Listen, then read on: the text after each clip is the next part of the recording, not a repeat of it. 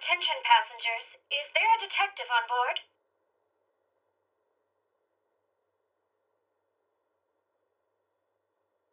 I must have heard that wrong.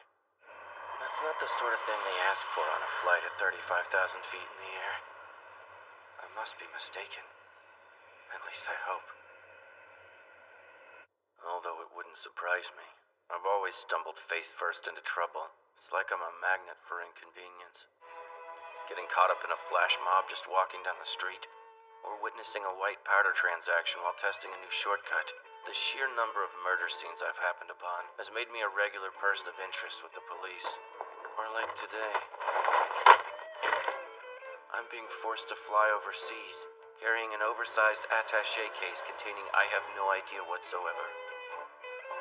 The question just seems odd. I could understand the flight attendant asking for a doctor. Or a nurse. But a detective? Your attention, please.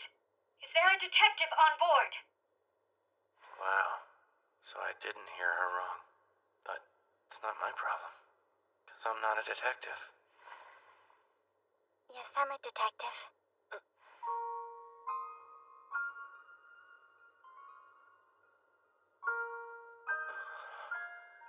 Hey, can you tell me your name?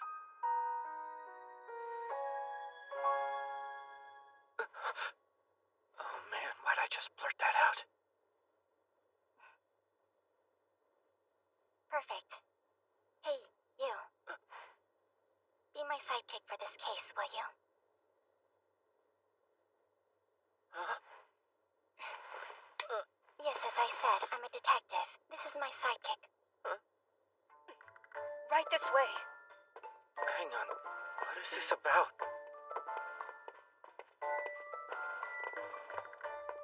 It's Siesta. Siesta? You asked me what my name was. That's kind of an odd name. It's a code name. A code name. Lots of people have them. You're the first I've met. What's your name? Kimizuka Kimihiko. I see. Then I'll call you Kimi. Do you mean like a nickname? Or like you in Japanese? What do you think, Kimi?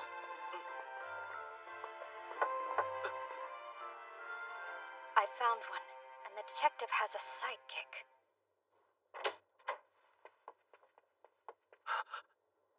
Oh? So there actually was a detective on board. You're substantially younger than I would have imagined. Which one is the detective? This is one of the worst situations imaginable. First things first. Introduce yourself, please. It's Bat. A code name, of course. See? Lots of people have code names, just as I told you. Are you kidding me? I don't care about being wrong about that kind of stuff at a time like this. My name's Siesta. This is my sidekick, Watson. The two of us grew up together on Baker Street. Tell me, Bat. What is it you're trying to do?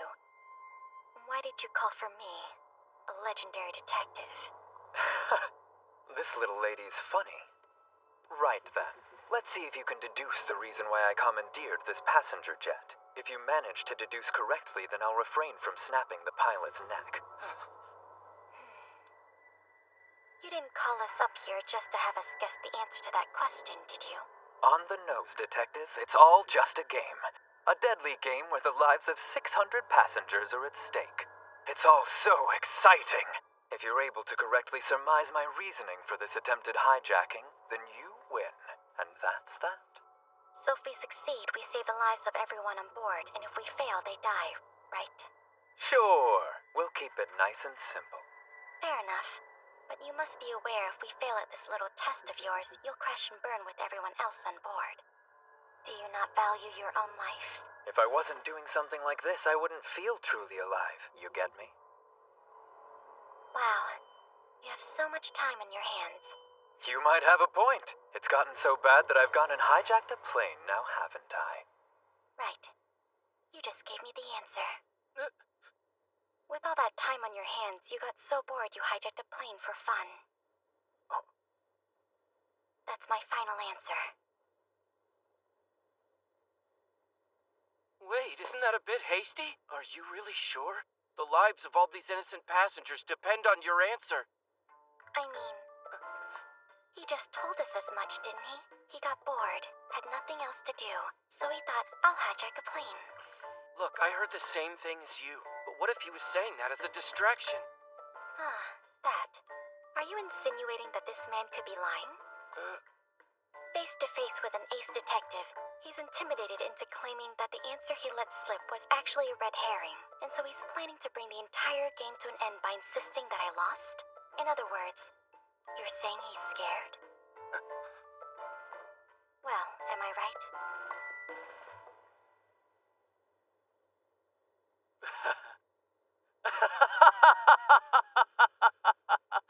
Oh, you're incredible! You got me! Very impressive work there. I never would have imagined you'd twist my own words into such a tangled knot. The outcome is more abrupt than I'd anticipated. That's fine. My purpose has already been achieved, and so I'll stand down.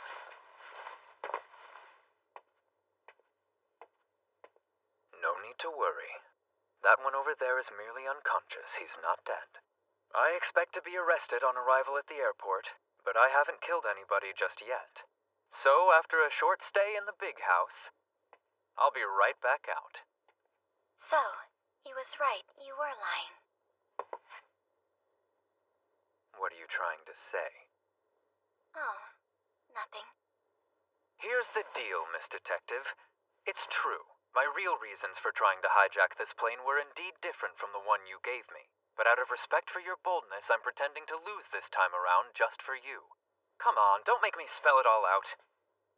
That's still a win. So I suggest we take a cue from Bat's mature response here and return to our seats as well. No, you misunderstand. That's not the lie I was talking about. Earlier, you told me you didn't mind putting your own life at risk in a hijacking, Bat, but that was a lie. The truth is, you were actually afraid of dying. What are you saying? You stood down far too quickly. You admitted defeat and gave up without even fighting.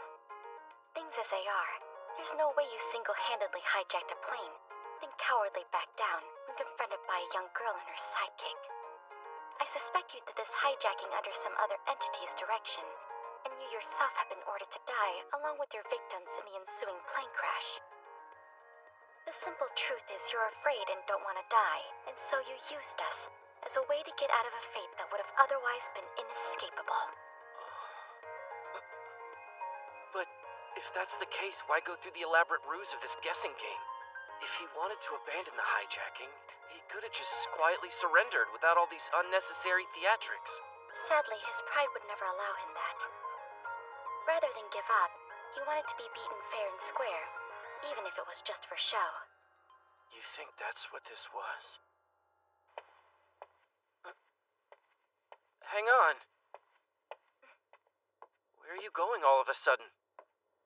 Now that our task is finished, I was heading back to my seat. Okay, but don't leave me behind. I assumed you'd tag along without me having to say anything. Hey. One last thing I'd like to know. How are you able to figure everything out? What clues led to those deductions? You said you figured it all out because I gave up my attempt too quickly. But was that all? That was part of it. But to be honest, I've known about you from the beginning. I knew that this was the flight you were going to be on, and that you were planning to hijack this aircraft. And on top of that, I know all about your associates who ordered you to do it. Any true detective worth their salt gets a solid handle on the ins and outs of a case before the incident even occurs. So that's how you knew to call my bluff. Oh man. I'm glad I asked you to clarify just in case before all was said and done. Sidekick, get down! Huh? Hey, what are you doing? Apologies. I guess I'm changing the plan. Now let me teach you something. When a first-rate operative like me discovers an up-and-coming talent like you, he nips it in the bud before it can fully mature.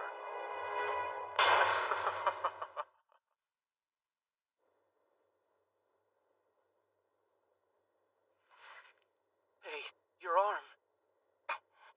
Why did I bother hiring a sidekick? So far, he is proving to be completely useless. Are you kidding? You're the one who forced me to work for you. Although I agree I haven't been of any use. So what's up with this guy? That here is an android. He's a member of the secret organization known as SPES. Spess?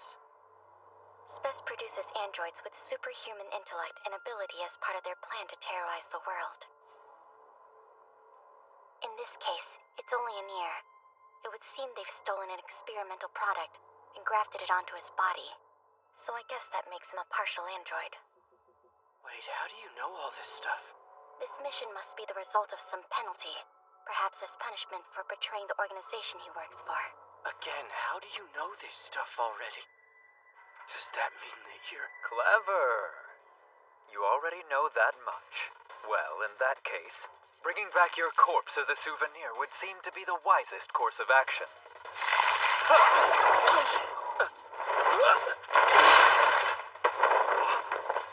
Wait, don't tell me. Are you an android too?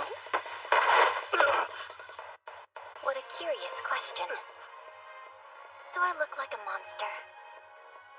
Well, you kind of make a monstrous impression. Kimi, you're no ladies' man, are you? What the heck is that? Remain calm. Please evacuate this way without running. Look at that. This is pure pandemonium. I'm getting desperate. I guess I'm going to have to kill all these excess people. Wait a minute! If you kill everyone, then the plane will crash, and you'll die! Fair point. Guess I'll leave the pilot alive. With that said, who the hell are you, kid? The Ace Detective sidekick. Oh? I mean, no, that just kind of slipped out.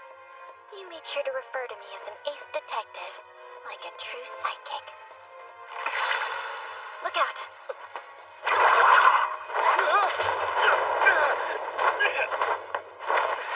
Seriously, what the hell is going on? Wow, you really are clueless, aren't you? Why would a middle school student know about the goings-on of some secret underworld? I'm sorry, I must have been mistaken. Weren't you traveling overseas with a mysterious briefcase? For the last time, how do you know all of this?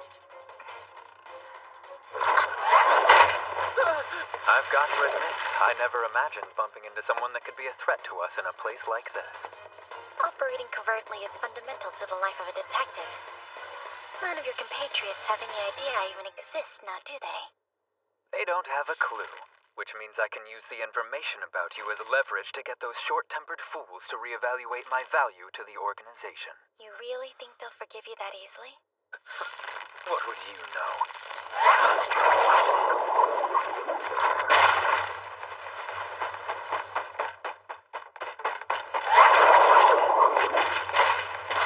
If he punches a hole in the fuselage, we're in real trouble.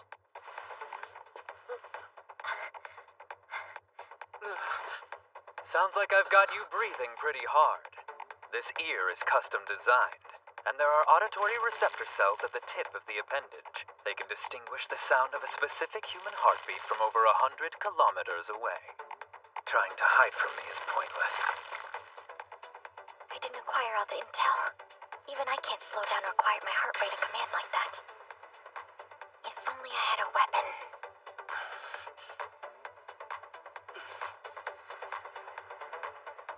Siesta. Buy me 30 seconds or so. I've got an idea. Will do.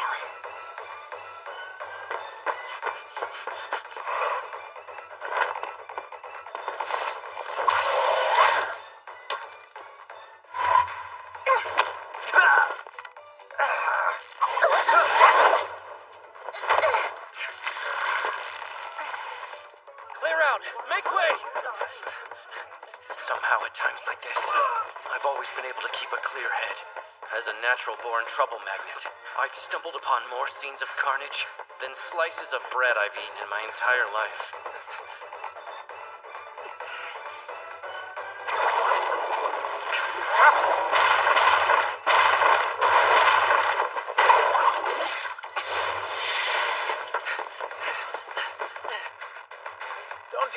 about time you accepted your fate, Detective.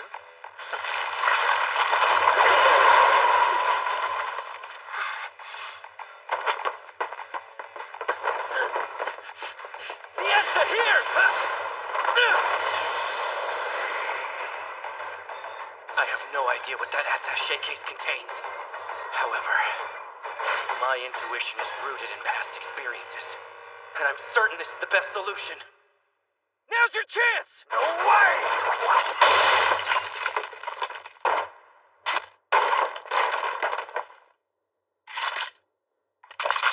Sidekick. That was some top-notch work. Don't pat yourself on the back too soon, Ace Detective! You're right. And yet, from the moment I arrived, the incident has been all but dealt with.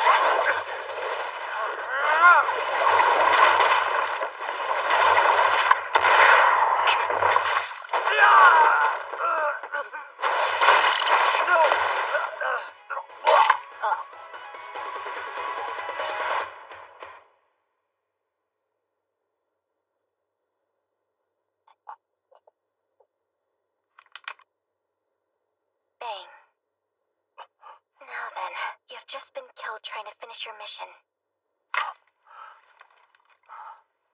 And since you're nothing but a dead man, your cohorts won't be looking for you. Which means you can live your life without a target on your head. Are you taunting me or something? Not at all. You don't want to die, right? The official report will say you were killed while trying to evade capture. I have a contact in the police we can count on. It'll be fine. Nobody will ever find out. If you don't end me here and now, you are going to regret it. Why's that?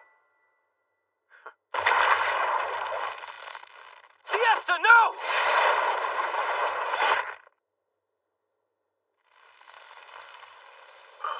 You see, the bullet I shot you with was made from my own blood. Anyone who comes in contact with it becomes utterly incapable of turning against its donor. Simply put, you will never have the self-agency to raise an appendage against me ever again. Where do you learn how to do that? And who are you? I fear that's a trade secret. Then at least tell me who your employer is. There's no one. I was just born to be an ace detective. It's what's in my blood.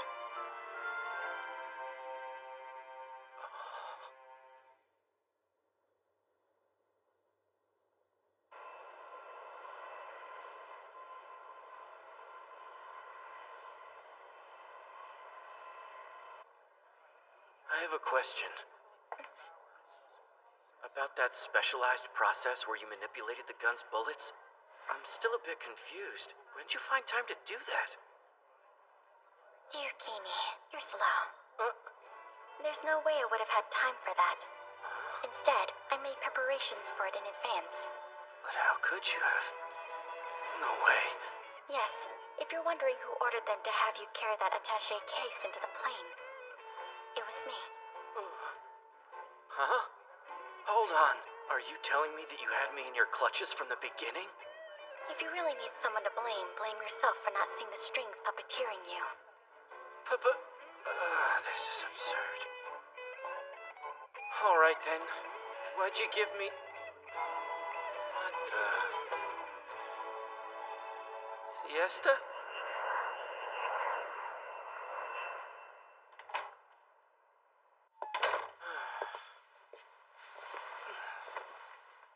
Man, I'm exhausted. Now that it's done, what the hell was that?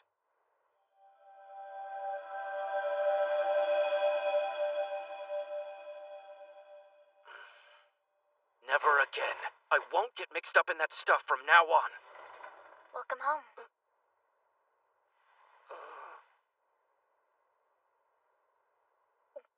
Hey there, you sure took your time. Huh? Ah!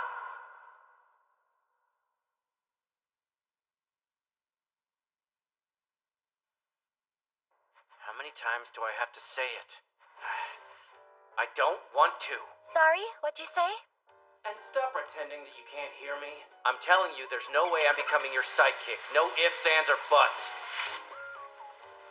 didn't quite catch that. I always thought bath time was meant to be relaxing. Would it help if I washed your back for you? No, thank you. Maybe I'll come in wearing just a bath towel. No, thank you. Don't think I didn't note your hesitation just now. That's not fair. She's going straight for my weakness, the fact that I'm a boy going through puberty. I've been saying every single day, and you heard me. That's right. For an entire week, you can't just barge into somebody's house uninvited and never try to come into an occupied bathroom. The only reason I came here is because you refused to hear my proposal. Your proposal isn't worth hearing out. I'm only saying I want you to fly around the world with me and serve as the sidekick to a legendary detective. Come on. That request is insane, therefore I can only respond with a no. No need to get so emotional. You do understand that just showing up at your house like this, it's not easy for me either. Huh?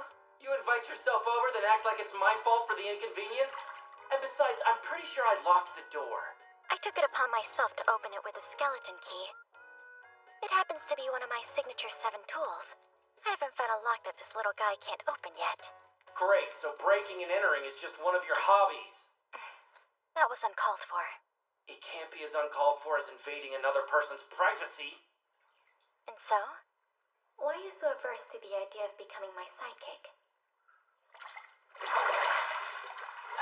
It's just in one ear and out the other. As far back as I can remember, my knack for getting tangled up in trouble has only brought misery.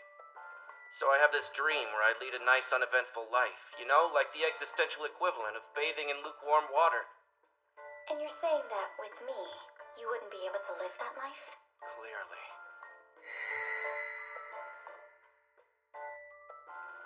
9 lives wouldn't begin to cover me if I got involved in the kind of work you do. You have to understand, this specific line of work, only I can do. Okay. So what's the point in bringing me along if only you can do it? The point... Oh, I know. You're gonna say something you just thought up. I was utterly taken with you at first sight. Oh, come on. The first time you arranged for us to meet, you didn't quite recognize my face, or don't you remember? It's true, your face is completely forgettable if you haven't seen it in a while. Perfect for covert action. Stop insulting me with backhanded compliments. And for the last time, stop assigning me tasks as your sidekick. You really won't do it? Won't be my sidekick? Why are you getting disappointed all of a sudden? Look, if we're negotiating, you could lay out the merits of the job at the very least. I didn't expect you to fold so easily, Kimi. Don't be so sure. That reminds me, I just ordered a pizza for delivery. Hope that's alright. Will you stop taking advantage of my forgiving nature? That's the 5th time this week. Call them right now and cancel it. Allow me to make a little prediction. I think that a year from today, we'll be celebrating the anniversary of our great friendship. We are not celebrating anything. For the record, I, for one, have been stressed out this entire time. So since you're finished, just tell me what you think. Wait, that's not right. We were at the point where you were going to lay out the merits and benefits of taking this particular gig. Is there something you're worried about? One merit of coming to work for me as my sidekick is that I can assuage you of all those worries. You're going to reassure me about the things that trouble me about the job? That's the compensation package? We can at least work from there. And now the next point. If you've seen a certain something, could you at least react like you've seen it? I did notice, but it doesn't hold my attention because, well, I'm thinking more about the pizza. It's weird. At my school right now, we're having a big-time Hanako-sana the toilet outbreak. So a little toilet-bound Hanako mischief? Yeah. That's just one of those ludicrous urban legends you hear about from schools all over Japan. If you knock 3 times at 3 in the morning on the 3rd girl's stall in the restroom on the 3rd floor of the old schoolhouse building, a girl in a red skirt with suspenders will manifest out of nothingness and drag you down the toilet, never to be seen again. It's utter nonsense. A hackneyed, outdated schoolyard rumor that would in most cases not be worth bringing up in this day and age. And yet I get the feeling the situation's a little different at your school. For sure. Listen, Siesta. Stop flipping through magazines about foreign dramas while eating pizza in the home of a guy you just met, while also casually wearing said guy's loungewear. Are you like a surprise girlfriend who's living with me now? What? Of course not. Yeah, I know. That's why I'm complaining. So let's get back to this whole Hanako thing. Sure. But don't be so casual about it. The way you said it made it sound like you're on friendly terms. So the gist is that Hanako-related incidents are on the rise at your middle school, yeah? Yeah. Apparently any student who meets a Hanako-san winds up becoming a Hanako-san themselves. I get it. It's the same way with zombies. One bites you, you become a zombie too.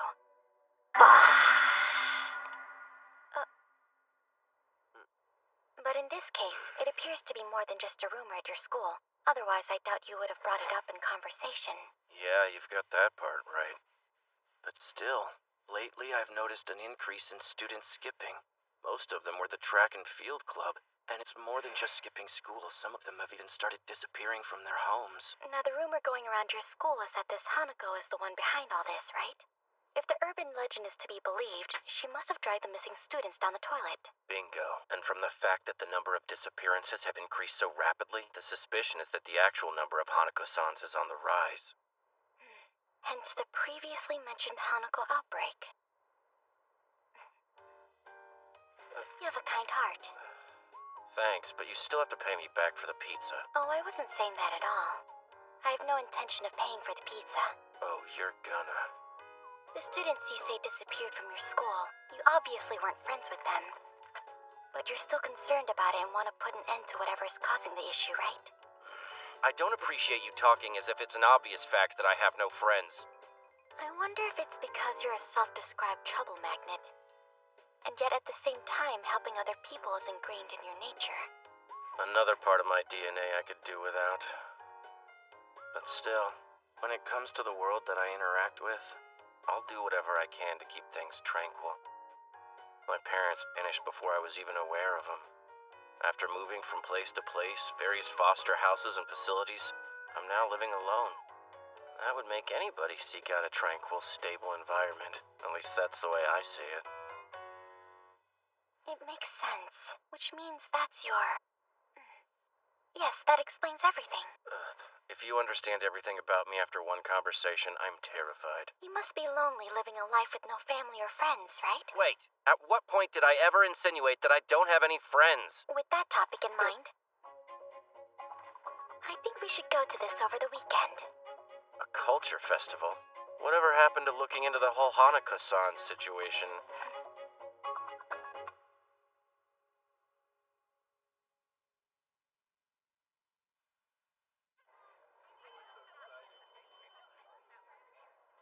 What is this? A culture festival? How have I not heard about this thing? Seriously though, I've been at school, but I can't remember helping with any preparations. Don't festivals always involve working together as a homeroom class to prepare an exhibit? Did they finish when I was absent or something? Did I miss out on this bonding experience due to being caught up in any number of fiascos? And why didn't anyone think to tell me that I'd missed out? Sorry I'm late.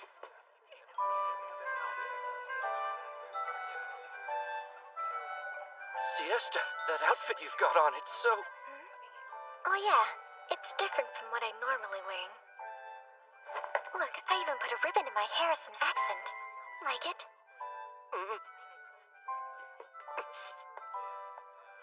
Why'd you turn away all of a sudden? I had to, because of the possibility that if I wasn't careful, I'd let slip that she looked really pretty in that uniform. But that felt like admitting defeat, so I didn't want to say it. Why are you wearing our uniform anyway?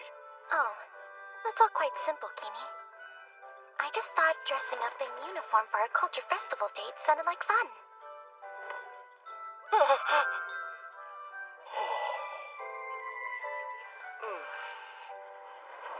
It's so blue.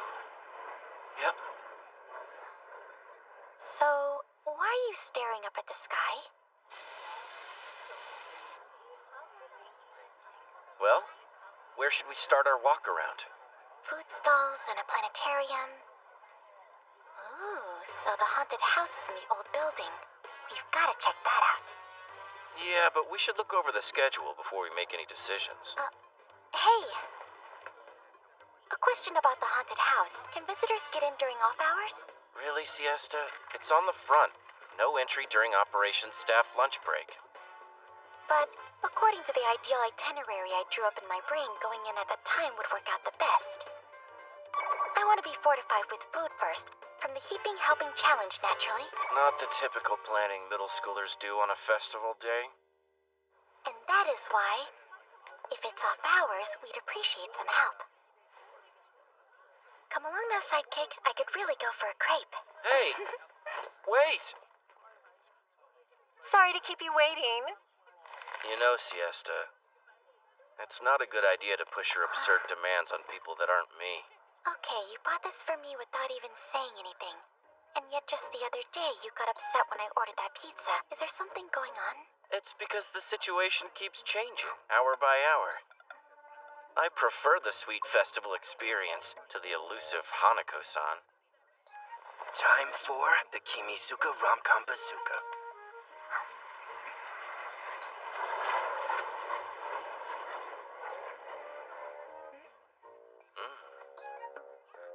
Hey, wait. You don't actually think having this little date means that you and I are together or anything like that now, do you? What? No way. You're so funny. Not thinking of that. Of course not. Not even a little. Don't be a moron, Kimi. Now let's go get some of that takoyaki.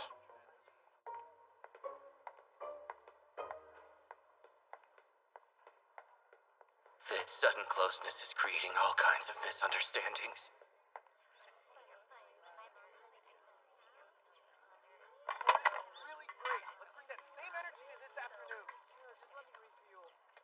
Okay, third stall in the third floor restroom of the old schoolhouse.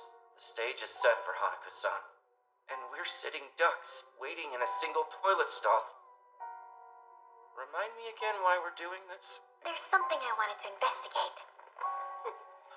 If my suspicions are correct... There. What's your assessment of this? Now, let's see. A packet of medicine? It looks like a student might have taken it after eating in here, maybe? I can't stop myself from feeling extreme sympathy for you if that's the very first thing to pop into your mind. Tell me something, Kimi. The stable life you want wouldn't happen to involve you in a bento box all alone in the restroom, would it? No, if you'll recall, both of my parents have been missing for a while, so nobody's ever been there to prepare a bento box for me. The only lunch I've ever eaten alone in the restroom is a pastry. Okay, well now you've got me feeling really sorry for you. Would you like me to make a bento box for you every now and again? Hey, I thought I asked you not to say things that could be misconstrued. Quiet.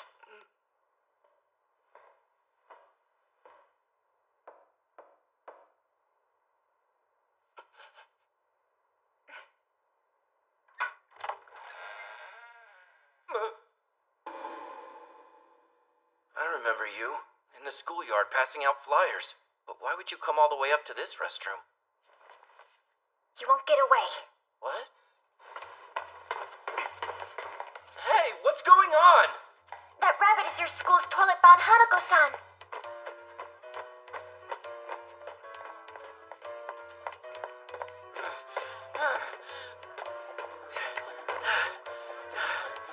Huh? No way. I guess you could say the best place to hide a tree is the forest. Uh-huh. And why'd you say that rabbit is our Hanako-san? I'll explain later. First, we have to track down that creepy cottontail. Sorry if this is anticlimactic. But is that him? If he just acted casual, I never would have recognized him. Right, let's snatch that floof! It's really great to see you so motivated and on board with our mission. See what can happen when you actually try? Wait, what the heck do you mean, when I try? You're attempting to start some sidekick training project. I know what you're up to. Costume Club! We're offering outfit try-ons free of charge. If you have just a minute, we hope that you'll come by. If we had the time. This would have been my chance to see Siesta in a maid costume with cat ears. My bad luck strikes again. I need costumes for two, please. You want us to try something on? Isn't he gonna get away? This is a tactical maneuver. If our enemy is trying to use a crowd of people in costumes as a cover, the sound strategy is to use cosplay to blend in as well. Do you really think that's gonna work? Seems like a maid with cat ears would catch everyone's attention immediately. It's fine. Now go! I'm curious. What made you assume I was going to be a maid with cat ears? That's a hard no.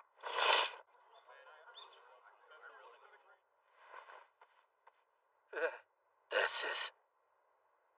So cute! That looks amazing on you. Lovely.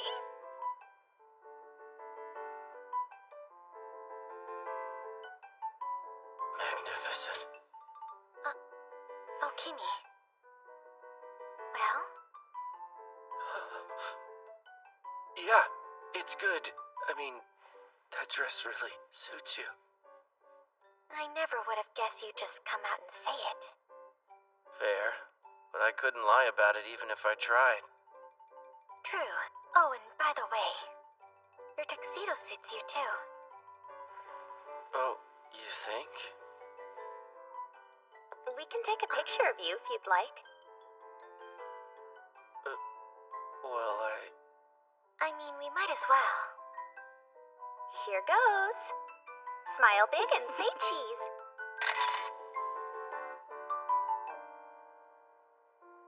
Nope! No time for that! We're in hot pursuit of that sketchy rabbit! Seems we spent too much time leaning into the romantic comedy. This dress makes it much harder to run. Well, of course. Maybe she got confused and thinks this is some kind of cosplay event? Hey, this is fun, sidekick. Who you calling sidekick, lady? Oops, you caught me. Sidekick, look. The bunny's making a break for it. Hey, wait a second. I don't think this is a good idea. I've gotta be mistaken. You aren't planning to jump from here and chase him on your own. No, of course not. I thought so. You're too smart for that. The way you phrased it implied you wouldn't also be coming down with me. Huh? It's fine. The shoes I'm wearing today are another one of the signature 7 tools of the legendary detective's trade. But,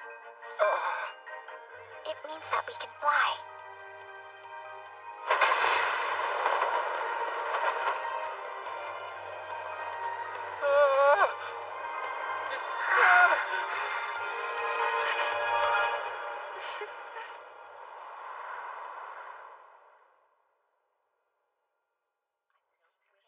This is the drug the students who stopped coming to your school were buying.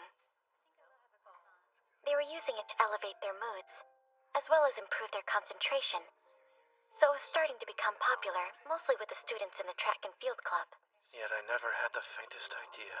Cases of memory impairment have also been reported to occur as a known side effect of the drug.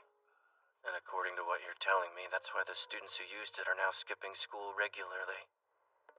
The addicted students turn to selling it to earn enough money to pay for their own, and the cycle repeats itself again. I believe this to be the root cause of the rapid proliferation of Hanakos of late. In as slang, the black market used the Hanako-san urban legend, something most Japanese teens would be familiar with. In fact, the main ingredient in this illicit drug is apparently a pollen-like substance that comes from a specific flowering plant. Pollen. And that's where Hanako, meaning flower girl, comes in.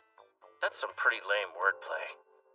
But according to the legend, isn't the ghost spirit only supposed to appear at 3 a.m.?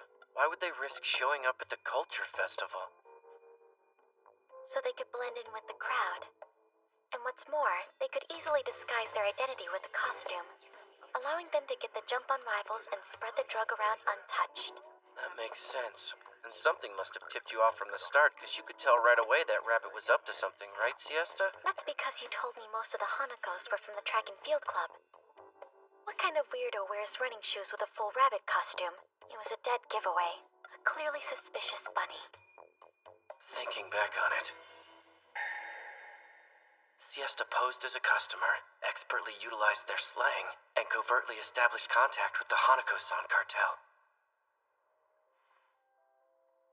Remember, a genuine first-rate detective, one who's worth their salt, gets a handle on the case before the incident occurs. To a detective of your caliber, this wasn't a particularly challenging case. However, recent word from the rumor mill says that Spess also had a hand in this whole flower pollen drug debacle. That's the secret organization you mentioned, right? From hijacking planes to using schools' urban legends as cover for criminal activity. What do you think they're trying to accomplish? It's rather simple. Spes means hope in Latin. Their main purpose is to offer salvation to those who seek it. Now it's starting to sound like some shady religion. So, what are you going to do moving forward? Me, the guy who said he wanted a normal life where nothing ever happens, still hadn't begun to realize.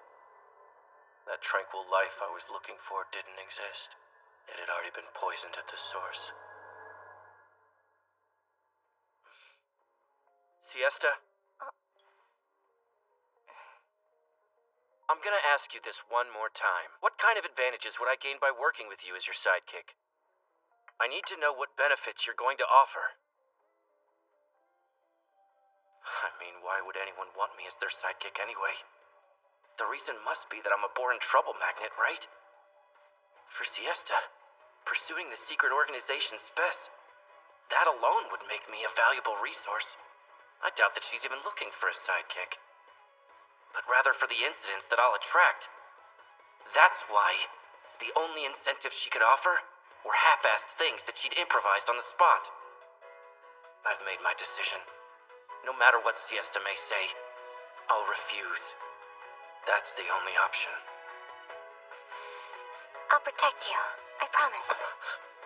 Whatever kinds of troubles or incidents your unlucky nature ends up dragging you into, I give you my word. I'll put my life on the line to keep you safe.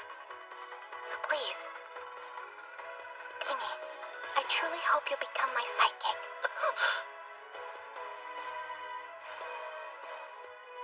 You're trying a clever new way of twisting things around? A blunt request glossing over the reality of the situation.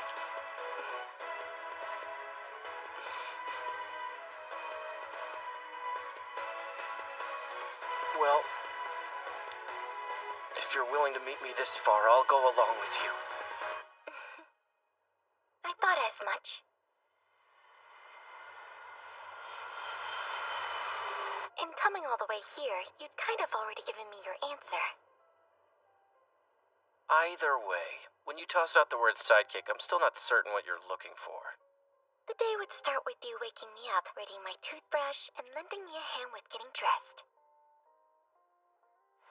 I'm not interested at all.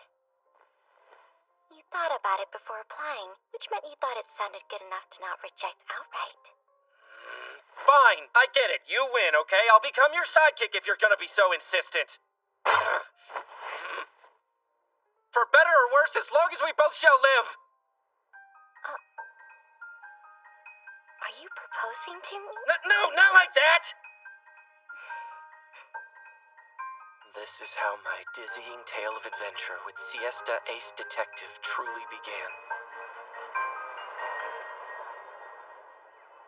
At least, until death did us part. That's right. The detective is already dead.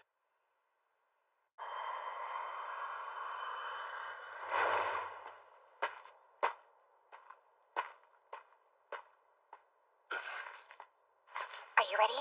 While you're being swarmed by the other guys, I'll take down the main enemy. Hold on a sec. Can't you pick a plan that doesn't end with my death? Don't worry. I'll take full responsibility and delete your computer search history, okay? Seriously? Wait, what'd you say? You haven't actually looked at my search history, right? For 3 whole years, Siesta and I's dramatic adventure unfolded. We battled humanity's enemies, side by side. It's been a year since those crazy days came to an end. As a high school senior, I have now immersed myself from head to toe wholeheartedly in the lukewarm water that I call everyday life. Is it enough, you ask? It is. This life of mine impinges on no one. That's how it's been. At present, I'm being threatened by a girl I've never seen before. The reason why is a complete mystery. Answer me already! Are you actually the legendary detective, Kimihiko Kimizuka? Detective. It's been a while since I've heard that word. You must be mistaken. Excuse me. Hold on!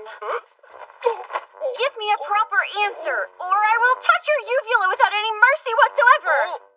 Are you Kimihiko Kimizuka? What's that? I can't hear you! Ew, that's disgusting. It's unbearably rude to drool all over the fingers of a girl you've only just met. What is up with this girl's weird behavior? Am I being punished or something? Wait a second. I know what's happening.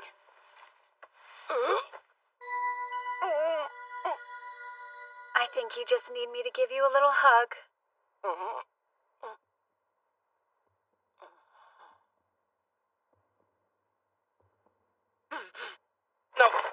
No. What exactly are you trying to do here? Too bad. Because we really could have had a bit more fun with this. You don't need to throw your body around to have fun. And don't offer up your chest to some guy you don't even know. Nagisa Natsunagi. Could you maybe wipe off your hand first, at least? Look, I came here because I have a request for you.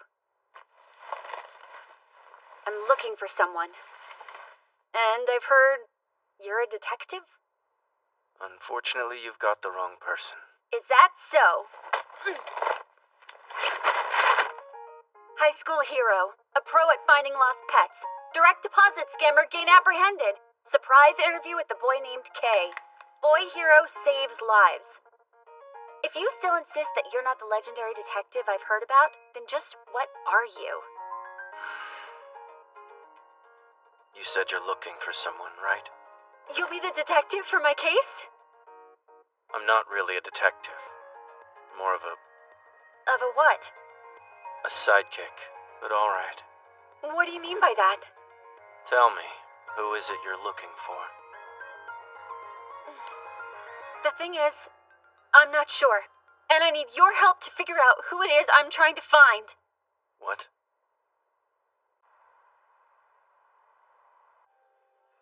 You see, there's somebody I desperately need to meet. But, I'm not quite sure who it is, if that makes any sense. For example, I don't even have the vaguest idea about their age, gender, or where they live. So, for the time being, let's call the individual you're looking for X. What do you know about them?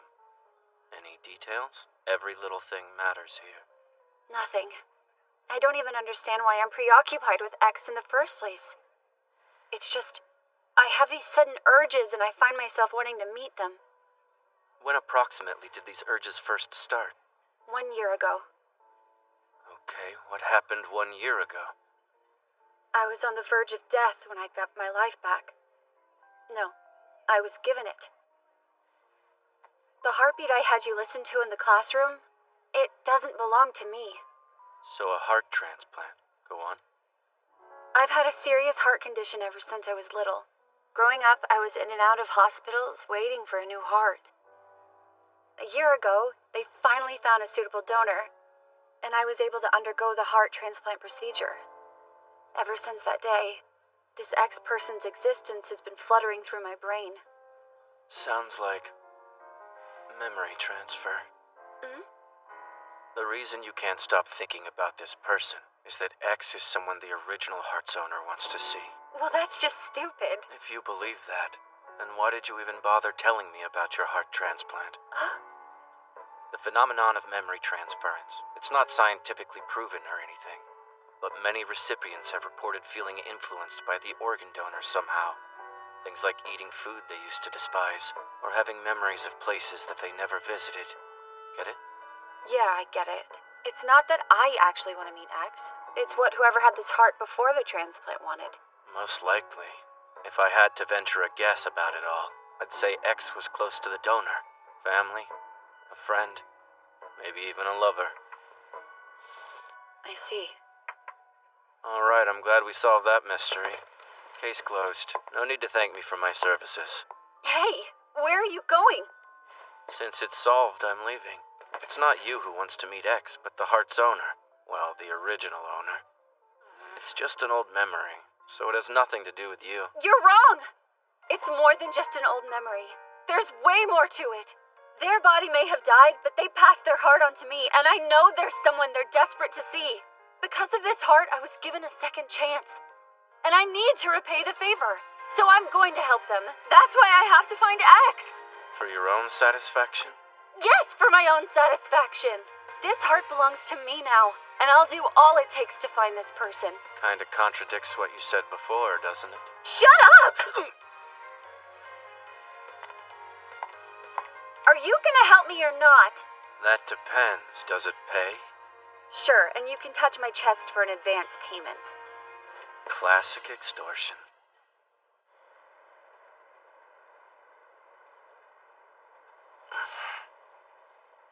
Sorry I'm late.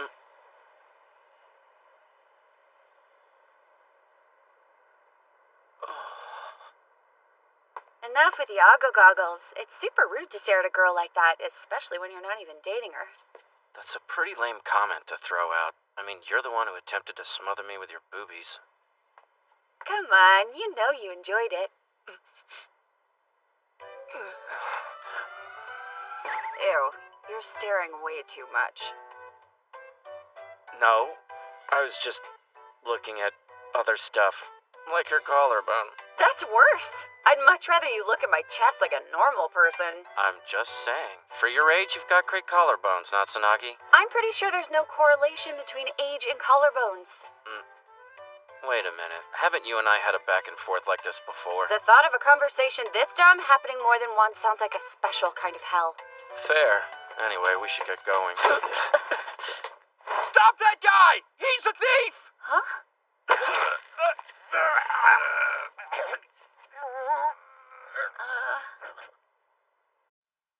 I swear, of course you'd be involved in this. I've come to expect it by now. If there's a crime in this district, you're nearby. Yeah, I can't help it. Seems to be part of my nature. Whatever. Are you working alone these days? No, I'm useless by myself. Besides, when it comes to that crew, well, let's just say I'm not on their radar anymore. The cold-hearted thing's not your style, but sure. Dead people tell no tales, right? Ow! What the heck was that for? It just felt right. Anyway. Yeah, sorry. This is Miss Fubi. It's Fubi Kase. Do you work for the police or something? Assistant Inspector. She happens to be the person we were meeting up with. Huh? My friend, this girl needs to talk to you. Oh, girlfriend. Not what I said. It's nice to meet you. My name is Nagisa Natsunagi. A pleasure. So, why do you need me? I just figured if anyone could help, it would be you. Classic. Though I'm not sure what you think I can do. Miss Fubi, you're different from normal police. Different? How? Your resolve.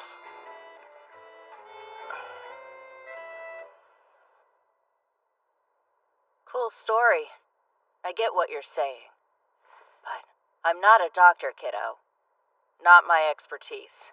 But I really need your help. It's important to me. No can do. Look, I'm a very busy woman. After this, I gotta head over to the big house and put in an appearance. The big house, huh? That's correct. If you two want to tag along, then whatever. It's up to you. No skin off my back.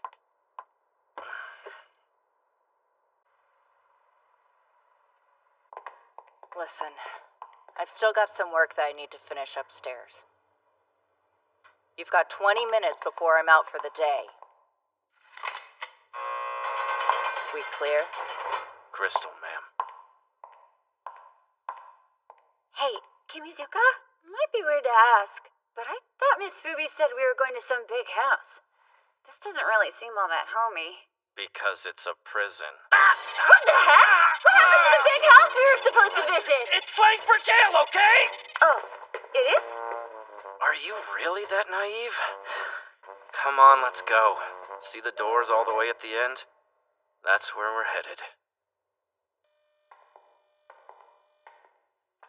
Who's in here?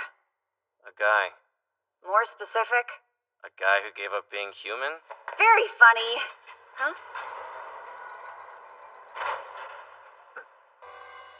Oh, it's been quite a long time. Ace Detective. I wouldn't go so far as to call myself Ace Detective. I see. It's you. The sidekick. Watson, right? Your eyes. Can you see anything? Nope. I imagine my eyes probably look more dead than yours, Watson. Yeah. How terrible. You have my deepest sympathies. Still, I prefer that you don't call me Watson, okay? That's so. Did you give up the sidekick business?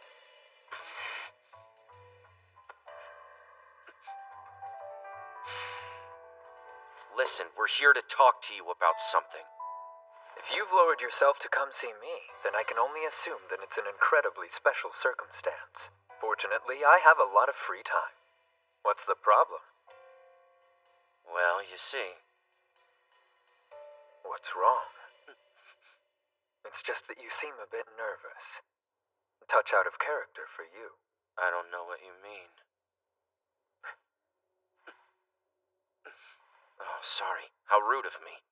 Bat, the girl next to me is Nagisa Natsunagi. She's my classmate. Natsunagi? I see. Yeah, my name is Natsunagi. And I came to see you today because I wanted to talk to you about my heart.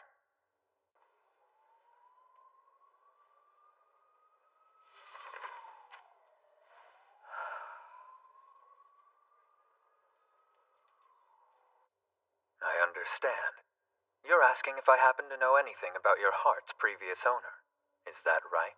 Yeah, that's right. But how could you have known that? Natsunagi, let's just say that he has an interesting background. And while we're at it, he's no ordinary human. Huh? Bat is what I like to call a partial android. He was made by Spess. Say what? I guess that sounds crazy, huh?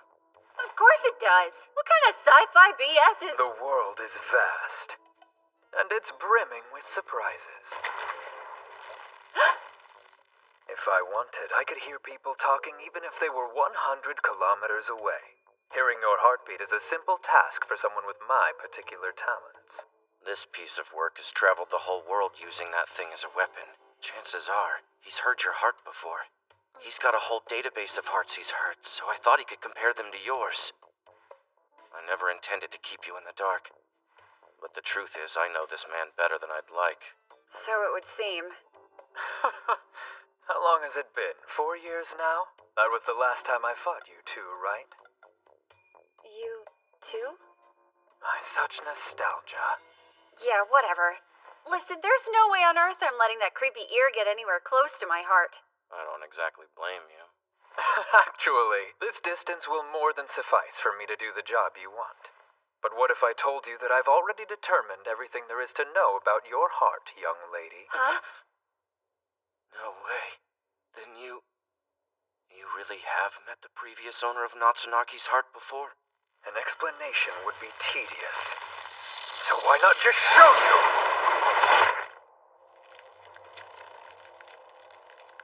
It can't be.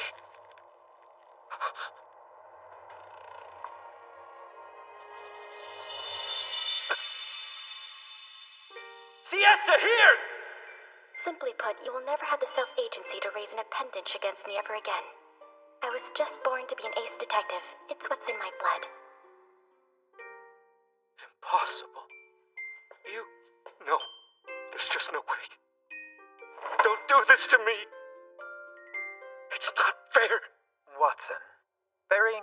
sand is pathetic. From the moment you two entered this room, I was certain it was the other girl who had come here with you. Oh, it's been quite a long time, Ace Detective. So that's what this is about. I thought it was weird.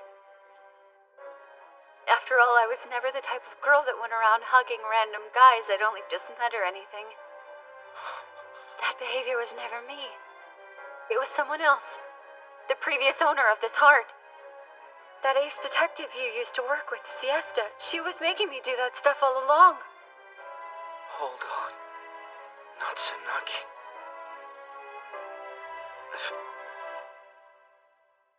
It's a coincidence. Running into you at school, and the fact that Siesta's heart just happens to be there in your chest. All of it.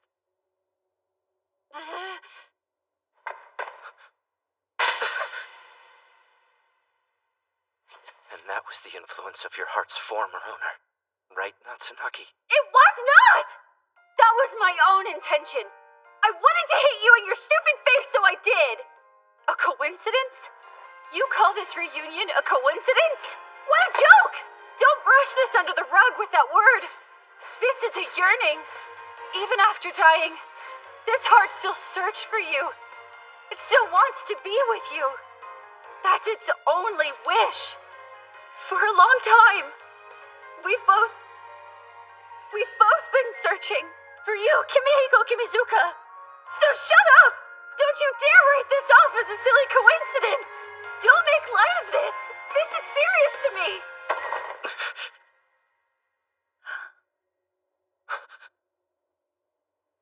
Are you in there? Do you know how much I suffered?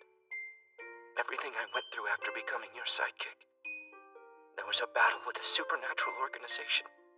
And for 3 years we were broke as we traveled the world to evade our pursuers. We slept outdoors in a freaking hurricane.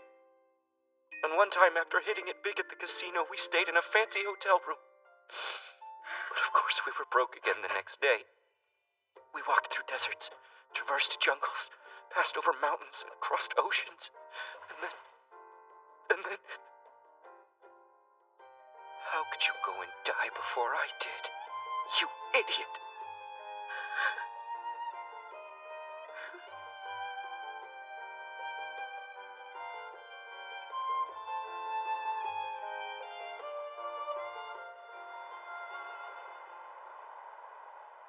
I'm glad you found some answers. Send me a thank you card in the mail. Miss Fubi, you knew from the beginning, didn't you? Huh? Don't play dumb.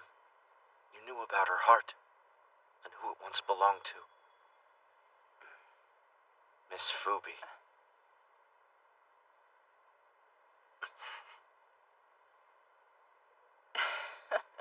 Come on, I'd never ask her to do detective work. I'm not cruel, you know.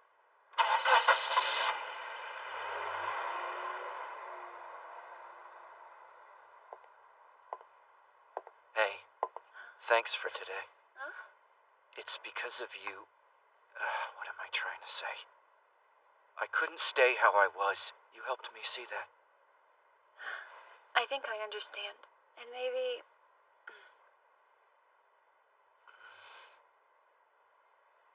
Natsunaki, listen. No matter who that heart used to belong to, you should live your own life now, 'cause that's what it's for. You don't need to try to replace anybody, okay? See ya. Kimizuka, hold on, What's that? Did you... Hello? You've gotta help me. I have a job for an ace detective. Hello? Well, I'm actually an idol. Listen, you gotta help me. It's a job for a legendary detective. Wrong person, kid. I'm not a detective. Huh? But I'm sorry.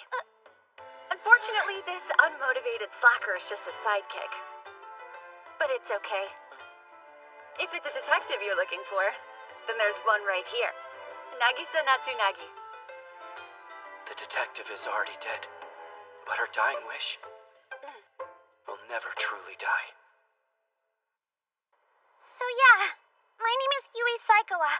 I work as an idol. Nice to meet you. Hey. Right, okay. This might sound crazy, but I need your help to prevent the theft of a sapphire worth 3 billion yen! Around a month ago, I got a note warning me about the crime. We went ahead and upped our vault safety measures, but on the appointed day, my security will be at my concert. It's cool, but can you shut up for a second? Maybe a little less shouting, huh? This week's Idol News. Today we're checking out the middle school idol who can sing and dance. She's reigning supreme at the top of the charts. Let's give it up for Yui Saikawa. So cute! This idol exploded after her debut as a 6th grader due to her unique songs and dance style. Her adorable expressions and outgoing personality have made her super popular. If you're a fan of Yui Saikawa like I am, then get ready because her live is coming up. So hype! It's next week, right? You got it! Hooray! That's you. You weren't lying. Hey! Jeez! Hey! Come back here! How dare you put your gross hands on me! Do you have any idea whose mouth you just covered? I'm the world's cutest idol! Me, Yui Saikawa! So you keep those grungy hands off me, mister! Calm down, Saikawa. I mean, sure. Maybe I do have the cutest idol saliva smeared all over both of my hands, but it's not like I'm gonna put it in a vial and auction it off online or anything. Ew, disgusting! You're not a detective, you're a giant perv! Hold on, you're not like secretly the sapphire thief who sent me the warning, are you? Wow, help me! Somebody please call the police! Quickly before he gets away! Yeah, I'm sorry to burst your cute little bubble, but the police and I are actually pretty tight. Wait, seriously? Are you saying this whole nation is hopelessly corrupt from top to bottom? The police, the lawyers, the politicians, and everyone else are all on the side of a panty thief? Wait, back that truck up. I don't know how you made the leap from pervert to thief, but I'm gonna need you to come back to Earth with the rest of us. And for the record, I'm not a thief or a perv, thank you. Right. Just a guy who steals spit and threatens to sell it. It was a joke. I'm not a bad guy. Good guys don't really have to say that. I apologize for my sidekick. It's been kind of a crazy day. Could we possibly discuss your case tomorrow?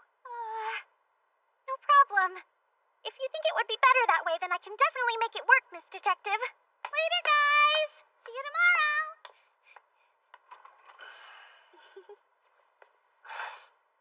So you're doing this then? Detective work? My body kind of just moved on its own before I even knew what was happening. It's all I can do to try and keep my cool in Natsunagi's presence. I keep thinking about my former partner who died, only to find out her heart is still beating. Even if it isn't in the same body, it's a real shock. That fact alone has maxed out my brain's capacity for the day. I just don't have the headspace to think about anything else. Though if there's one thing I know about the detective, it's that she would have laughed at me for being so sentimental. She could have at least said goodbye. Or maybe that's why she came back, to say her goodbyes. Who knows? Kimizuka? I want to say... I look forward to working with you. Thanks. Yeah, same. Right. I'm gonna head back home now. I'll see you tomorrow?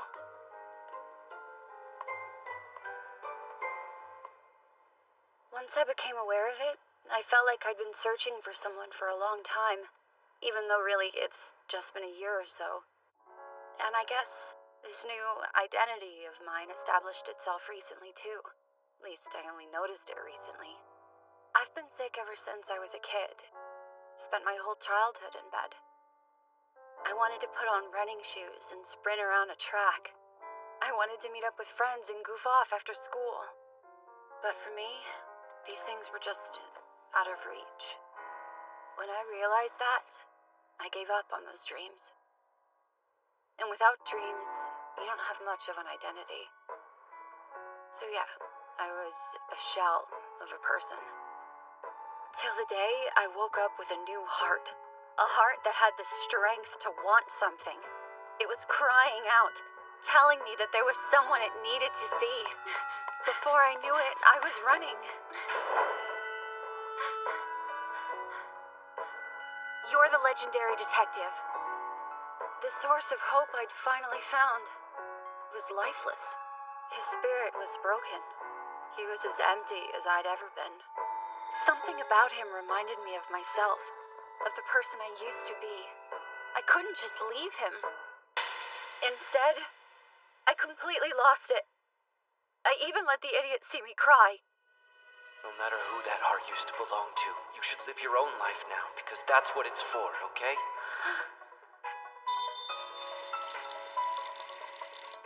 Those words meant everything to me. That's why I'm going to embrace it. My fresh start in this brand new life of mine. I apologize for my behavior. Yesterday, I mean. I appreciate that, but... What's with this dumb table? You're so far away, you're practically in a different time zone! What? Don't be silly! It's a perfectly normal-sized table! If you really believe that, then why do we have to shout back and forth like this? Oh, that? Well, if we spoke normally, then we obviously wouldn't be able to hear each other, you big dumb! That only reinforces my point that we're too far away. There. Now we can finally focus. By the way, what's with the eye patch? Is your eye hurt? Oh, not really. To be honest, it's just part of my persona. Gotta stand out from the other idols, you know? Anyway, I'm sorry to ask you guys for help on such short notice. I don't mean to be dramatic, but time is of the essence. It's fine.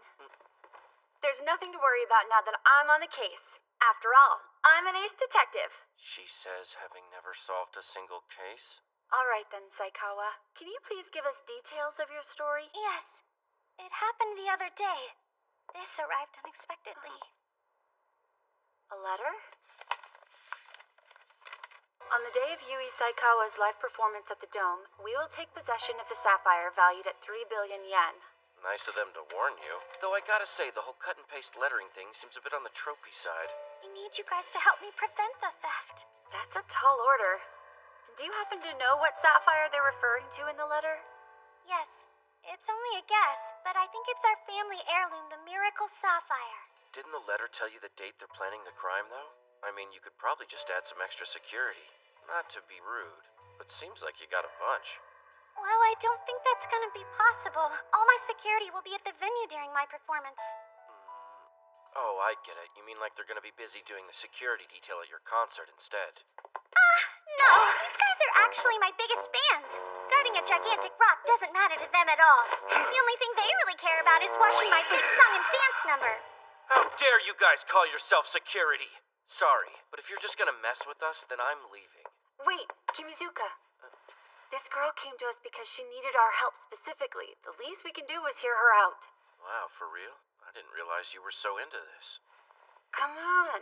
A job from a girl that lives in a small mansion? Cha-ching! I get what you're saying, but this isn't the kind of work you do just for the money, you know. No, but I'd say it's a nice benefit. She's got a point. After spending 3 years on the run, always on the brink of poverty, well, I probably understand the importance of money better than anybody. Maybe she's preparing for that. I want a new swimsuit. Nope. Fine, it's whatever. Even if we have different ideas, you're right in that money still matters.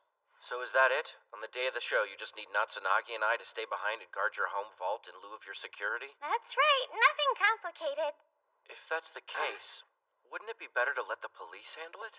Actually, I already tried discussing it with them, but with only the letter as proof, they pretty much just wrote me off. What's with the face? You're wondering why I didn't throw some money at them to make them listen, aren't you? Only a pervert would think such terrible things. How exactly would that make me a pervert? But you're right. Of course. The way I see it is, if you can't find any bread, then the next step is to just purchase the whole bakery. Yeah, I bet even Marie Antoinette would be shocked by that way of thinking. Will you help? First, why are you the one that's organizing all of this? It doesn't make sense. You're still just a kid. If a Saikawa family heirloom is being targeted for theft, why aren't your parents handling it? To be honest, my parents both died 3 years ago. So, the head of the Saikawa household would be Lolo me. Here she is. It's our family's heirloom, the Miracle Sapphire. It's huge. Doesn't really seem like your style, though. It's beautiful. Truly. Thank you. You can see why we have an airtight security system in place. Will you just go to the restroom already? How could you tell I needed to go? You have exceptional observation skills, Mr. Pervert. A normal guy could never tell such a thing. It's just a skill I learned from an old friend. I may have drank too much tea. I'll be right back. I swear.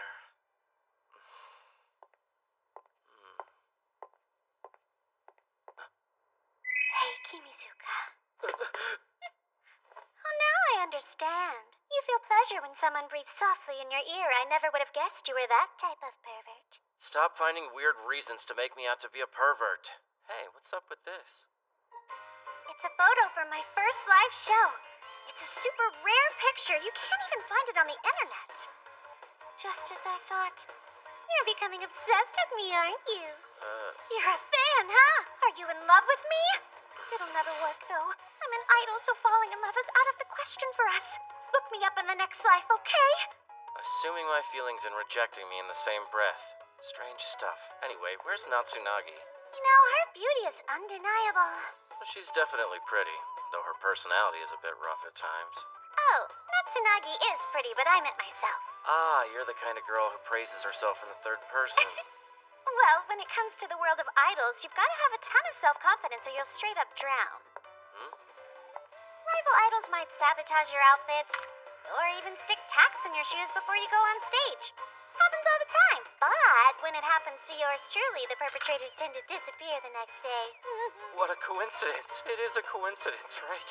I like you, Kimizuka. Your reactions are really funny. One of those statements was a joke. For my peace of mind, which part was the joke? The part where I said I like you. Geez, don't tell me you fell for it. I think I get it now. You enjoy messing with me, don't you? No. That last thing was the real joke. Yeah, to be honest with you, I can't tell when you're putting me on or when you're being serious. Guess that's all par for the course in the idol world, huh? I don't want to pry, but how are you handling this? Huh? I'm not sure what you mean.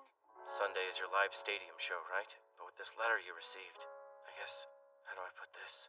How's your mental headspace? I bet it's a lot to handle alone. I'm alright. And it's not as if I'm all by myself. You're a really nice guy. Thanks, Kimizuka. Am I, though? It's not something people have said that often. People change. Maybe that cold, unfeeling lump in your chest is growing into a human heart. You've seen too many movies about robots who learned how to have real emotions, whereas I've always been human, thank you. You really are funny, Kimizuka. I'm gonna check out the rest of your security detail. For sure, be my guest. I knew it. This gig is gonna be trouble. So, what you think? About the case, I mean. Well, don't get mad at me, but it's different than I thought. Why would I get mad? I don't know. I just didn't expect it to be so difficult. I sort of thought it'd be more along the lines of looking for lost dogs, you know? Like that movie about the pet detective. You owe every detective in Japan an enormous apology. Yesterday, I had a weird dream about Siesta. Really? Did she seem to be doing all right in this dream? Yeah, I guess. You didn't tell me she was pretty. She is. You know, it's kind of stupid for you to say that like her beauty is somehow your accomplishment. Did you girls talk about anything cool? Well, it was more like an argument. Jeez, it must have been one heck of a dream meeting if it went south that quickly. And then again, I can't say I'm surprised either. We had a real vicious argument. Just a barrage of shouting. But in the end, she asked me to take care of you, so that's that. I was the cause of the fight? Wow, I'm flattered. No, hold on a second. It's not like we were fighting over you directly or anything. Huh? Why do you look so flustered? Okay, now I'm worried for real. Shut up! I'm done talking about this. Listen, the Point is, she said we should do our best to work together, with me as the detective and you as the assistant. Yeah, sure. A new swimsuit's at stake, right? You'd be lucky to see it. You do want to see it, right? Yeah, totally. I'll die if I don't see it. I don't love the sarcasm, but I guess I'll deal with it. Thanks a lot. So, once we've safely resolved the case and everything, want to go to the beach with me? That's the crap you say right before you get killed. I'm not going to die. I promise that I won't. Why would I ever choose to die and leave you all alone? I wouldn't do that to you. I see.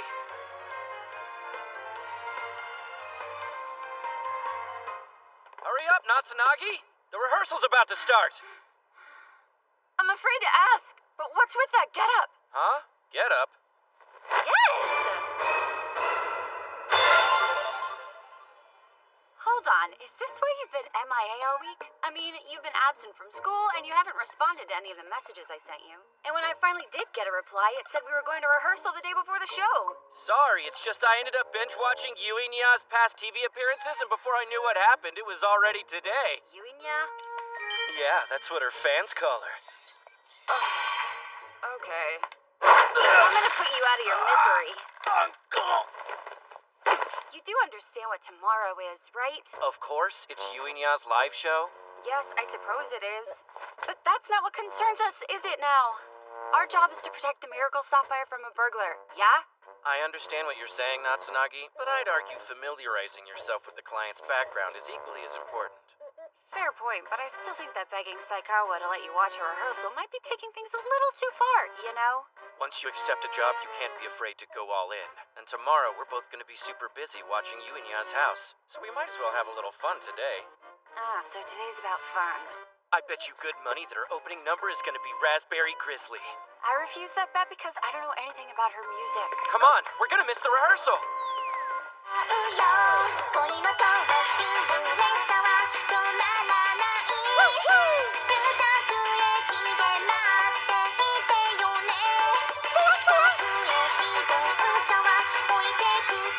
Please never leave me!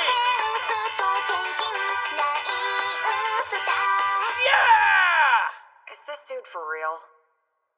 Thank you so much! That song was Sudden Stop on the Nine Star Express from my second album. How fun! So it does stop? Don't sweat the lyrics too much. Now for my next song. You ready? Here goes. What now? Come on, Natsunagi. 81 was the last song. So you gotta know what the next one is. I said I don't know anything about her set list. And what's more, don't abbreviate Sudden Stop on the Nine Star Express to 81. 9 times 9 equals 81. Geeky, but I get it. Oh, nice work, detective. Next up is Yui Nya's Showstopper. This number is the whole reason why we came to watch today. Oh, really? Because it's news to me. This one's special. This song's big hook reveals what Yui Nya has sealed up inside. You lost me. Beneath that seal is Yui Saikawa's secret. Sing along if you know the words. This one's called Sapphire Phantasm. Oh, that was great. I agree. Saikawa's a real pro. Hey, Kimizuka, does that guy seem suspicious? Huh? Sorry, did you say something?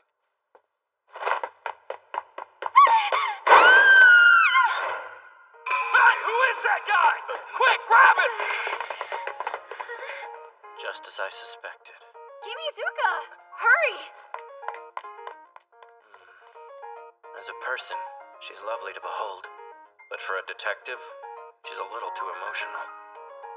That kindness and compassion, those things can sometimes come back to bite you. Unfortunately, Natsunagi doesn't know that yet. You okay? Mr. Pervert. I can't believe you'd really call me that after getting attacked. But if you can joke, that's a good sign. That said, this might change things up a little. Security for the vault tomorrow still matters, but I think it's worth tightening up the stadium security too. I'm gonna need you to show me around later. Okay. Every move a detective makes is based on logic. Every single step is carefully planned. Can you stand? Yes, thanks so much. However, those steps can also reveal that something doesn't add up. And that's when you discover new truths. And it's how I knew Yui Saikawa was a liar. Kimizuka, what you said yesterday, it was the truth, wasn't it? I mean, would you even be here right now if you didn't believe me? I guess that's a fair point. What's up? Is there something bothering you? Nothing in particular. I suppose I'm just feeling a bit disappointed is all. About what? Honestly, about the fact that you're the one doing all the actual work on this case. I'm the detective, aren't I? That's just how it goes sometimes. I have no doubt you're gonna have to save me one day. Up until now, that was a position I found myself in pretty frequently. If I don't do some of the work, that heart of yours will get upset with me. Oh, the show's about to get started. Okay, you're awfully invested, aren't you? Listen, I explained this to you yesterday. It's just part of the job. Sure, that's what you say. That was some pretty realistic acting. You were downright creepy yesterday, Kimizuka. That last part was unnecessary. Nobody likes being called creepy, especially by a classmate. This isn't really the time for small talk. Can you hurry it up? We have to get there before she does 81. I knew you were obsessed, but wow.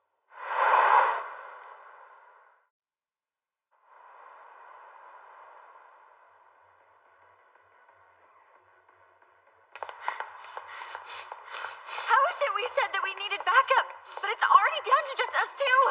Yeah, unfortunately, we're just gonna have to make do with the resources we have. The others are already short-handed. Can't have everything we want, right? Yeah, I guess. So, the people you mentioned earlier, where do you think they could be hiding? Do you really think they're already here? Who knows? It's possible there's some hiding among the crowd. Or it's also possible they're hiding in the wings like that guy was yesterday. Why'd you even wear that jacket? You've got to be boiling alive in that thing. Yeah, a little bit.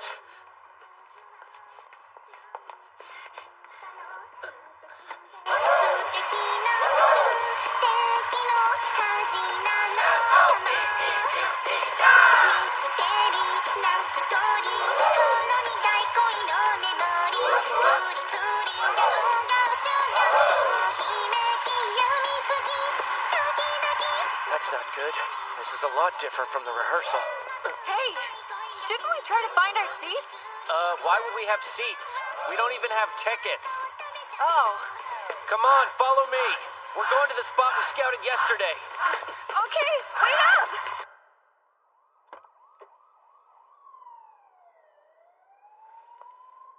Jeez, for real?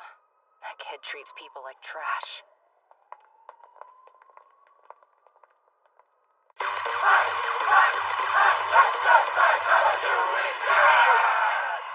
Oh, wow! Thank you, guys! Is everybody excited? There's so many of you! I'm so glad!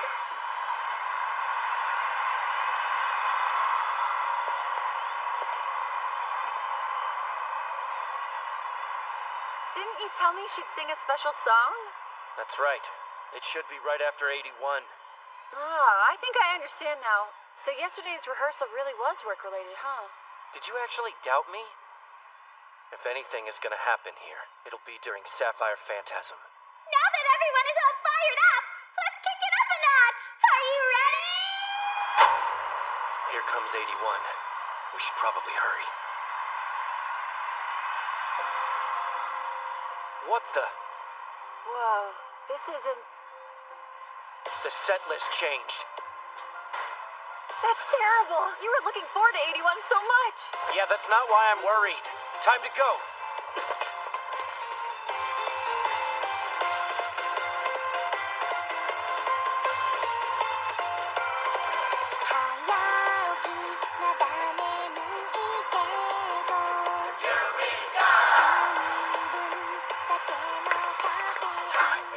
This is it. Sapphire Phantasm is her most popular song. She always does something special during the performance. I bet that will be the trigger. If I'm right, the criminal's target isn't actually the Sapphire in her vault. They're actually targeting Psychoa herself. I have an idea on what their motive might be, but there's no time to check every place where the perpetrator could be hiding. For right now, I just need to get close to Saikawa. Still, though, there's no guarantee I'll be able to protect her, unless we find the people behind this. Where are they? We're running out of time!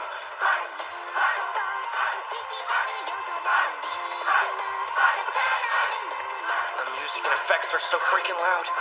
Combined with the cheering on top of it, I can't hear a thing.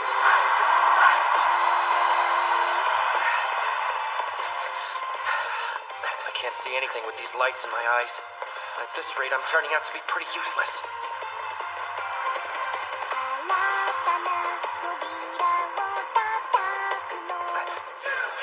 I want to ask Natsunagi if she's seen anything, but it's impossible to communicate in all this chaos.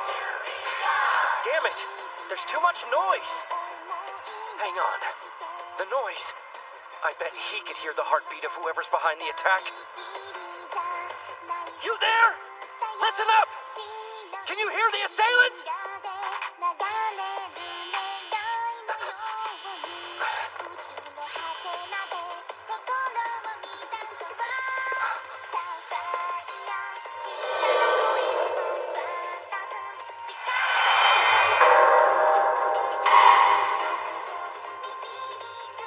No.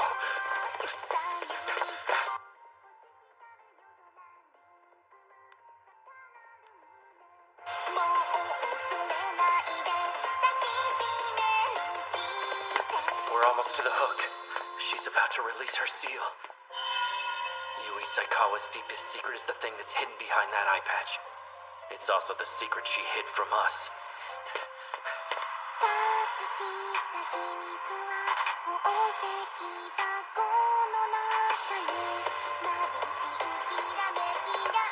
That's right. The miracle sapphire worth 3 billion yen is Yui Saikawa's left eye. I have to hurry. Hey! What do you think you're doing? That's far enough, buddy! Yui Saikawa's in danger! Let me go!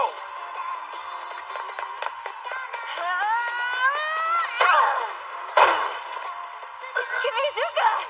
Get off me!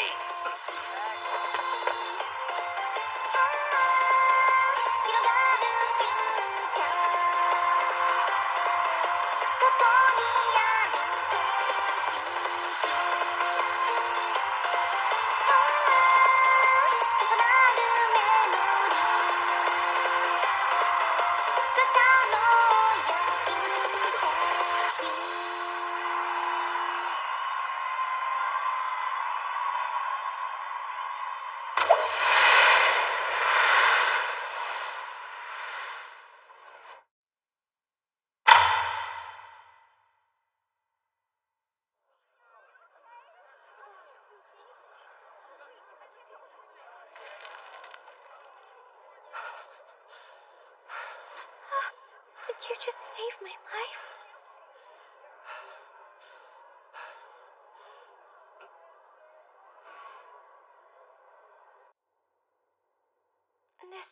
This is all my fault. I hid important information that I should have told you. I'm sorry, guys, but I'm a bit lost. Can someone please explain to me what's going on here? Allow me. Where should I even start? Guess my left eye is a good place. Come to think of it, maybe this is the whole story. That's right. I have a false eye. I was born blind in one eye. Eventually, I began to develop a complex about it. Before long, I became a very withdrawn child. One day, my parents decided to give me a gift. It was a sapphire-colored glass eye, bluer than the ocean.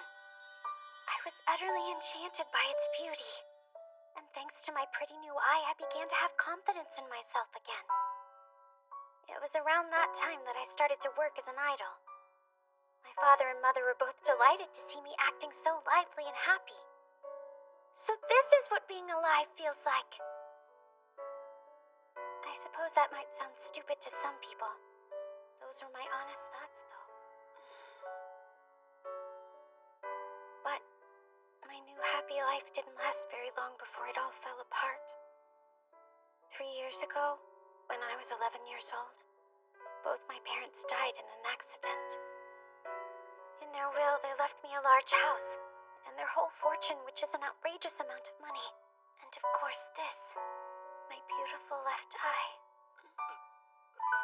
You see, this eye is more important to me than anything else. Because of that, it was something I wanted to keep close to my heart. And that's why I usually wear an eye patch when I'm around other people. But during some of my bigger performances, I decided I'd show it off for just a moment, as a way to say, I'm here. My hope was that my parents could see it from heaven. Still, though, I never imagined that this sort of thing would ever happen. That criminals would target my eye. You really are an amazing detective. You saw right through my secrets. You realized that I was the criminal's true target, and then you put your life on the line to save me. I'm so glad I was right to choose you guys. Thank you so much. How can I ever repay you for your help? Hey, that's enough. Come on, stop bowing. Yes, you could say that was the ideal outcome. Nobody was harmed. The sapphire wasn't stolen. It was your classic happy ending wrapped up with a big bow. With that, we probably could have put this situation behind us. And a week ago, I might have done just that. However, I couldn't just keep ignoring the truth.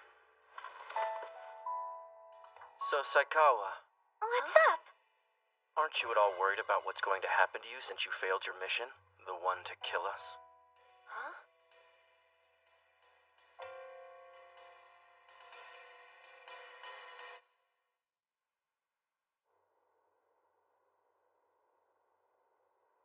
Excuse me?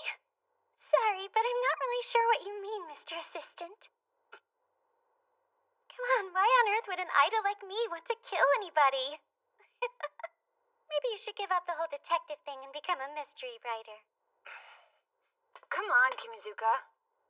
Saikawa literally just poured her heart and soul out to us, and we know her secret. If there's anything beyond that, you sure as heck didn't tell me about it. True, she was kind enough to reveal one of her secrets to us. But she also hasn't confessed her lie yet. What lie? Yeah, hello? Any updates? We just wrap things here. You really are a pain in the neck sometimes. It's exactly like you said. There was a timed detonator rigged up to the Sapphire's vault. I had the bomb squad dismantle it. That was a close call. You just narrowly missed being blown to pieces, kiddo. Thanks, Miss Fubi. I appreciate all your help. Well, there you have it. Hold on. I thought you told me that the criminals were after Saikawa's left eye. So why would they try to blow up her house? Because there was obviously more than one target. The first one was Saikawa's sapphire left eye. But the other objective was getting rid of the two of us. What does that mean? That Saikawa knew what the criminal's plan was from the very beginning. Yep, everything she said was all part of her plan to lure us to the vault. There's no way! Do you have proof? Miss Fubi said she hadn't heard about it. Huh? About the advanced warning letter that was delivered to Saikawa's home. The truth is, she never contacted the police at all. She came straight to us. Because she needed us for a specific purpose. I just don't understand why an idol would need to do that, though. Wait, unless she's... No, I'm positive she doesn't belong to Spes. But if I had to guess, I'd say they definitely threatened her. Probably something like they'd take her eye if she didn't get rid of me. But you should know, it was never going to be that simple. These people, they want their cake and to eat it too. They wanted our lives and your left eye. Actually, I don't think they wanted it. So much as they just wanted to destroy it completely. That doesn't make any sense. Why would they care about her false eye? Because there's something more to it. It's not just an artificial eye, that's why Spes got involved. It's probably very similar to Bat's ear. To his ear? Yeah, its ability is that it can see through any object. It's basically like X-ray vision. Isn't that right, Saikawa? No need to be shy. Just tell us what you can see. Is that for self-defense? That's an idol for you. Able to act so calm and innocent even though you knew what I was packing.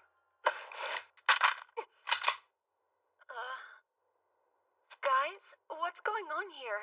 I will never give my left eye to you. I get it now. Spess obviously lied to her. They made her believe that we wanted to steal the sapphire. So she was thinking that we're the enemy. Then they proposed a way to help her, by giving her a way to take us out. How sick. I can't believe they'd stoop so low as to give you a gun. They didn't. I bought this myself. So how'd you know about my eye? Ordinarily, a person who only has sight in one eye has a decreased field of vision, along with a more difficult time gauging the distance of things. You, on the other hand, were able to move around freely without any noticeable impairments, despite wearing an eye patch. The truth comes out. You know, I get the feeling you never really trusted me, did you? I was genuinely fooled for a moment, though, when you asked to come to my rehearsal. You thought I was a hardcore Yuinya fan. Yep, I was all but certain I had captivated you with my charms. Well, to be fair, even Natsunagi thought that. So yesterday, the man who attacked me, the one at my rehearsal, you arranged it too? Perceptive. When a person thinks they're in danger, they're forced to react instinctively. That sounds like an awful amount of hard work. You did that just to test a theory? It's the training from my old partner. So is this it, then? Are all our cards now on the table? Uh-huh. It seems you know everything, Mr. Assistant. Then there's only one thing left to do. I'm gonna need you to lower your gun. I can't, though. Yes, you can. Think carefully about what happened up on stage. If I hadn't been there for you, then that crossbow would have hit you right in the eye. If I were truly the enemy you believed me to be, why would I waste my time saving you? I don't know. Listen to me, Saikawa. Murdering us won't solve anything. Even if you succeed, there will still be enemies out there who are after your fake eye. It's not that simple!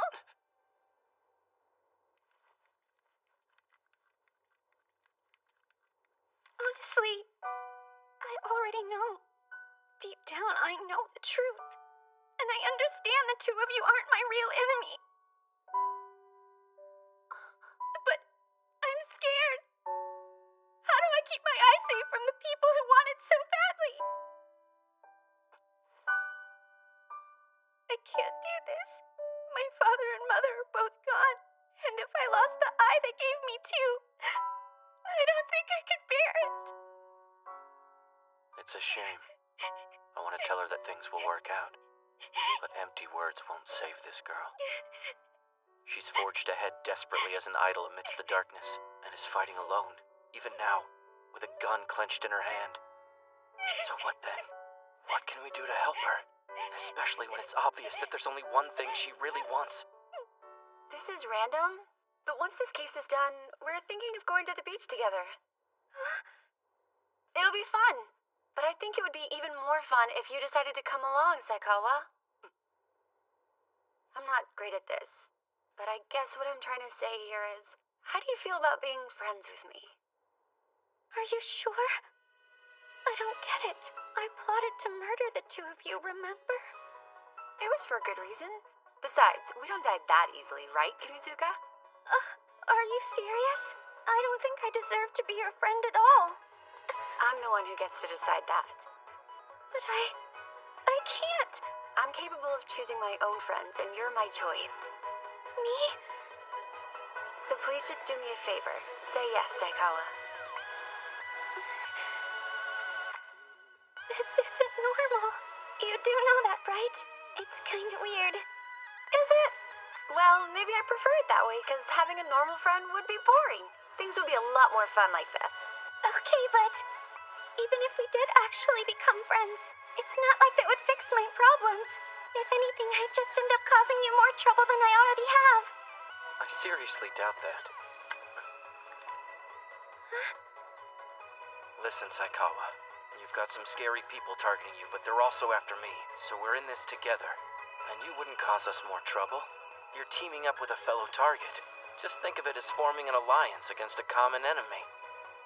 You're going to help me? You promise? I promise. We'd love to help you.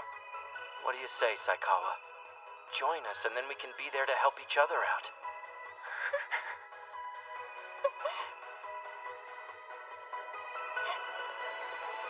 Okay. Yes, I would love to.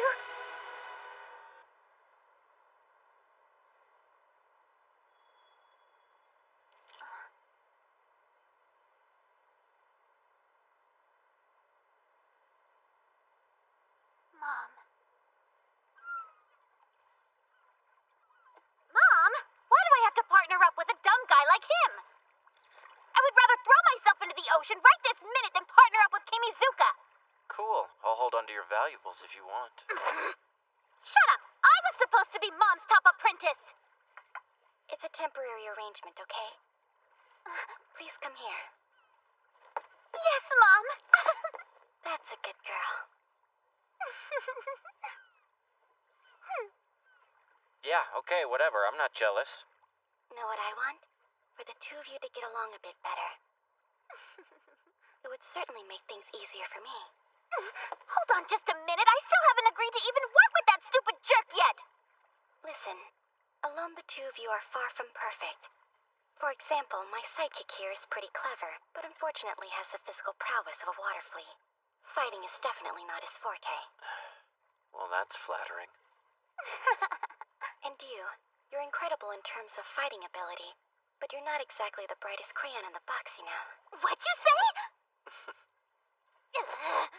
So that is why I want you to work together, so you'll compensate for each other's weaknesses. Then you can overcome any challenge. But if we do that, we'd be leaving you all alone, Mom. You really underestimate me. Come on now, I'm 10 times the fighter you are. And I've got 100 times more brain power than him. So I'll be fine, there's no need to worry. Not to complain, but why'd you make my brain power so low? So, I need you to promise me. You two need to get along in the future. Can you do that? For the long haul?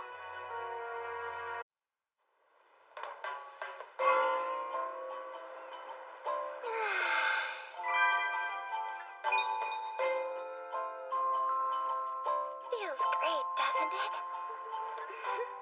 If by feels great you mean the beach we're standing on, then I agree. But also, I have to be the stick in the mud who reminds you of our purpose here. Which is what? You know, to get our hands on the rumored Emerald Tier and finally make a little money. Otherwise, we're flat broke. Too bad. Since you failed to dodge my attack, you must reconcile by being my servant for life. That seems like a pretty extreme penalty for not dodging a beach ball. Come on, just try to hit it back to me. I doubt this game will be much fun with only two people. I see. Is that your way of saying you don't like playing games with me? Huh? No. That's not even close to what I meant. Oh. Wanna go for a ride together? Are you seriously not planning to row a single stroke? I'm too busy honoring the occasion since this is your very first task as my servant. This is hardly the first task you've given me. I always have to do what you say regardless of any game penalties. You know, you're in surprisingly good shape. Well, you cut it out. Why? Nobody's looking. Jeez, are you really gonna set the bar for what's acceptable that low? Stop. Just as I thought. You're not having fun. Again, that's not what I'm saying. I'm just realizing how far we've come. I mean, from when I met you on a plane mid-flight to now, it's been 2 years already. Now we're at the beach. So, what's your point? Tell me, Kimi, are you enjoying yourself, or are you not? I don't know. Maybe I'll let you know when this journey ends someday. I see. If that's your preference. Oh, but if you're planning to profess any feelings for me, you'd better do it soon. I happen to be in high demand, you know.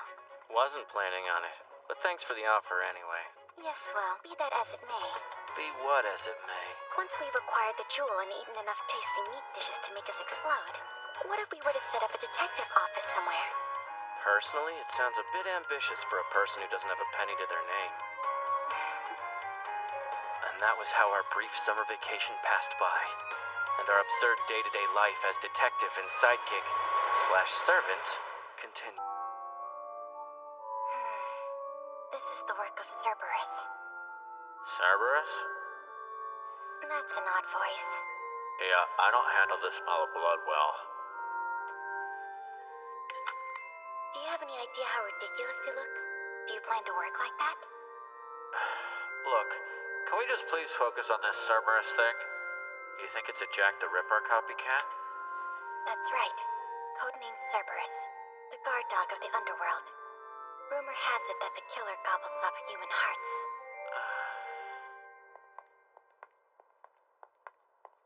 Guess I was a bit late.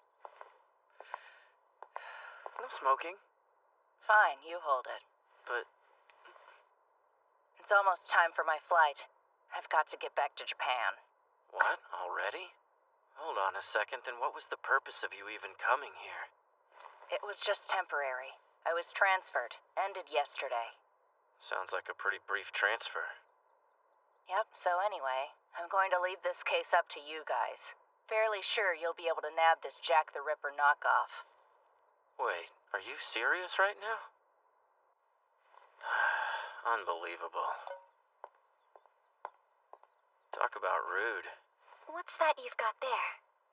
It's Miss Fubi's lighter. She gave it to me before she left. She said she didn't need it anymore because she was giving up smoking. I understand. She handed over her most valued possession to a guy she was reconnecting with after a long time, right? Yeah, she handed over too much. Not just a half-smoked cigar and lighter, but a serial killer investigation too. Okay, what's the killer's motive? Why is this Cerberus guy going around ripping out hearts? Honestly, it's hard to imagine Cerberus choosing to commit these crimes on his own. So I believe these orders have to be coming from a higher entity. Oh? Do you think it's Spess?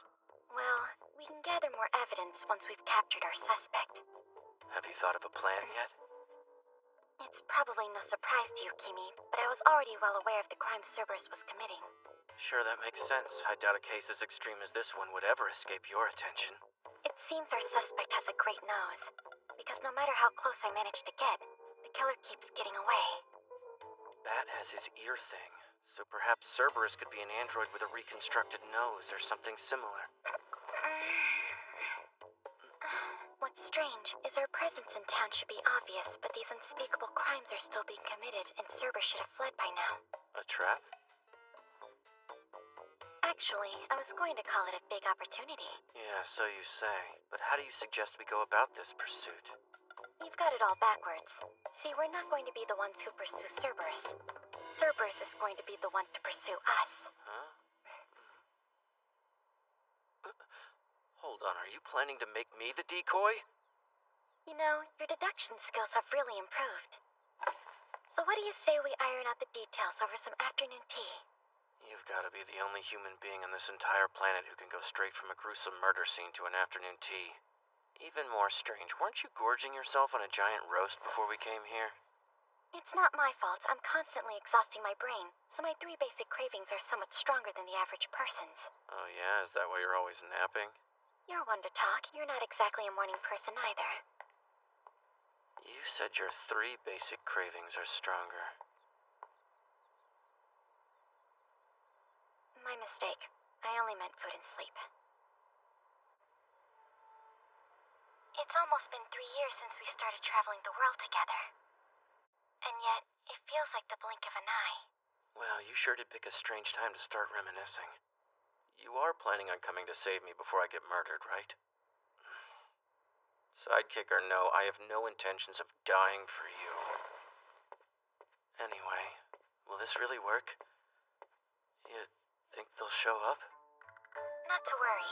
If I've read the situation correctly, it's quite possible that tonight you'll be devoured by Cerberus. So I'm just gonna be killed? Hard to say. I'm not sure if today will be the day or not. I guess that's fair. We're only saying it's more probable that Cerberus will target me when I'm separated from you. For what it's worth, I do have an idea. So whenever you're attacked, there's 1 chance in 10,000 you'll live. You know, Siesta, I'd be lying if I said I was in love with those odds. I can't come near you, but I'll at least stay on the phone with you all night. After all, I wouldn't want you getting too lonely.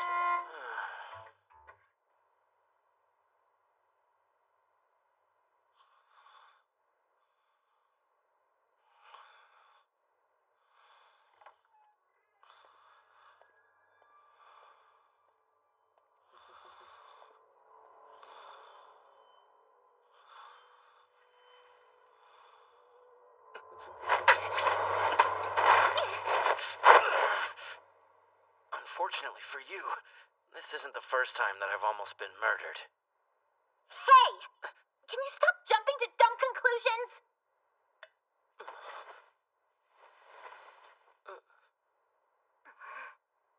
Char, what are you doing here? Oh, I get it. Siesta must have sent you here to keep me company, is that right? Of course. Seriously. Using all of your might to hurl a girl down onto a bed like that. Where on earth did you learn such boorish behavior? I can't believe you have the nerve to lecture me right now. You snuck into my room in the middle of the night. What exactly did you think was going to happen with that approach? I didn't have a choice, since there was a possibility that Cerberus might have gotten here ahead of me. Yeah, well, be that as it may, Siesta could have at least told me that she was planning on sending you here. Keeping things under wraps is just a part of Siesta's strategy, right? What's wrong? Who are you? Start talking. Char would never refer to Siesta by her actual name. How impressive. Seems I've been discovered.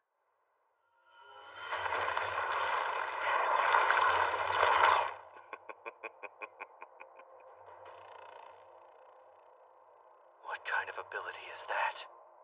The moon is lovely, isn't it? It makes my blood want to cry out.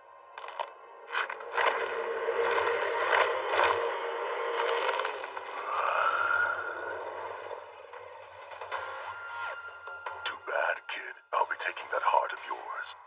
So you really are Cerberus.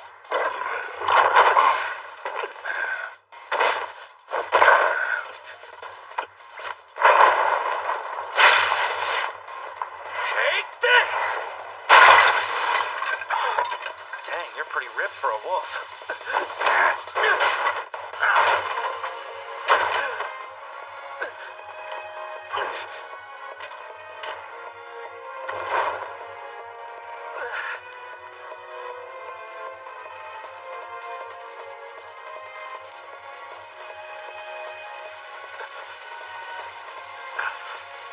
I have to buy myself time somehow.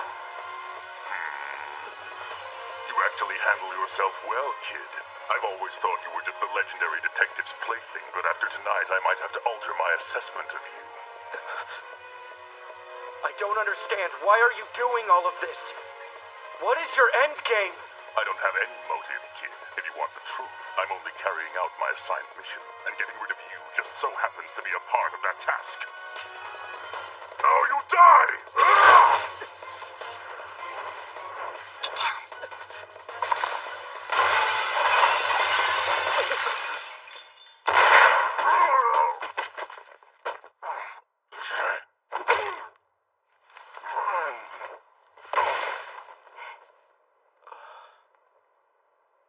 Talk about cutting it close, Siesta. So, I still got here in time. Did you miss me? I don't understand. My sense of smell is impeccable. I should have been able to detect your presence from a mile away. How did you hide it?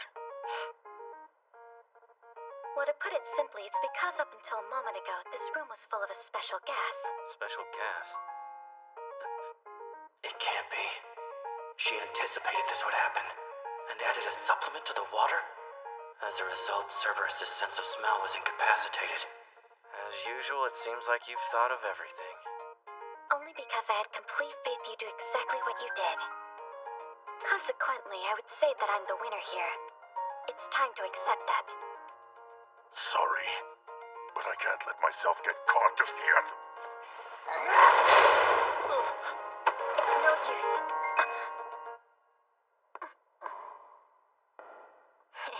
Sidekick! Stop right there! Seriously? I have a mission to complete. I can't fail because I still have one more that I need to acquire. Just one more living heart. In that case, you can leave us yours.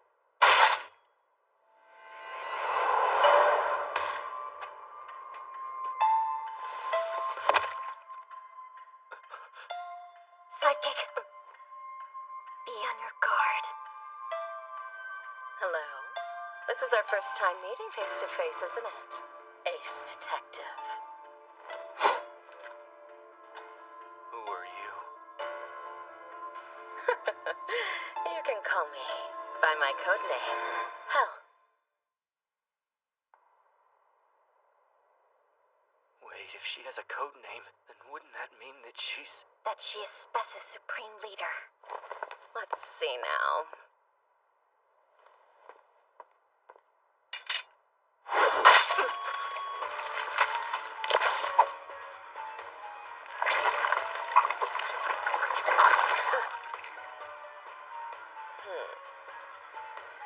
The last of the parts has been gathered. All that remains is to take this back and execute the plan. Like I would ever let you do that. You won't be able to fire that. What are you talking about?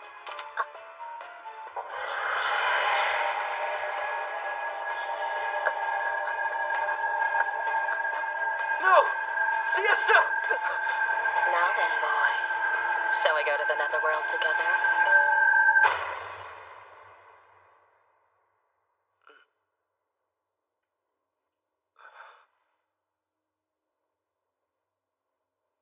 What is this place?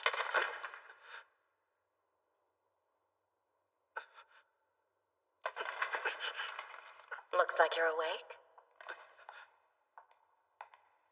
Hell. So how are you feeling? Okay? Not in pain anywhere? It's unusual for an abductor to use such caring words. Really? I think it's only natural to be concerned about a partner. What do you mean, partner? I'm not following this. How could working with me possibly benefit you? You certainly have a low opinion of yourself. I would prefer to call it modesty. I see you're capable of laughing. Yes, why wouldn't I be? I'm like any other normal girl. Most of the normal girls I know don't go around murdering their compatriots without any mercy. My compatriot? Certainly not. I'm afraid the mongrel was no more than a cog in a much grander scheme. So I'm guessing you'll use and discard me in the same way? I would never do anything so crass. Still, the things inscribed in the Sacred Writ are absolute. The Sacred Writ? Tell me, have you ever heard of the Leaves of Agastia? I seem to recall something about a prophetic scripture written before the Common Era by a certain sage. Yes. You see, the Sacred Writ originated with the Leaves of Agastia as its basis. Believe it or not, your future is written within these very pages. Judging from that look, you think I'm joking. You're right. It's not personal. Besides myself, there's only one person on this planet that I can trust. You're what I'd call a magnet for trouble. That's your true nature, right? What? How do you know? While I doubt you really want my opinion, I believe your nature is a bit different from that. You're not a magnet for trouble. It's more that you draw it out. Make sense? I can't say that it does. Let's just say your talent is the ability to cause changes and to provoke incidents, best described as a sort of pivot point for the world. And that's why I'm going to have you become my partner. If we work together, then we can save this world. I'm pretty sure you mean destroy the world. And who's to say that isn't its own form of salvation? Well, in accordance with the Sacred Writ, your joining me will apparently come at a later date, and it's inevitable. But having things move along at a faster pace is my father's. You know, it's rather unfortunate. Not to brag too much, but there are quite a few perks in partnering up with me. What do you say? It could be fun. Kimi, be my partner, will you? You're right. It is inevitable. That I refuse. You didn't seriously think I was going to take your hand, did you? Don't be absurd. Of course not. On a different note, there's a little something I'd like you to see.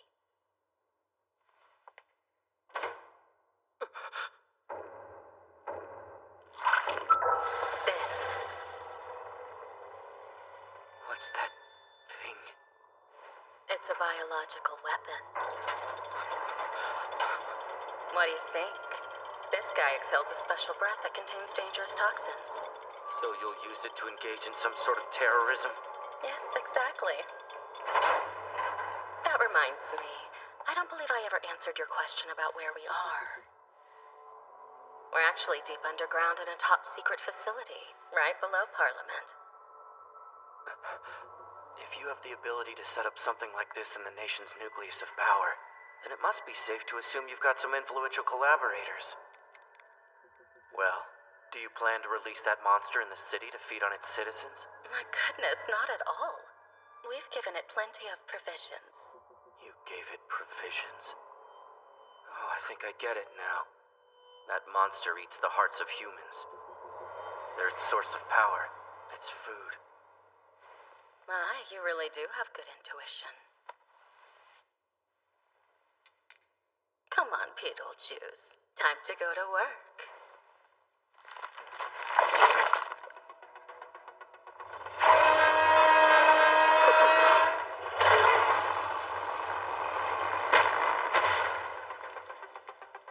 Since you and I are going to be partners one day, I want you to see for yourself what happens next. No. Because this ends right here and now. How ridiculous. What exactly are you going to do when you don't even have a weapon? Oh no, I didn't mean that I'd stop you.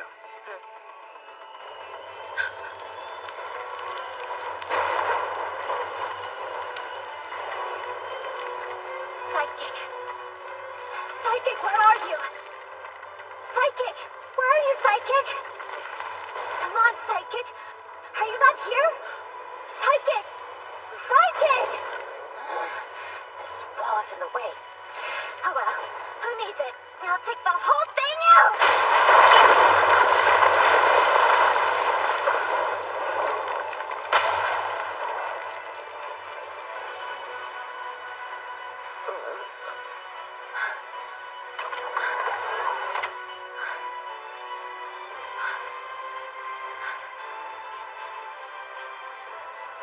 My goodness, you're the most burdensome psychic ever. This it's whatever acts towards me feels forced at this point.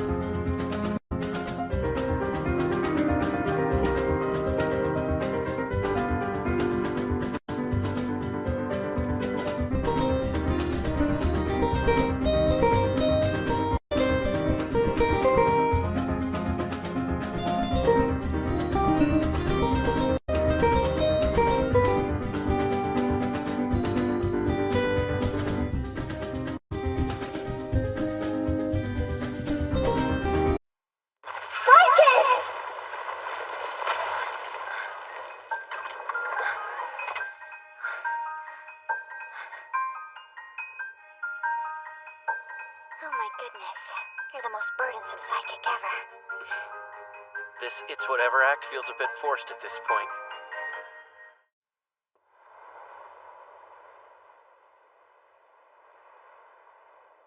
Siesta, what in the world? How did you ever find something so ridiculous?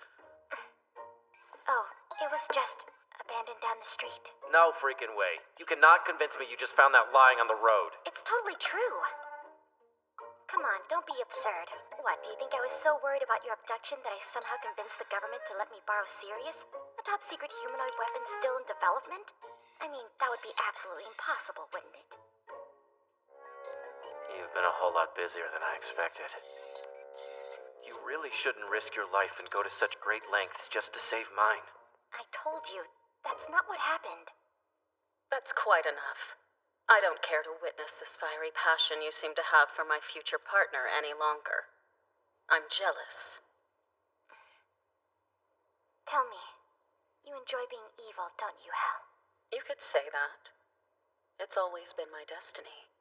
I live my life in accordance with the sacred writ. Oh yeah? So what's in it for you then, huh? What's your goal? My objective? It's fundamentally simple. To help bring about the future as predicted in the sacred writ. That alone is the meaning of my existence. I was born for that sole purpose. I see. But you must know. I'll never let you go through with your plan to destroy the people of this city. Who are you to stop destiny? It's coming. For all of you. Sidekick. Kinda tight. Well, it's a single-occupant cockpit. Don't you dare try and take advantage of this situation or I'll never forgive you. You should know me better than that by now, silly.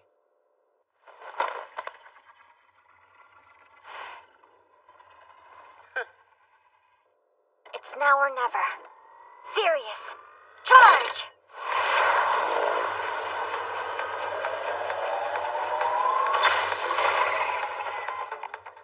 I'm actually shocked that you create a monster this vile.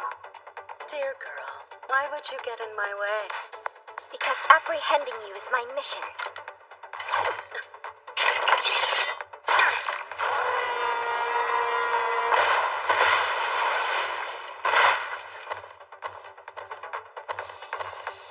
running. Don't worry. Whatever happens, I will not let them get away.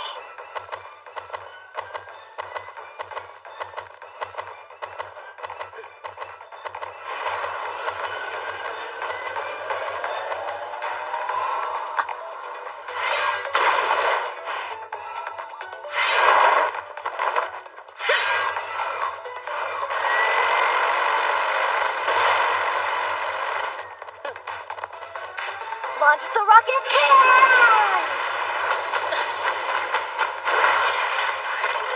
Nice move, but your battle croc could use some workshopping. Everyone's a critic.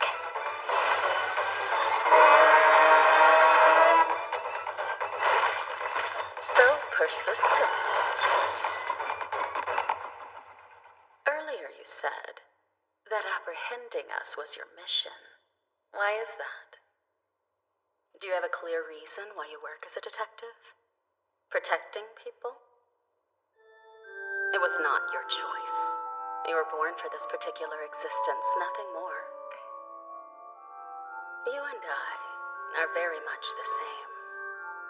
Just as you were born to defend the world, I was born to destroy it. I'm only doing exactly what I was created to do. So you're saying we're the same? Trying to imply that there's no difference between good and evil. A difference between the two. It doesn't matter to me if there is one. So I'm evil, and you're good. It doesn't bother me. I can live with that.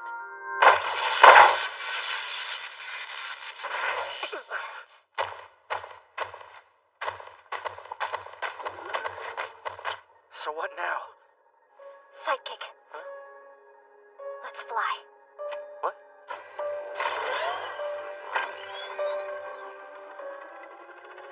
Engines at full throttle!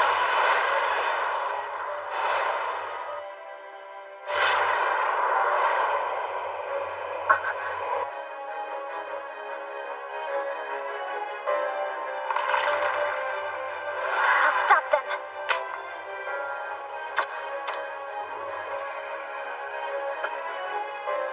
Sidekick. Regardless of what happens next, you're to get out of the area. Got it? I don't understand. Why would you say that? What are you doing? Siesta, no.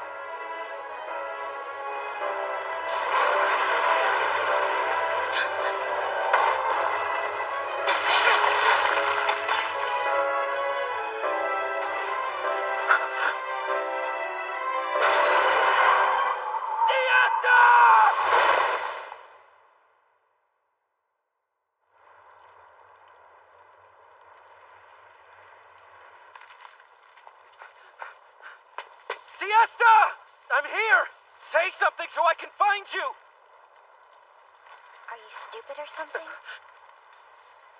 You had no right to scold me earlier.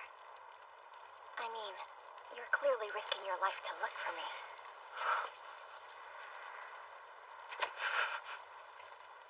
You heard what I said, didn't you? No matter what, you were supposed to clear out of... You're the stupid one. Why are you always so thoughtless? And how dare you try and leave me behind? Oh, I never had any intention of dying here. But if only one of us were to survive, well...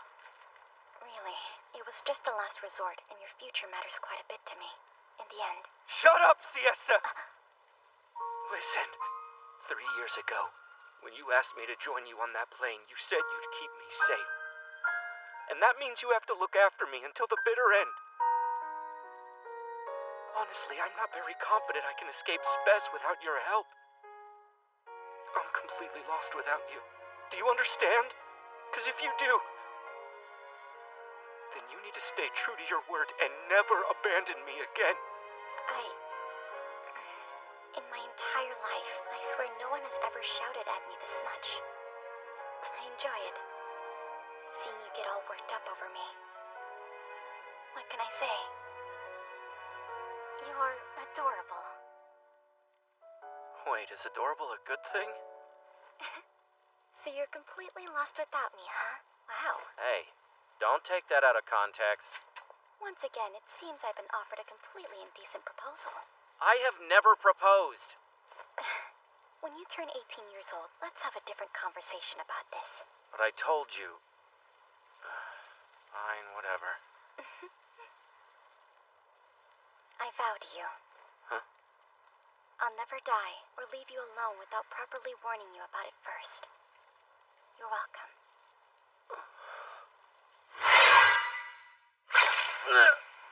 Sidekick! No, not yet.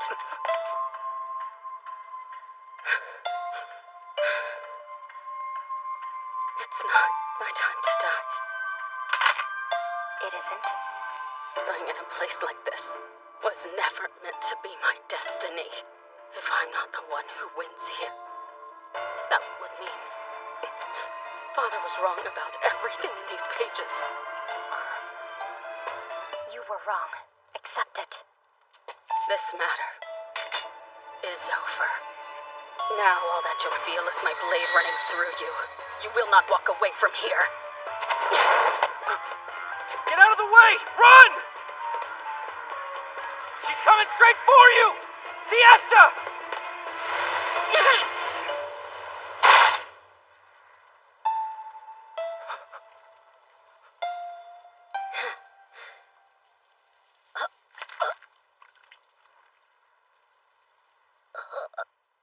How did you...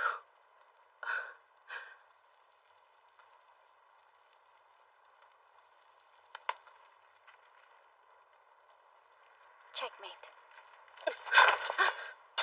Why did I lose? This can't happen. I had a mission.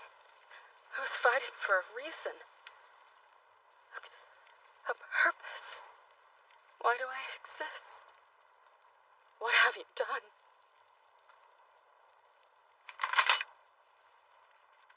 You want answers? You can go find them in hell. No! Chameleon! There's someone else. No.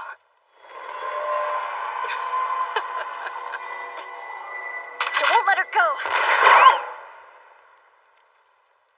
Her body. It just vanished. I bet it had something to do with that partner of hers. Chameleon. Sidekick. I'm sorry.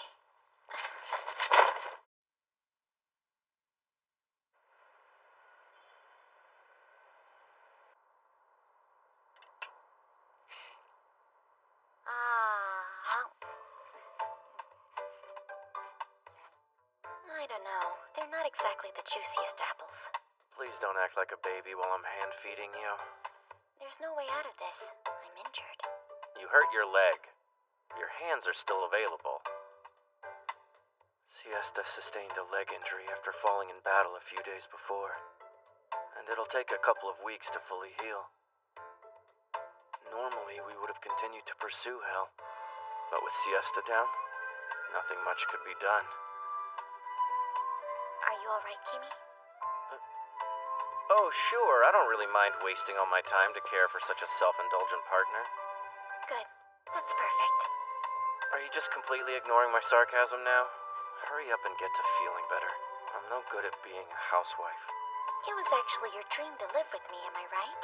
Shouldn't you try and let yourself enjoy it even a little bit? We don't really live together. We're just being practical. Listen, it's important that you learn how to take care of certain things on your own. I mean, what are you planning to do when I'm not around anymore?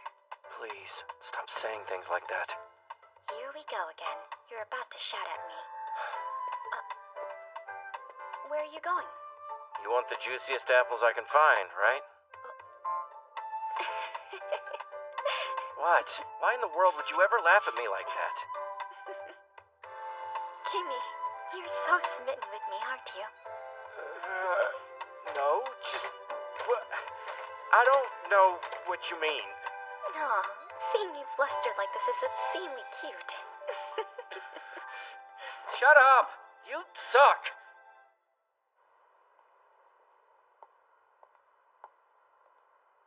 Lesson learned. I vow never to spoil her like this again.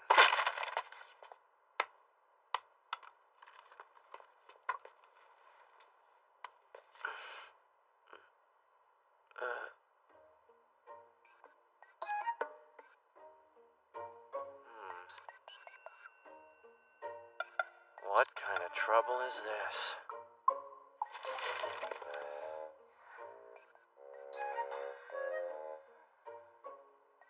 It's just my luck. Problems like these were bound to start happening to me again.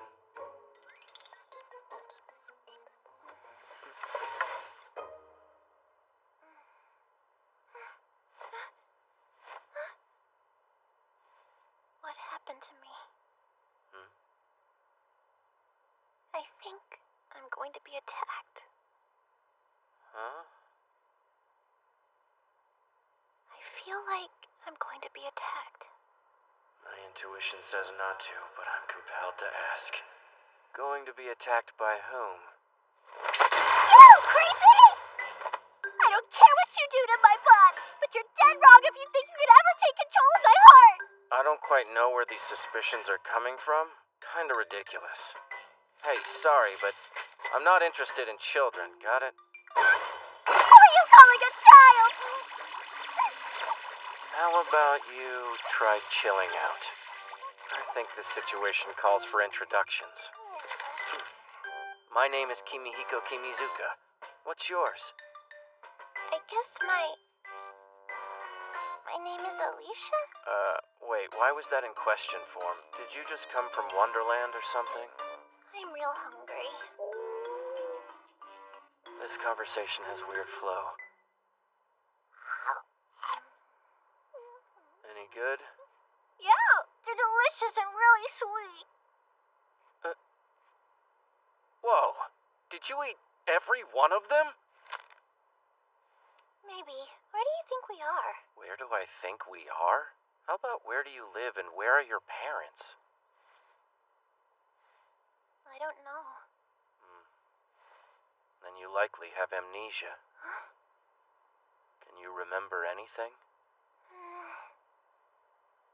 Let's see. Only that I'm 17 years old as of this year. Well, forget that. You've definitely got your age wrong. Where are you looking, perv? I thought she was lost or something, but this got complicated really fast. I propose we go to the police.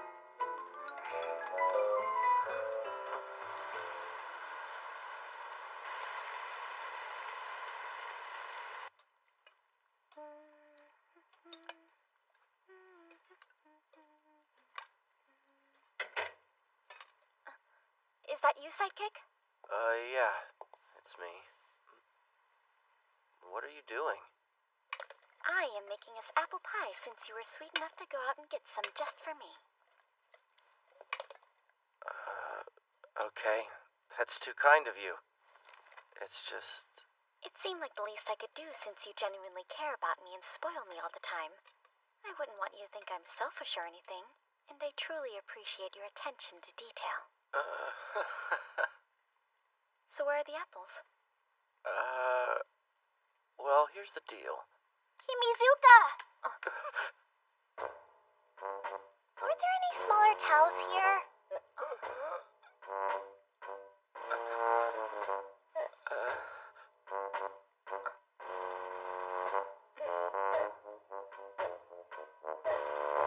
Pervert.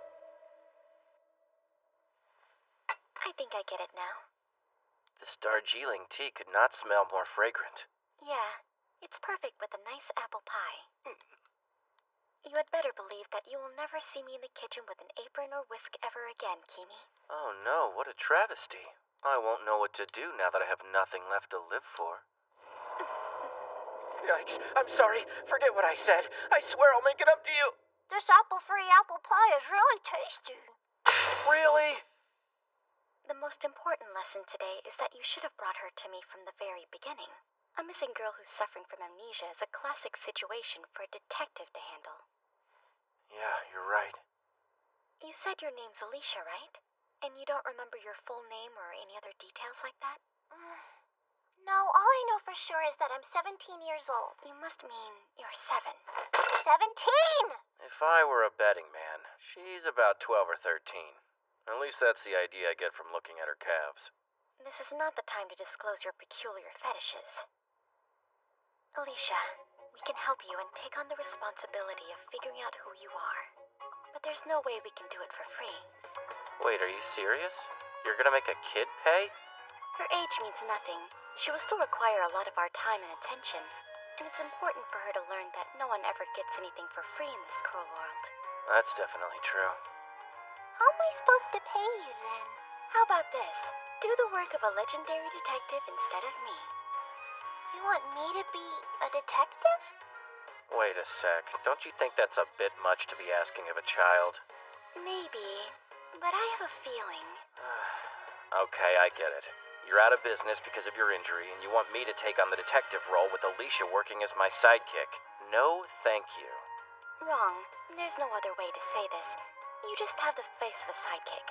This is absurd. If you accept this offer, then we'll commit to taking care of you and you can live with us. Hey, wait, I'm not sure if I'm cut out to suddenly work as a detective. If you do, you can order your sidekick around however you want. Oh, yay! I'll do it! I want to be a legendary detective! That was an appalling negotiation. So, tell me all about what it means to be a top secret sleuth! Our Jack the Ripper seems to have come back to haunt us. Whoa, Fubi. I thought you went back to Japan. No, I stayed to take care of a thing. More importantly, when did you two pop out a kid? You need to get your eyes checked. Can we, rewind? Did you say our Jack the Ripper's back? Yeah. We discovered another victim missing a heart yesterday. MO resembles what we've seen before. What the? That doesn't make sense. Because Cerberus was... It's hell. The truth is, we have some information that may prove to be quite useful in pursuing her. It's still just a rumor, but we have intel about an object that could potentially bring down Spess. It's right here in the city. And apparently, said object is being referred to as the Eye of Sapphire.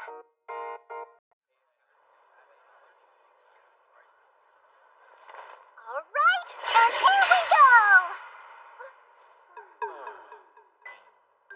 Don't slouch!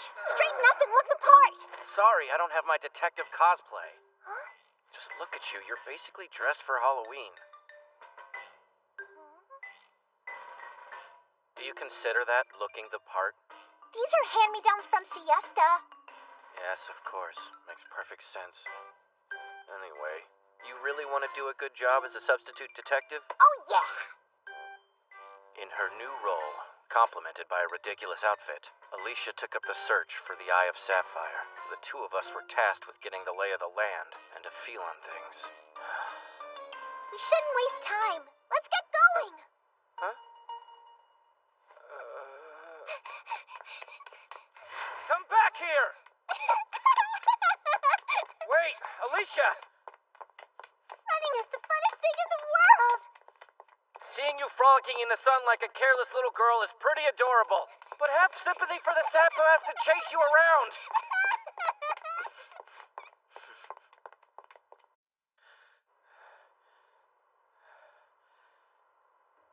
Alicia, you have to listen. Being curious about everything you see is really cool and all, but let's not forget we still have no idea as to who you really are. You're gonna have to listen to me more closely. Running around by yourself is not allowed. Okay, fine, but I don't like it when you treat me like a baby. Fair enough. We're set then. Now let's go.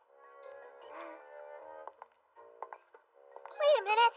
Why do you have to hold my hand? For real, you gotta quit treating me like I'm a little kid. I don't know if you know or not, but you should learn to raise your hand like this at crosswalks. Seriously, I already told you I'm 17 a million times. Probably.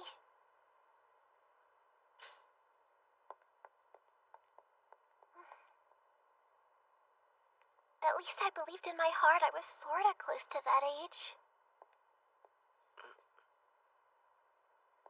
Listen, I don't think you should worry about it so much. Look, it's right here, Kimi! We just solved the case!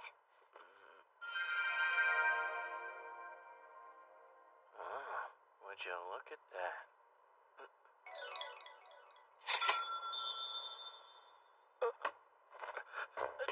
Wait, you aren't thinking I'll just buy it? Why wouldn't you? Because I can't.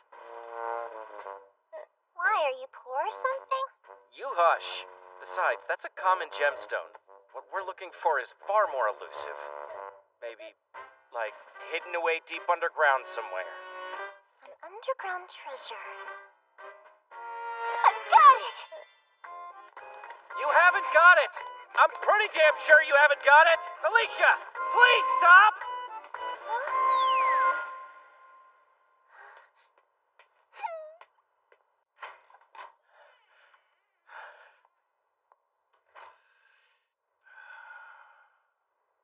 No mistaking, this is the place! I swear, you're nothing but a mistake magnet. She's gone? What a pain.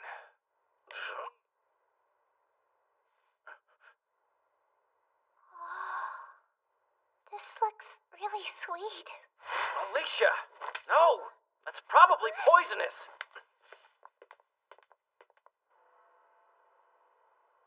This is so exhausting. Yeah, right, getting the lay of the land. More like babysitting. When she realized she had amnesia, she was seriously shaken up. But now she's overjoyed to be a detective. Are you having fun? Oh yeah, so much fun! It's been way too long since I've been outside! That's strange. Way too long? What do you mean by that? No clue. Sometimes I just say what comes to the top of my head. Were you locked up in a room somewhere? Or maybe a hospital? Was I? I don't remember. And thinking about it only makes my head throb. Well, don't force yourself to recall too much at once. Sometimes with cases like this, time sorts out the details for you. And you can rest assured once Siesta feels better, she'll help.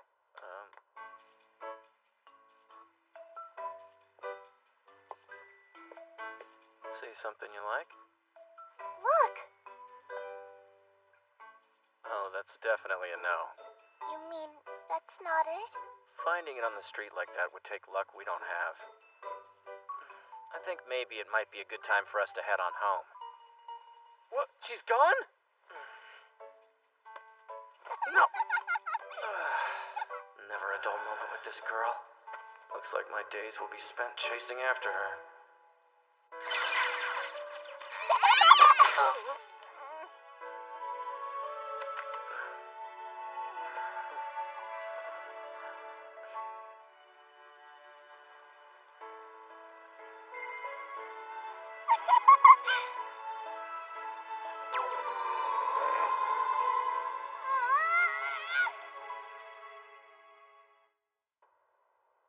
Here's to Siesta and her full recovery.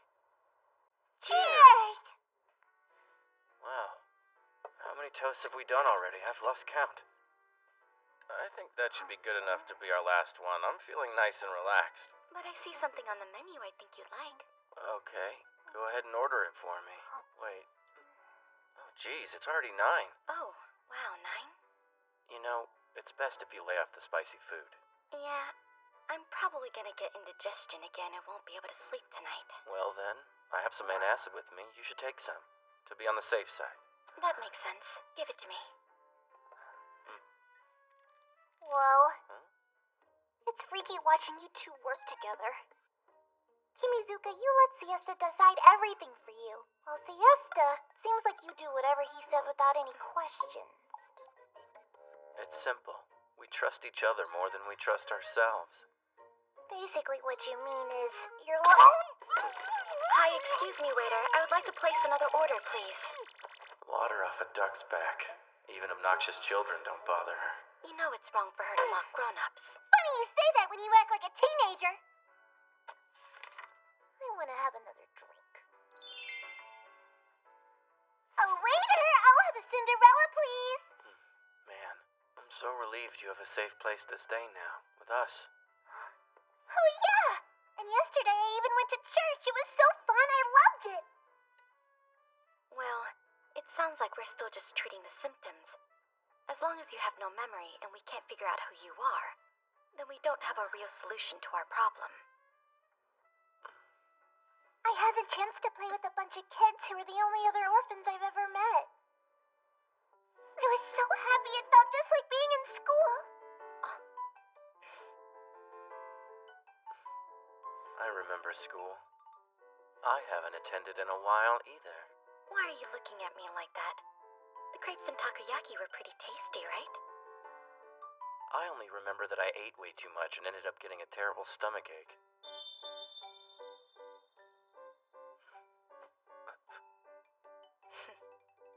Is there something you'd like to say? Not a word. I have to admit, that ribbon was cute on you. I'd say you were staring quite a bit. I did not stare. I was casually observing. Of course, I don't get it. Okay, now I think you're just trying to mess with me. The ribbon sounds nice. Okay, I'll get you one soon. Really? Yay! I sure would love to wear one. And try to enroll at a real school. Actually, I probably don't need to go to school at all, huh? Because now I've got important work to do. Like detective assignments? Yep, I definitely don't have time for homework and grades. I have to assume our mystery's unsolved, as you still haven't found the Eye of Sapphire anywhere. Just get off my back. I know I gotta find it, okay? Hey, hang on. You don't mean you're going out now. And I don't need you to babysit me! Of course. You are always such an emotional roller coaster. It's already dark outside. The ghosts will be out. Maybe I'll go to bed early, so I can start detecting in the morning. Anyway, you'll see! There's no way I won't have this mystery solved tomorrow! Here you are. One Cinderella. After those dramatics, she took off without even seeing her drink. She is most definitely one of a kind. These past 2 weeks, they must have been rough. Sort of. But what do we do now? There's the Alicia question, but then there's hell, too. In my life, I've never taken on a case and then abandoned my mission. I see. So we're planning to go on living this way for a while, then? I think so. Living together, just the two of us. You okay? Yeah. It's just, this is really peaceful. You're wallowing in sentimentality. It's not anything like that. Hey, what is this? Crap, that's bitter. I am on to you. Come on, it's only juice. We're celebrating me today, right? Live a little with me for once. Want anything? To drink, I mean. I said I've had enough. You have to make something up to me, remember? What are you talking about? Oh, the apple pie incident from a while back? I thought you'd do whatever I ask. Fine. Only one more, though. Sure. Cross my heart.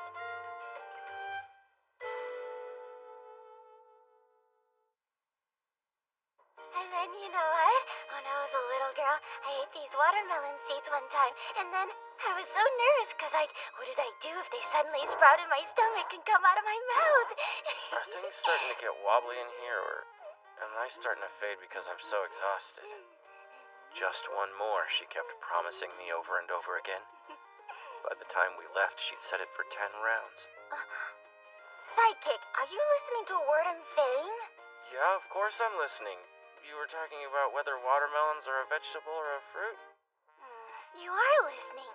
I mean, the grocery store gave me a muskmelon when I actually asked for a watermelon, and I was truly shocked. We've been talking past each other, and from what I can tell, she's been feeding me nothing but nonsense this entire time. I find this quite suspicious. Why would the perfectly flawless, calm, and collected greatest legendary detective in history spew out such useless babble? Maybe she's speaking in a top-secret code or something. Why have you stayed so far away from me this whole time? Why don't you come over here? On the bed? Uh-huh. Let's sit closer and have a little convo. Don't you think it's awkward? A young guy and a girl sitting alone on a bed. So no? Of course, it's no problem. I'd say being in bed together is an important first for us, wouldn't you? I feel like we're really close, Kimi. But you do have the kind of face that's easy to forget quickly. Hey, why would you say that? It's because tormenting you is fun. And besides, I think you kind of like being tormented by me, don't you? Stop making up such absurd things. So, would you prefer I never toy with you ever again, or what? Would you prefer I not talk to you?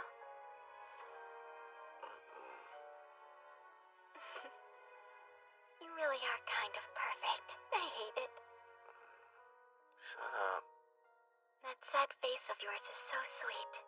That's not exactly a compliment. Who knows? I might forget it in a couple of days, though. But still, there's no forgetting the last 3 years we've spent together. I've been lucky to have you.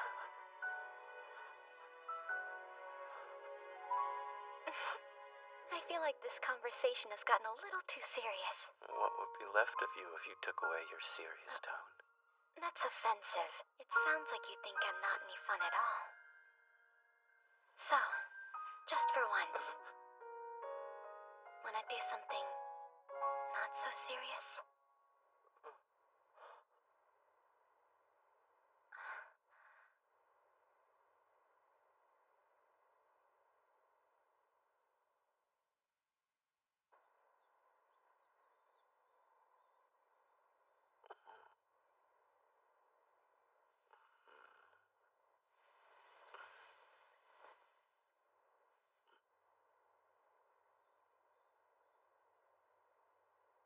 Whoa.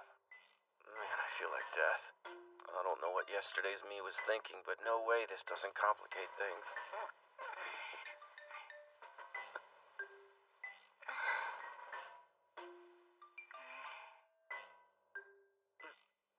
Good morning.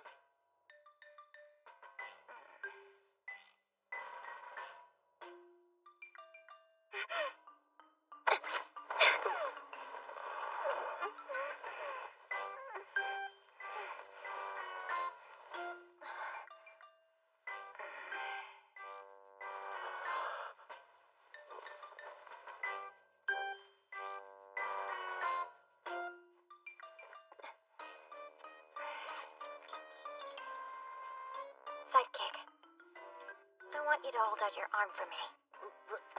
Easy now, Siesta. Let's discuss things before you pull out a super scary syringe, okay? It's fine. It'll only hurt for a second. The solution in the shot has the power to erase any recent memories. Remember when we captured that restroom Hanako at the big festival? This contains a tiny bit of the same drug that caused memory loss for all those people at your school. Whoa, that's horrifying. It's been conclusively proven to be effective. Stay still, Sidekick. Hold out your arm.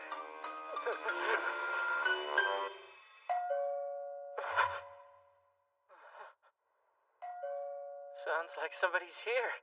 Shouldn't we answer? Don't hiss like that. What's up? It sounded really scary in here. What are you two doing?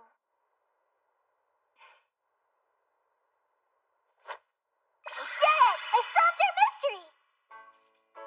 You didn't really go find the Eye of Sapphire or anything like that last night, did you? I don't know if the Eye of Sapphire is something someone made up, so it's more important to take care of your hurt eye, which definitely exists.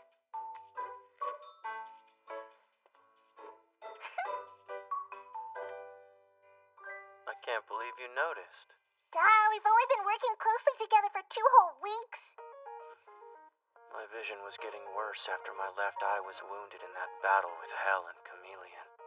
That was the reason I kept losing track of Alicia darting around town. I don't think it's gonna heal unless you start wearing an eye patch. I'm beginning to realize I may have been misreading this little girl.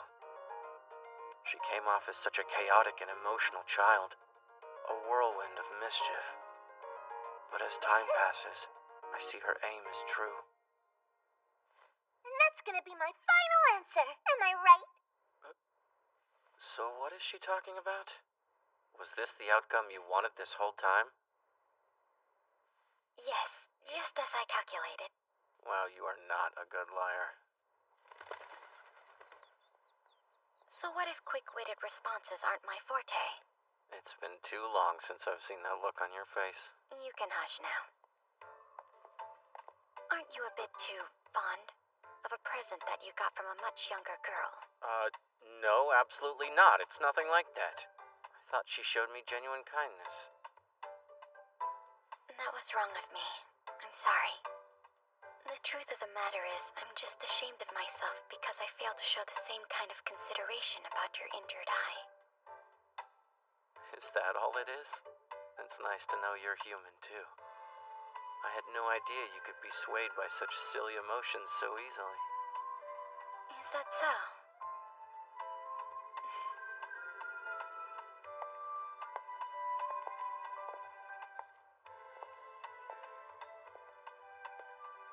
What is it? Nothing.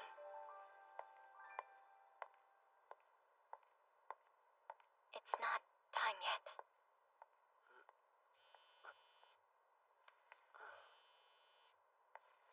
Hello? Kimizuka here. Hey, you punk. You seem to have kept yourself alive. So you two put on quite the show at the Parliament building. Hey, Fubi. Isn't that something you should have said last time we met up? Actually, we took quite a beating as a result of the Jack the Ripper case you brought our way. Huh? When do you think we last met up? It was just 2 weeks ago, Fubi, so not too long. Don't you remember how you told us about the Eye of Sapphire? Never happened. Last time I saw you two was at the church. Who could you have possibly mistaken me for? If it wasn't you, then who was... Oh no, I remember now. Fubi used the lighter she'd already given me days before. Hello? Are you still there? Hey! Sidekick! If it wasn't Fubi that day, it must have been...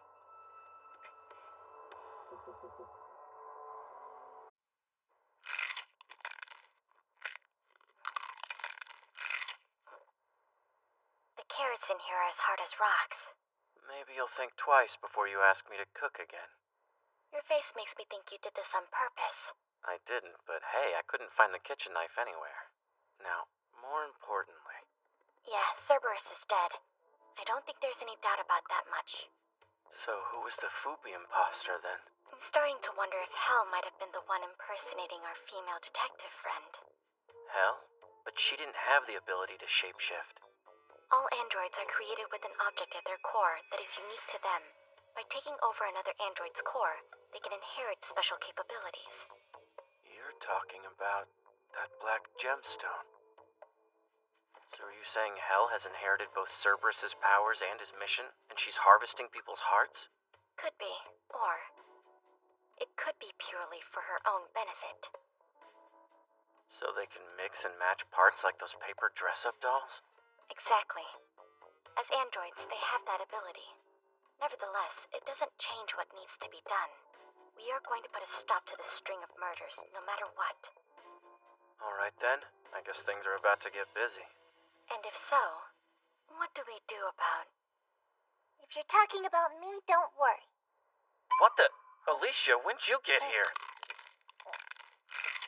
Are we having curry or is this a salad? Anyway, the murder case needs to take priority, right? Did you show up here uninvited to state the obvious, or just to insult the food?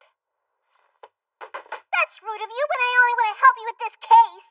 I figured as much, but it's out of the question. Why can't I? It's dangerous. 4 people have already turned up dead. Have you forgotten that I helped Kimizuka solve some of his cases before this? Searching for cats, delivering lost wallets to the police. Does it matter if it's big or small? A case is a case! That's a big stretch. It is not, and you know it! Everybody take a breath. a detective. I am. Alicia, you were just a substitute. Your services are not required. Come on, Siesta. You don't have to be so harsh. I see. So you're taking her side then? I didn't say that. Don't lie. I always knew you liked little girls. Oh, you're right. That knife really isn't in here. I don't like the fact that you're looking for a knife while trying to hide your anger. Whatever. In that case, I'll look into it my own way. Ha! I don't care. I'll solve this case without you. You'll see. I'll prove to you that I'm just as good a detective as you are. That's how it's gonna be. Starting tomorrow, you'll help me, Kimizuka.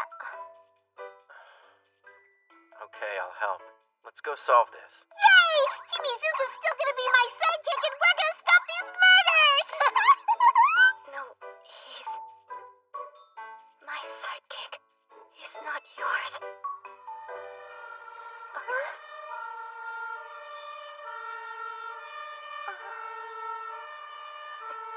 There it was.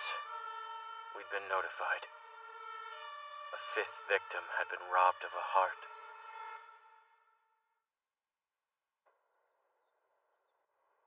I'm sorry. I know it's all still fresh. Don't be. It's your job, and I want whoever did this to be caught. I'm happy to help in any way I can. I'll go and make us a pot of tea. Are you alright, ma'am? I'm sorry. It was so sudden. I just can't believe she's really gone. It feels like a bad dream. You see, my late husband died tragically young as well, so all this time it's just been my daughter and myself. I laid nothing but burden after burden upon her.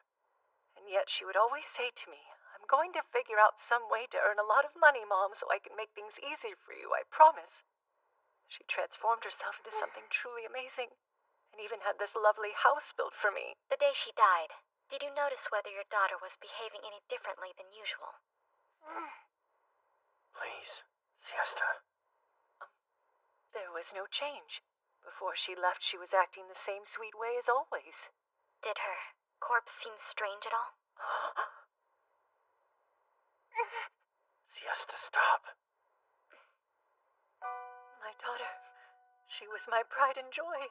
A better child than a woman like me could ever deserve. And it pains me to say I was never able to give her anything in life. I only took from her, and now I will never be able to repay her.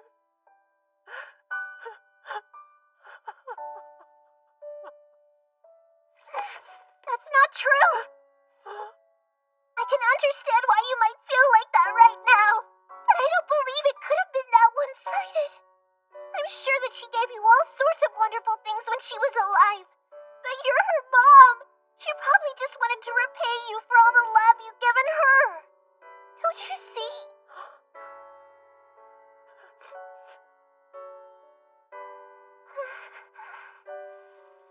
Thank you.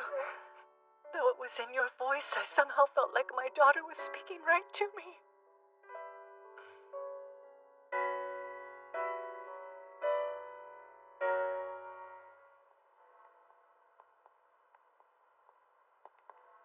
Back there.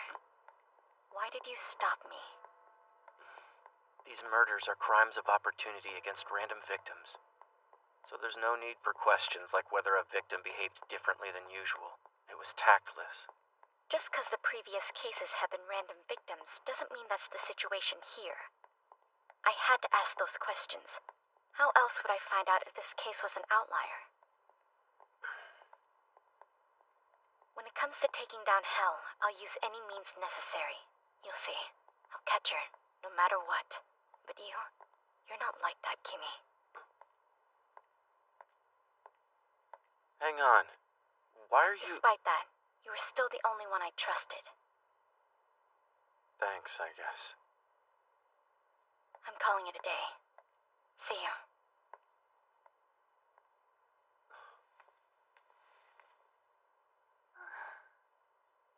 You can stop hiding now, Alicia. Come on out. Oops. Busted. You know, this kind of thing tends to happen from time to time. We've been traveling together for 3 whole years. Having a fight or two is only natural. People get into spats. It happens. I think it'd be weird if we didn't fight. To be fair, this may be the first time we've had a serious confrontation, but what of it? You know what I mean? The thing is, Siesta and me, we're fine. Are you? 'Cause you seem real worried.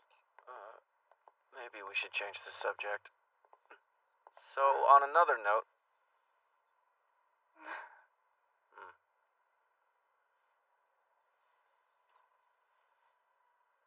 Is this from that one time? Yeah, it's not actually a thank you gift, though. Thanks so much. This is the first time I've ever gotten a present from anyone. It's your first present? I can't prove it, but I think that before I lost my memory, I was a bad kid.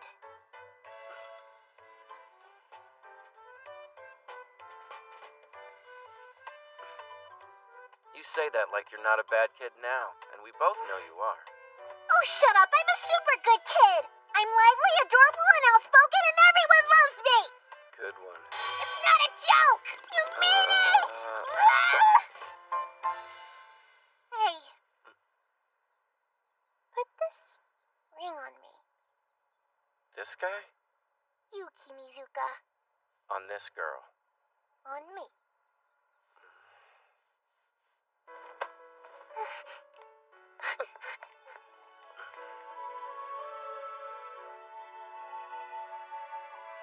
On the right finger, or I'll be mad. Does it have to go on that hand? Well, since it's just pretend, okay.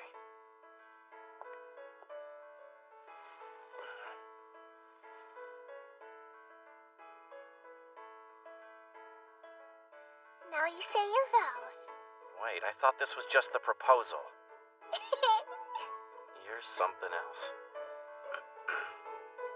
Vows, okay? From this day on, for a reasonable length of time, we'll work together. I swear it on this ring. That sounded like a business contract. I know, 'cause that's what it is.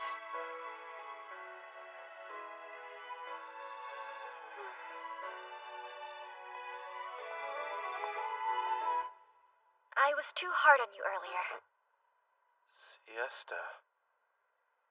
That said, I'm right, and I know I'm right, so I don't yield that point. But at the same time, I can acknowledge that I shouldn't have been so rude about it.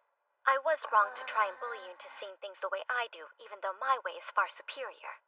Because there are some aspects of this case you should rethink. Wait, no, I don't want to rehash the argument. Suffice to say that I'm sorry, and I'd like a clean slate.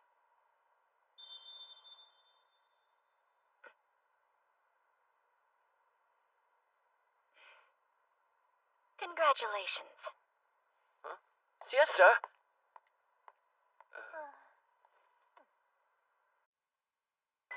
Come on. Siesta? Can you hear me? No, I can't. What is she, a child? Hey, Siesta, this whole Alicia thing, it's still a mystery, don't you think? I'll say, it's a total mystery to me.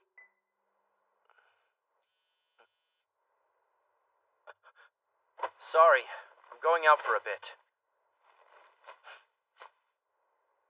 My fiancé's in trouble.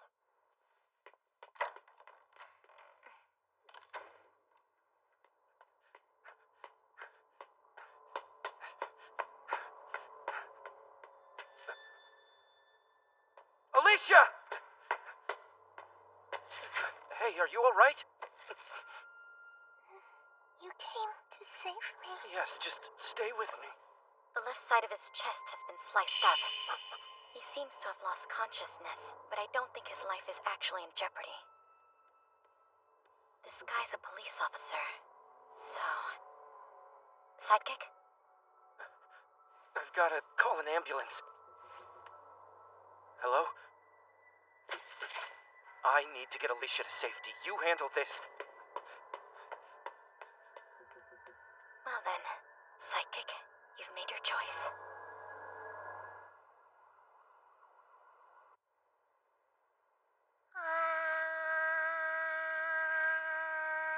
If I had a nickel.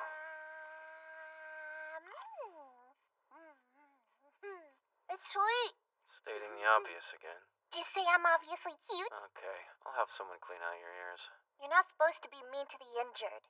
If you can toss around banter like this, you're fine. That aside, Kimizuka, how were you able to get to that place so quickly? Oh, because I put a tracking device on you. Oh yeah, that does make some sense.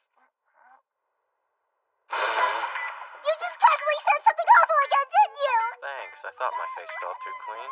A tracking device? That's creepy, you stalker! No, you've got it all wrong.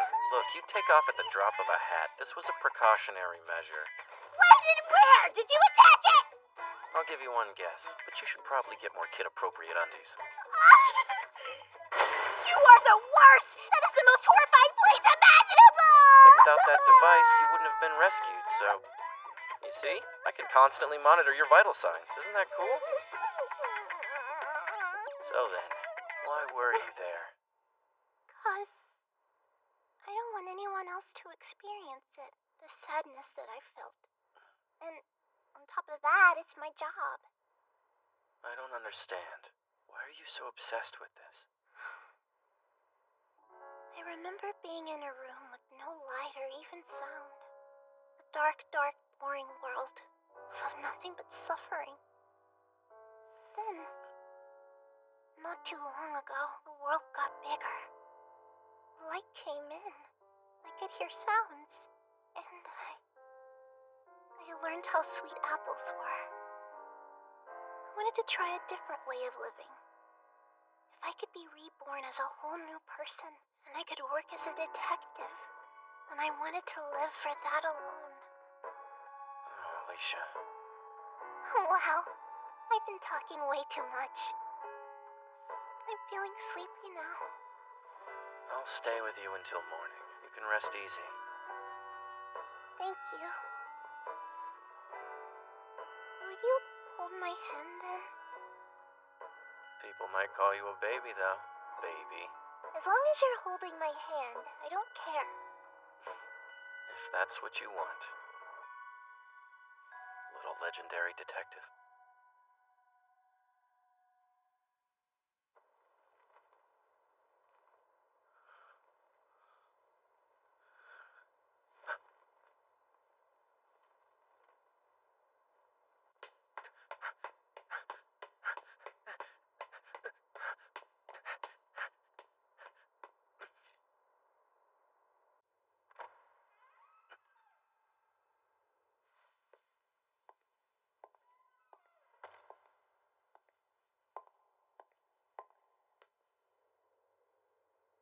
What in the world are you doing here? I could ask the same of you. I only came to this place in pursuit of hell. Why'd you think hell would come here? You've realized it too by now, haven't you? Realized what? That if there was some other way for the culprit to get the hearts, then there wouldn't have been a single murder. I have. And today that police officer was almost the next victim. That's right. The officer was injured on the left side of his chest. Without question, hell attacked him. So then why was she, Alicia, wounded on her right shoulder? Is it possible the cop shot her? And if that is the case, did he shoot her in self-defense? Get out of my way, Siesta. I have to...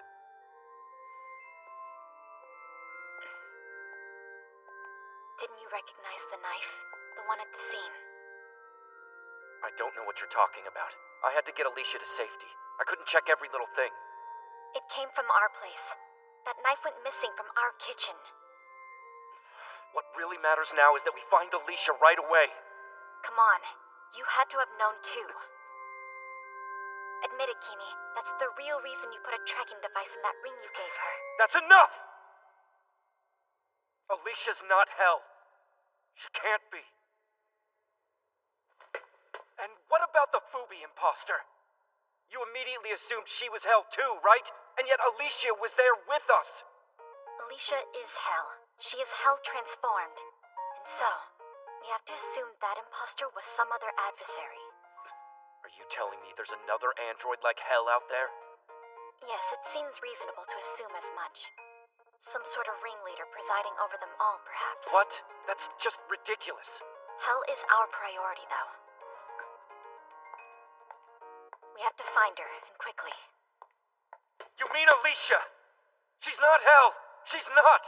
She's just Alicia! I'm sure of it. Immediately after Hell stabbed herself in the heart, the opportunist killer harvesting hearts showed up. Then, at that very time, an unidentified girl with amnesia suddenly appeared in front of us. So, Sidekick, are you gonna lie to yourself and insist it's just a coincidence? Did you know from the beginning? Of course not. If it had dawned on me as soon as we met her, I wouldn't have let so many people die. But I still could never bring myself to distrust her. This is completely absurd. Are you saying that everything we knew about Alicia was a lie? All the crying? The beautiful words she said to that victim's mother? Are you telling me she faked all of it? I think that part was real. There's no doubt in my mind Alicia's words really did help that woman. Then, in the left-hand side of Alicia's chest, that woman's daughter's heart. Sorry. Guess I'll never be a legendary detective. Alicia. Inside of this body, I carry a whole other version of myself. It's like I live in the background, so I don't have that many memories, and I have no idea who I really am. That's why I kept saying strange things, like when I told you the real me was 17. Honestly, I knew it all along on some level, but I pretended not to know that the other me was committing those terrible crimes. But for some reason, as Kimizuka and I were investigating, I prayed someone else was the real culprit. I had to believe the lie that I wasn't guilty. Alicia. You are not a bad kid. You may be a little self-centered, and you have caused a lot of people undue suffering. But at your core, you are a kind person. I've seen you share in people's joy and heartbreak. You can even get angry and feel sadness on other people's behalf. Alicia, you're not... I knew it was an impossible hope. And yet, I still...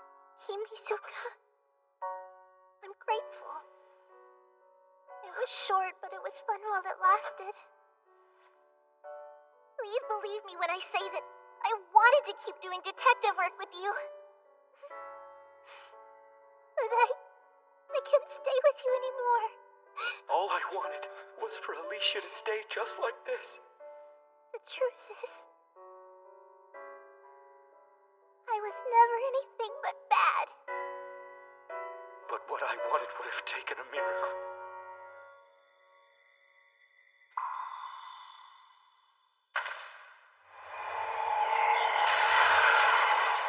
Alicia, no! Sidekick!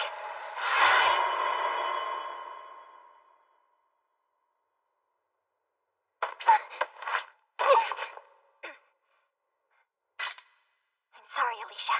Don't do it, Siesta! What is wrong with you? We have to. We can't just let her go. Don't you understand? If you don't get a handle on your emotions, they'll warp every decision that you make. It's you who doesn't understand. Emotions are what make us human. Siesta, haven't you learned anything?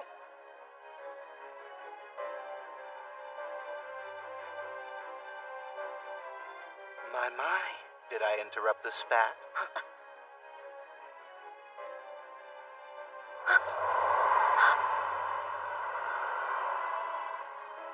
I've found her at last. So troublesome. Here I believe she'd just strayed when I let my attention wander elsewhere, to think that she'd not only changed form but also lost her memory. Chameleon! Where do you intend to take Alicia? Approximately 700 nautical miles northwest of here is our isolated island base. If you're implying that you mean to come for her, we'll be eagerly awaiting your arrival. No, wait!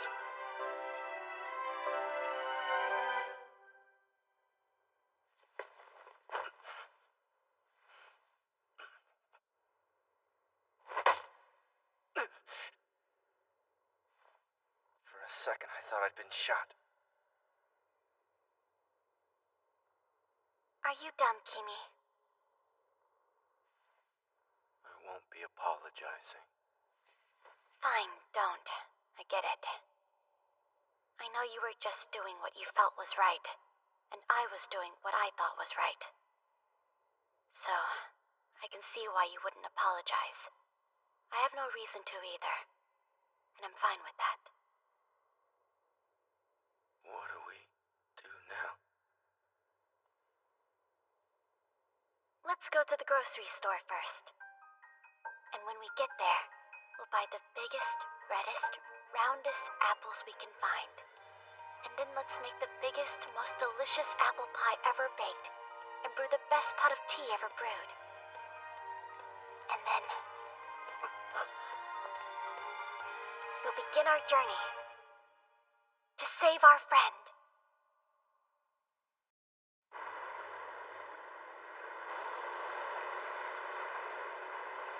There it is. That has to be Spess's base. Is that where we think this Alicia is being held? Our goals are quite clear. We need to subdue Hell and rescue Alicia. The fifth heart that she harvested as Jack the Ripper has most likely worn down by now, and is no longer functioning properly. So, you're saying that this is our only chance? 3 years after our battle with Spess first began, and it could all end here. Sidekick, would you like for me to pat your head? That is quite the non sequitur, don't you think?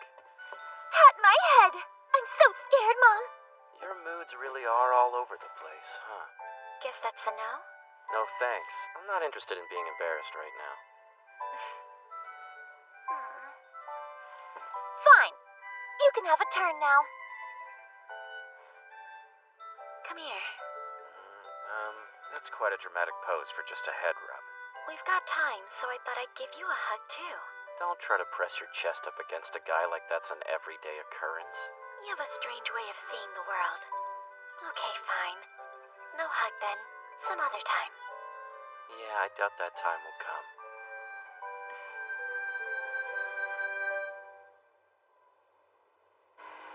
Hey! You really should have taken that hug from Mom when you had the chance earlier. That's just silly. You think I could do something so cringy? Why are you being so stubborn? You know, one day you're going to regret it. I mean, since you have no one else in the world besides Mom. I am not stubborn. And anyway, it's not like Siesta has anyone else but me either. She doesn't. You're right about that. Mom has no one else.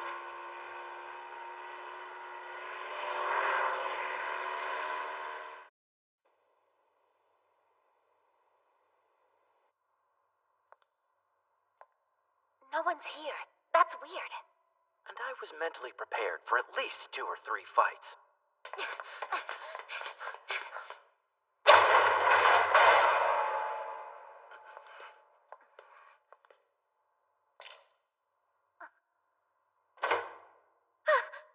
What?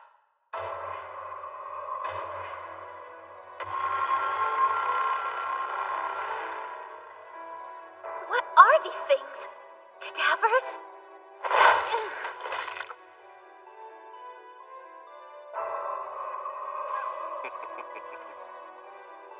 Is that Cerberus? No, it can't be. Unfortunately for you, I am not Hell.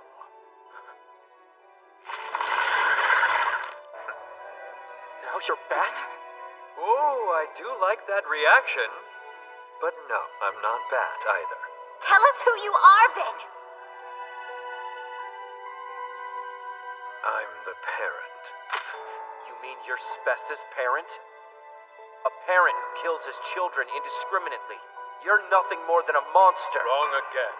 I am neither person nor monster, in fact. I am just Seed. A plant life form that came to this planet from outer space. Though I only say plant because the limits of your human taxonomy have no label for what I am. Oh, come on, man. Give me a break. Are you telling me we've been fighting aliens this whole time? So what are your intentions on Earth? Answer her, Seed. Why is Spess committing acts of terrorism here? for the survival of my species. Our mission here is to blanket this planet with seeds, and only that. The most primal drive of all living things is to leave behind offspring. So in birthing clones like this one, I maximize the chances we'll survive. Do you really think the survival of your species warrants killing innocent human beings? I'm just purging the alien life form that stands in the way of our propagation. What's the problem with that? You're the only alien life form here, buddy.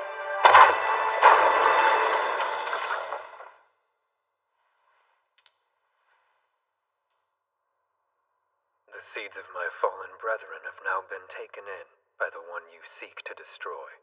What? By hell, you mean? Where is hell? She isn't here. Which means there's only one conceivable place she could be, no? Kimizuka, where's Mom? Right. I know. Let's go!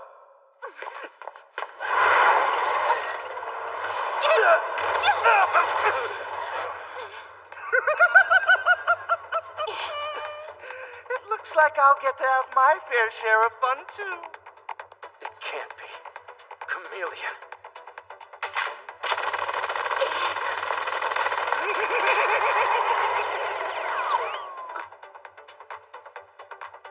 Kimizuka! Let me write him back someday.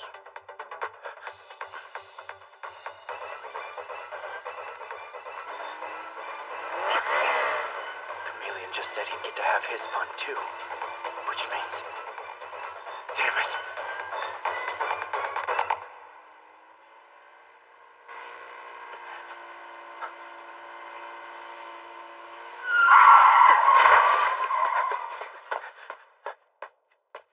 No, Siesta! Please stop playing around. You promised you wouldn't go off and die without warning me. Come on.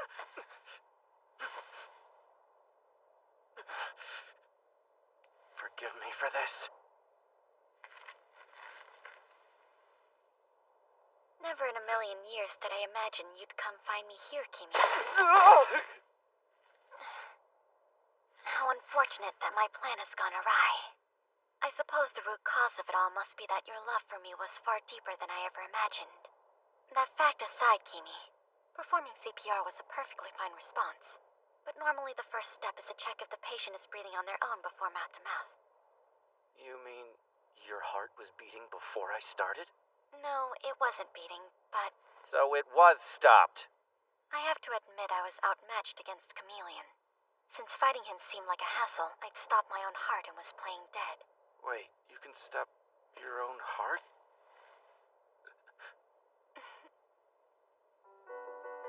Can't believe I'm just now asking this.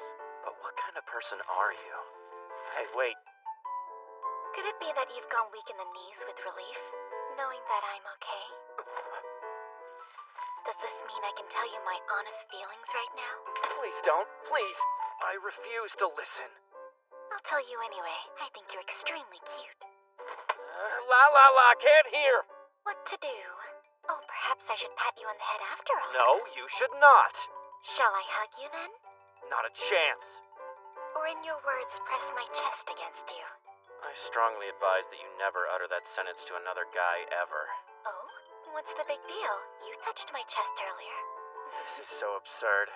Oh, I get it. You're trying to murder me, aren't you? By embarrassment. Teasing you is truly a pleasure, Kimi. It truly was a pleasure. Siesta. At some point, would you hold me to your chest and comfort me? That is, if we survive this island ordeal. So, who are you? Which one? Look closely at my form, and I bet you can tell. You're hell. I suppose this means we can consider you recovered? Indeed. Thanks to Father, I am. And now you die. Not today, Hell. Because I can promise you, I'll fulfill Alicia's wish without fail. You're wrong. I promise that you'll die here today. You can't save that girl.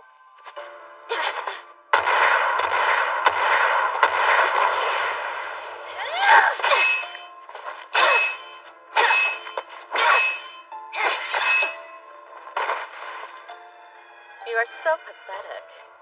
Do you really want to save her ladyship that desperately? What? Her ladyship? Did you notice? This body is different. Fortunately, it's not quite like those of the other Spes leaders. Originally, it was ordinary, but not for long. Because of this body's peculiarity, many experiments were performed on it. First pain, then heat, then more pain and heat and torment. Apparently, her ladyship suffered some very harsh trials. One day, when she could no longer endure that agony, her ladyship decided she would bring me into being. So that's the story. A second personality Alicia generated when she couldn't stand the agony anymore. That's what hell is. Half of us in pure anguish, the other in sorrow. That's how the two of us have survived together. In that case, I can help you. Allow me. I'd be happy to put you out of your misery right now.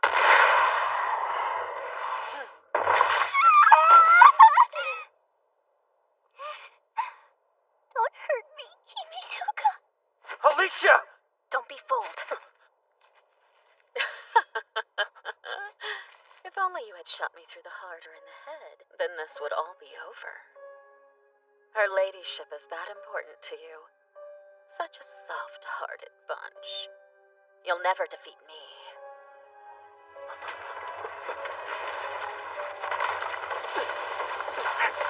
Vines?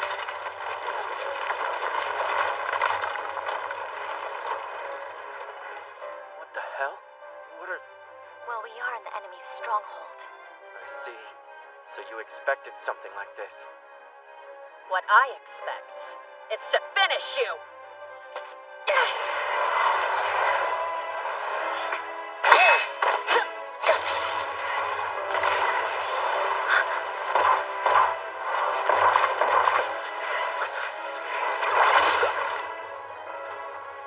Sidekick, you're in the way. Please don't be absurd.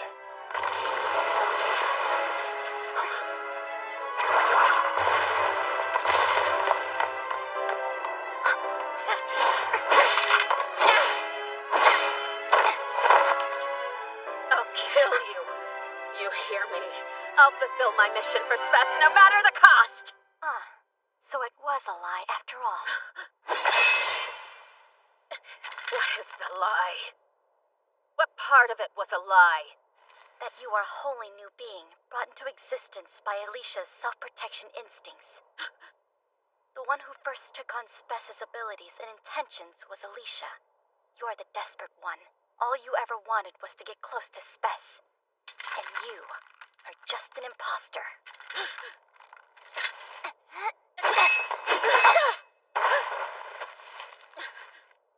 Tell me, what reason would I have to do that? And why would I ever devote myself so completely to Spes?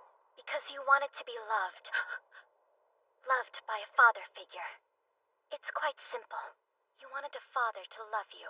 You needed to be seen and appreciated. Nothing more. You're wrong! You're wrong! Earlier, you switched over to Alicia's personality because you wanted to cause Alicia pain. The reason for that is clear. You are deeply envious of her. What are you? You brought yourself as much suffering as you possibly could, but nonetheless you hated Alicia for finding companions in Kimi and me. You hated her and envied her. You're wrong! You're wrong! You're wrong! Wrong! I'm not wrong. You only wanted to be loved. You wanted companionship. Shut up! Kill each other.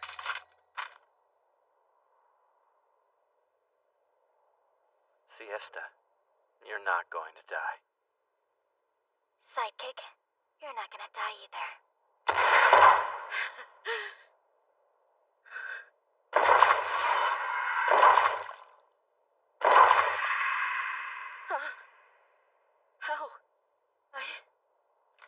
It's quite simple, really. I trust my sidekick. More than I trust anyone else in the world, including myself. I agree. We do trust each other more than we trust ourselves. That's really all there is to it. What is this nonsense? Something as simple as that can nullify my power? Isn't that a bit too convenient? Hey, a spiritual bond isn't nonsense. Did you say spiritual bonds? This is all wrong! Hell, you don't need to conform to some sacred rite. You don't need to kill anyone else either. You can have companionship without doing those things. Spiritual bonds come into being. My advice, stop trying to force yourself to obey whatever seed tells you to. So you say? I won't lose. I will admit, I wanted to be loved and needed. I wanted someone to acknowledge that my being born actually meant something. That said, it couldn't have been just anybody. I live, fight, and lay ruin to the world for Father's sake alone. That is what drives me. That instinct. And I survive. Now. Good for you. Shall we bring this sob story to its end now? I'd be more than happy to.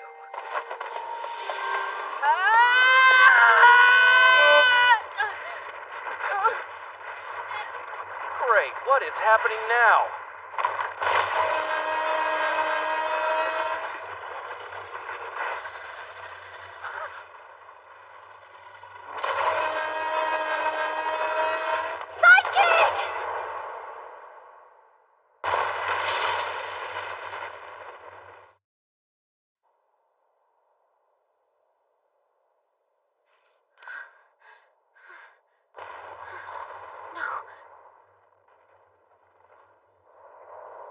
That's not good.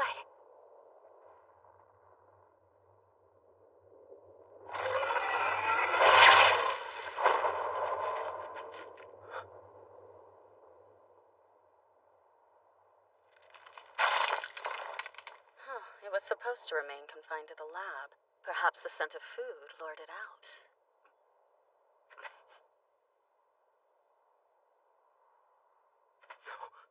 Siesta!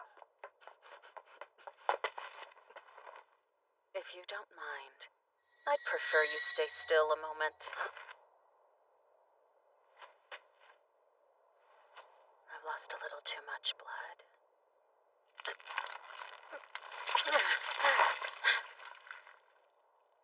This heart is no good. I need a new one. No, don't!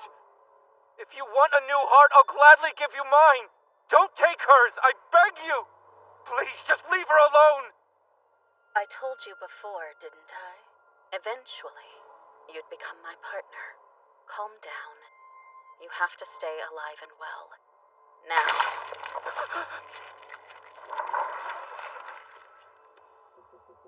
I'll take the legendary detective's heart for myself. That's it. I finally have a heart worthy of this body. With this, Father will know. Give it back. That heart belongs to Siesta and no one else! You give it back now! But that's an impossible proposition. This fine heart, it belongs to me. Don't you touch her! Keep your filthy hands off! Your fist is powerless against me.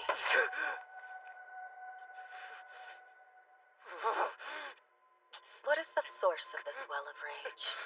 Where did it come from? The spiritual bond that the two of you shared. What were you to her in this life?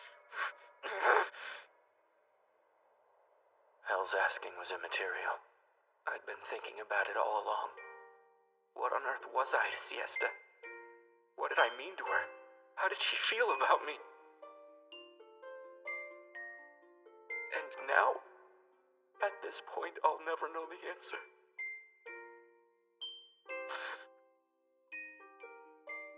Nevertheless, from the first day we met, 35,000 feet up in the air, we traveled together for the best 3 years of my life, though they were anything but tranquil, and my life was in jeopardy countless times. She denounced me as stupid, put me in absurd situations. And yet, in the midst of those 1,000 absurdities, I laughed 10,000 times. Siesta and I both did. Together. You asked what the relationship was between Siesta and me? You dare ask me to tell you what I felt about her? I could have told you that from the beginning. She was everything to me, more important to me than anything in the entire world!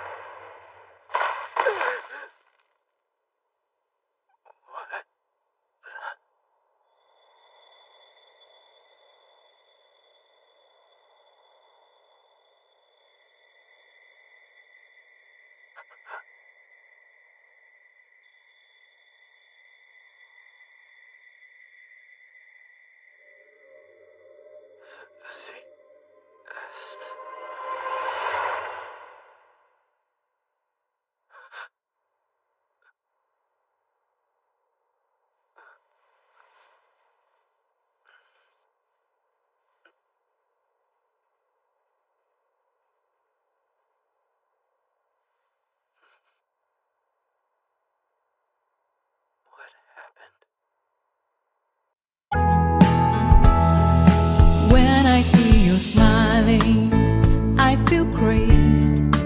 When I see you sad, I can't hide my tears. You are my happiness, but at the same time, you are my sadness too. Things are not the same since you in my life. I'm so lost in your thoughts that I hardly get time for the things I come to know the meaning of true love. I promise to you this day that my love for you will remain the same, the same.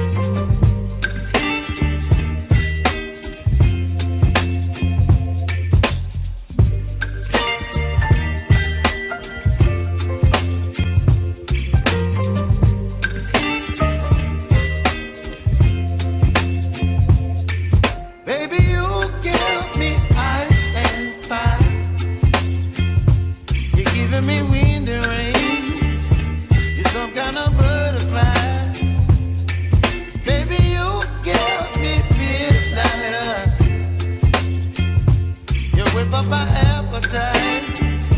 Don't leave me here high and dry. Oh, well, I don't wanna jinx it, baby. Can't twist myself at the spine. Don't wanna overthink it, baby. It's just twist your body and mine. Baby, you give me ice and fire. You're giving me wind and rain. You're some kind of butterfly. Baby, you give me midnight oil. You whip up my appetite. Don't leave me here high and dry. Oh, but I don't wanna jinx it, baby. Let's not get ahead of my time. Oh, but I don't wanna miss you, baby. So I stand up and speak my mind. Oh. Kimizuka had given me a whole new life. I had taken on the role of a legendary detective. But I wasn't solving ordinary crimes. I was fighting against android criminals. The very first night after I made the choice to change my whole identity to become a legendary detective, I had a fascinating dream. It was about my predecessor, the true legendary detective who had solved crimes and fought criminals all over the world.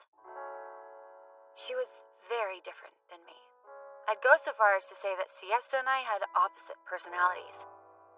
She, the intelligent one, and I, the intuitive one, had a dramatic argument in the dream. It was an unsightly scene, a cliché melodrama. Ultimately, I won the argument, though. No, that's not true. It's more accurate to say Siesta was the bigger person and ceded the fight to me. She's more mature that way.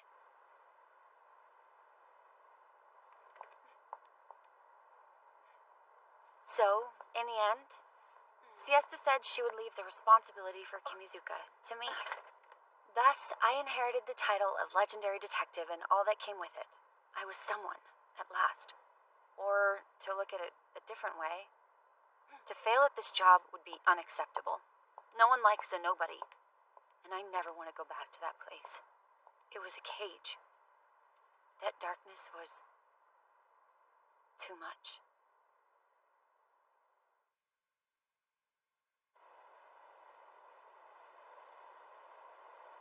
1 week after Saikawa's live stadium show, school let out for summer vacation. It was the perfect chance to follow through on promises I'd made to Natsunagi and Saikawa. I figured we would just go to a local beach or something, but nope, not so much. We're off! Officially on course for the Aegean Sea! Hip, hip, hooray! You're always so over the top! Hey, Saikawa. When we said let's check out the ocean together, I was thinking more beach day and less 8-day ocean voyage. Well, we've left port, so you might as well stop complaining. Get into vacation mode! She's absolutely right. Nobody likes a party pooper, especially on vacation. This is my first ocean voyage too, and I'm so looking forward to the experience. Thanks a lot, Yui. It's really not a big deal. It's the least I can do to repay you for your help. Another way would be fighting alongside us against Spess. If you do that, then we can call it even. Of course, happy to help. You know I'll do anything within my power. Well, hopefully we won't really need it, but just in case. Kimizuka? Char? It's been what, a year? About that. Since that sad day. Kimizuka, who's this pretty girl? Char. She used to be our associate back in the day. To be honest, I never expected to see you again. Yeah, I'm a bit surprised myself. Have you been doing well? If I had to venture a guess, I'd say you being on board this ship is just a coincidence. Why? Is there something going on here? Seriously?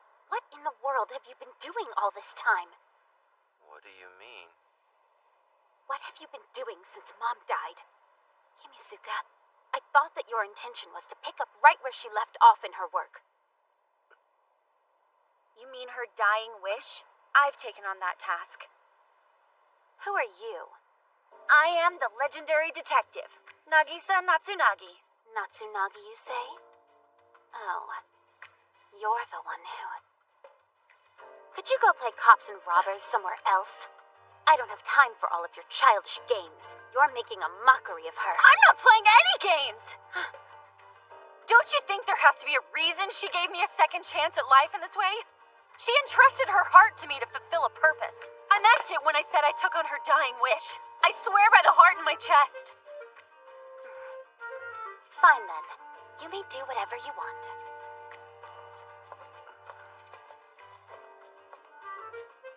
Know this. I'm the one who's taken on her dying wish. Sorry. It's my fault. If I hadn't invited you two on this cruise, you wouldn't have gotten swept up into this drama. There's no need to apologize, Saikawa. I'm the one who should say sorry. I got Natsunagi tangled. Are you okay? She pisses me off! This isn't a game to me! She has no idea what I've been through. How about a dip in the pool to lighten the mood? Eh, Saikawa? Right, and there's even a water slide, Nagisa. Come on, you'll love it. Let's go get those suits on, lady. Hold on, Yui, stop! Now then.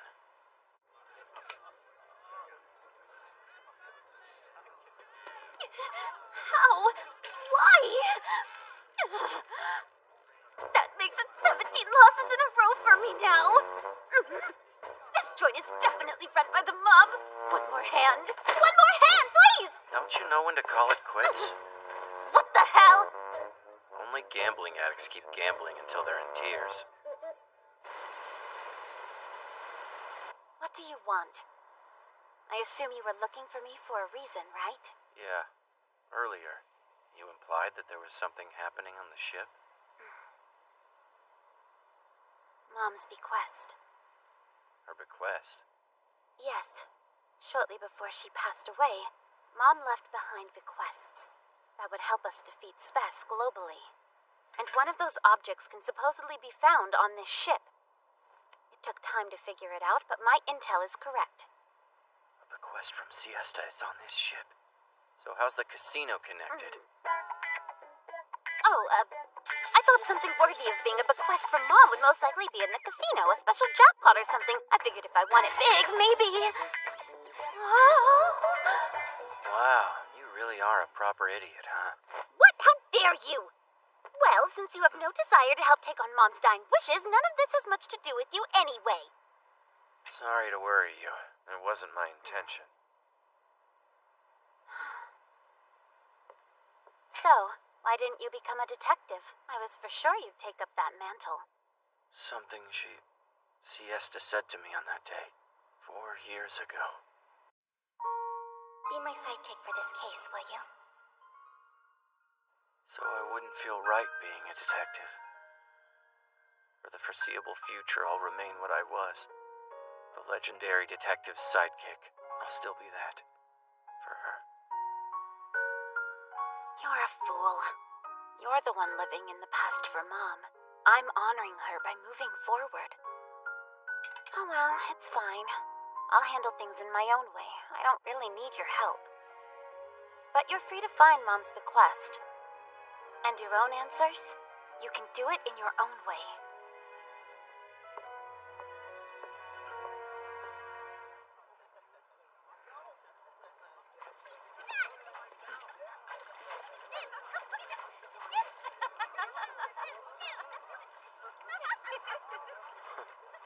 I guess it's good that they're cutting loose while they still can.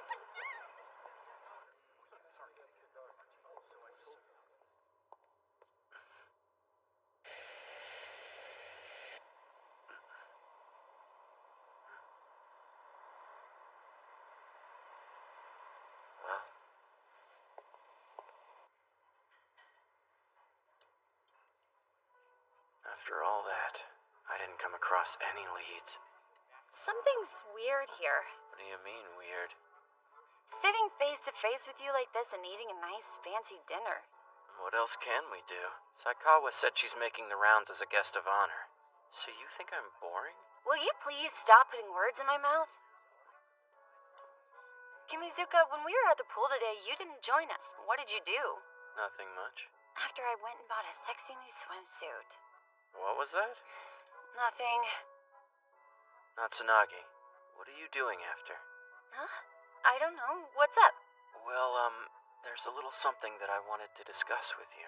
What is it? Is there some reason we can't just talk about it now? Yeah, it's something that'd be a bit awkward to discuss here. But the bar across the way should be fine. You want to meet there in an hour or so and talk about it? You mean just you and me? The two of us alone in a bar? Yeah, exactly. Okay then, I guess that's fine.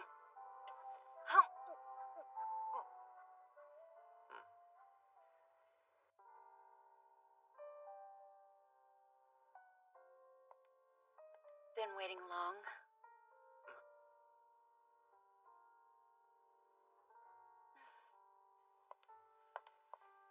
You didn't have to change for me. What? Oh, I didn't. I just had to take a shower and I realized I literally had nothing else to wear except for this. So, what did you want to discuss? That was not the discussion I expected. I figured he would... I feel ridiculous. It must have been the influence of my heart's former owner. What are you muttering under your breath over there? Huh? What's that? Why are you flipping out now? I'm not flipping out. You are flipping out. I said I'm not flipping out! This is flipping out! You're a child. But anyway, she's not as bad of a person as I thought, that Shar girl. She's a pure and simple fool, which might be the best thing about her now that I think about it. I knew it all along, you know. That between you and me, I was the stronger one. I didn't even know Siesta like you. I just have her heart. And I still got it in my head that I should fulfill her dying wish. That's what I don't understand. Why did you decide to take up her mantle? Because from a young age, my body was a total wreck. That sick room was like my birdcage, and I was convinced that I would spend my entire life in there. How could my existence ever mean anything at all if I never left that room? That terrified me, haunted me. But then, by some miracle, I was given another chance. A chance to fly free, to truly live. And yet, I didn't know how to, fly away. How to fly? And so, I decided I would just cheat a little. I would live her life. The girl who'd given me my freedom. That's what I thought. It's all so sad. Natsunagi didn't know how to live her own life, so she decided to live siestas instead. Honestly, I did the same. Well then, I guess I'm gonna head up to bed now. Okay.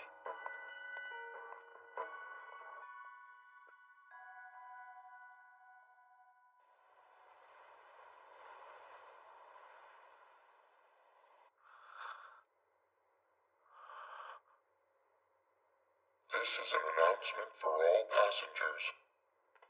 Hey, what's this announcement? Where's that voice coming from? There wasn't anyone in the radio room. What's going on? What's happening? The girl is currently being held hostage. She is in the lounge area. The girl's name is Nagisa Natsunagi. Kimizuka! Saikawa? Are you hearing that voice? I just checked Nagisa's room, but she's nowhere to be found.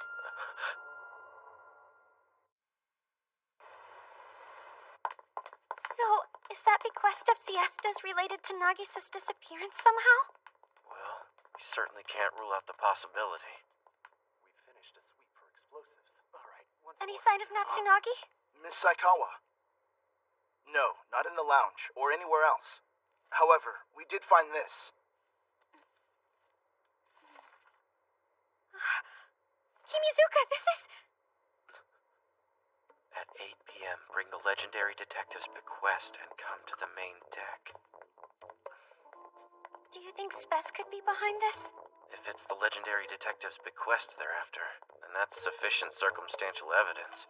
But unfortunately, we don't know what the bequest is, so we don't know what we're looking for. Then in that case... Let's just focus on finding Natsunagi and forget about Siesta's bequest for now.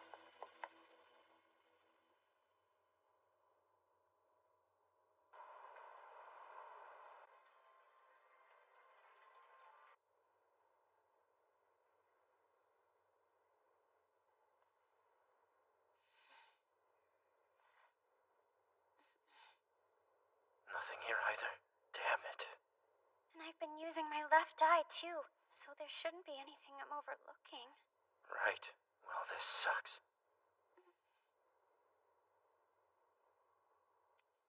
Give me your hand. Roll your shoulders back. And breathe in rhythm. Close your eyes, inhale deeply. And let it out. Open your eyes and your field of vision, which was clouded, will now be clear. So what is all that? It's kind of an incantation, something to calm my heart when it feels like it might burst, like before a live performance. I'm sorry for worrying you. I'm pretty pathetic. You're not pathetic, not even a little. You don't think so? I lost my cool, though. That's a ridiculous thing to say.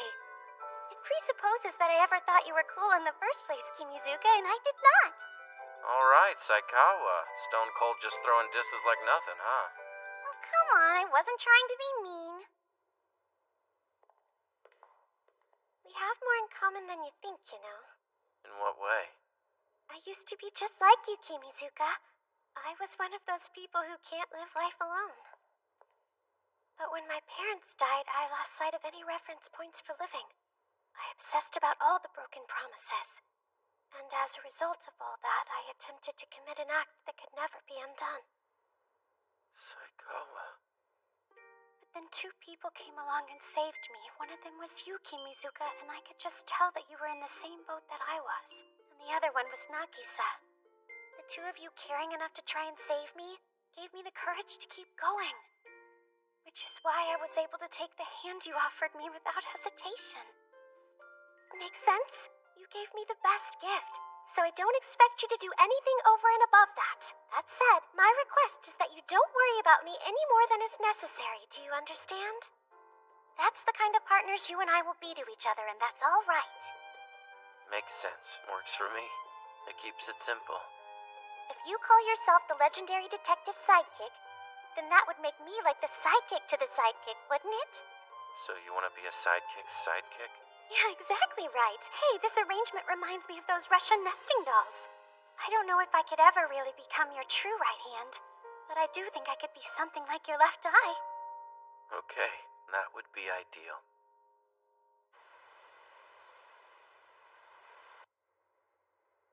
After all that, we still haven't even found a single clue. But Kimizuka...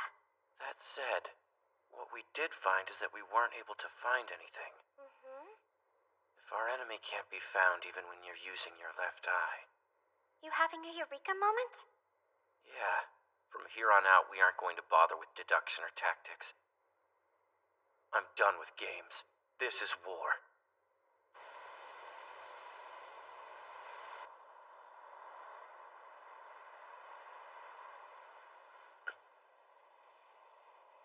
I've had about enough of the cat and mouse. Come on out, chameleon. Show yourself, and return Natsunagi. You were smart to know I was here.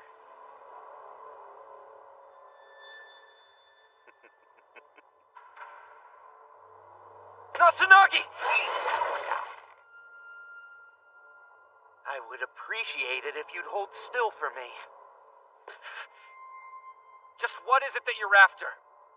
I believe you know exactly what it is I'm after. Yeah, well, we'd be thrilled to hand over that infamous bequest, but unfortunately for all of us, we don't know a thing about it. Why don't you just be civil and let her go?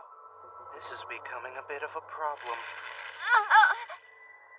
I honestly expected you to be better at bargaining. Stop this, chameleon!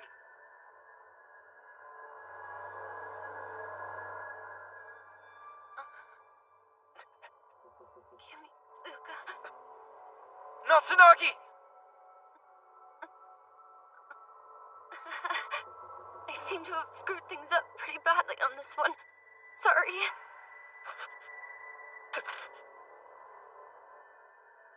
Let's make a deal. Will you save this girl's life? Or will it be the lives of the passengers they're now desperately trying to evacuate? You shall have the honor of making this impossible choice. So tell me, what is the point in doing that? Oh, just the frosting on the proverbial cake. What's the cake, then? Well, if the legendary detective's bequest can't be found, then this entire ship will sink. But why Natsunagi? Why kill her? What would you creeps gain by doing that? The answer is actually remarkably simple. You see, this girl's body has been imbued with the legendary detective's blood. Now, it's time for you to choose. Will you save this damsel's life? Or everyone else's? Kimizuka.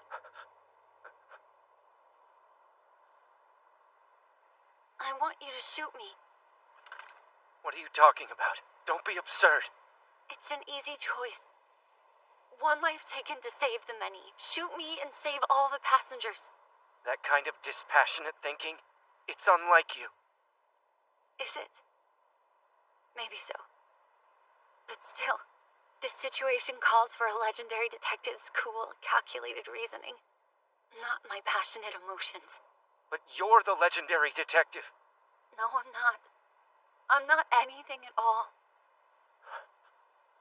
Kimizuka, when you said I didn't need to replace anyone, I deeply appreciated that. You have no idea. Thank you so much.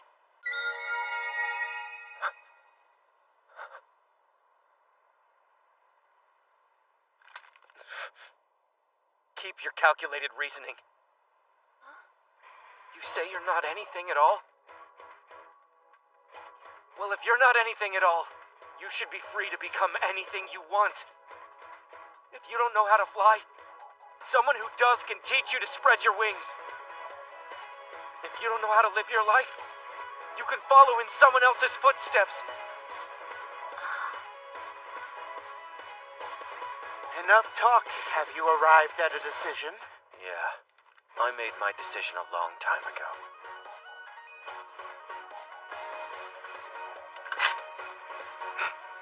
Because we have an arrangement.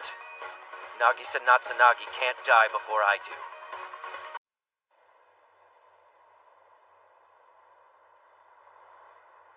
Keep your calculated reasoning.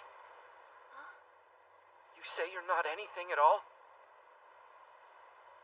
Well, if you're not anything at all, you should be free to become anything you want. If you don't know how to fly, someone who does can teach you to spread your wings. If you don't know how to live your life, you can follow in someone else's footsteps. Enough talk. Have you arrived at a decision? Yeah, I made my decision a long time ago. Because we have an arrangement. Nagisa Natsunagi can't die before I do. I'm sorry, but that's what was promised.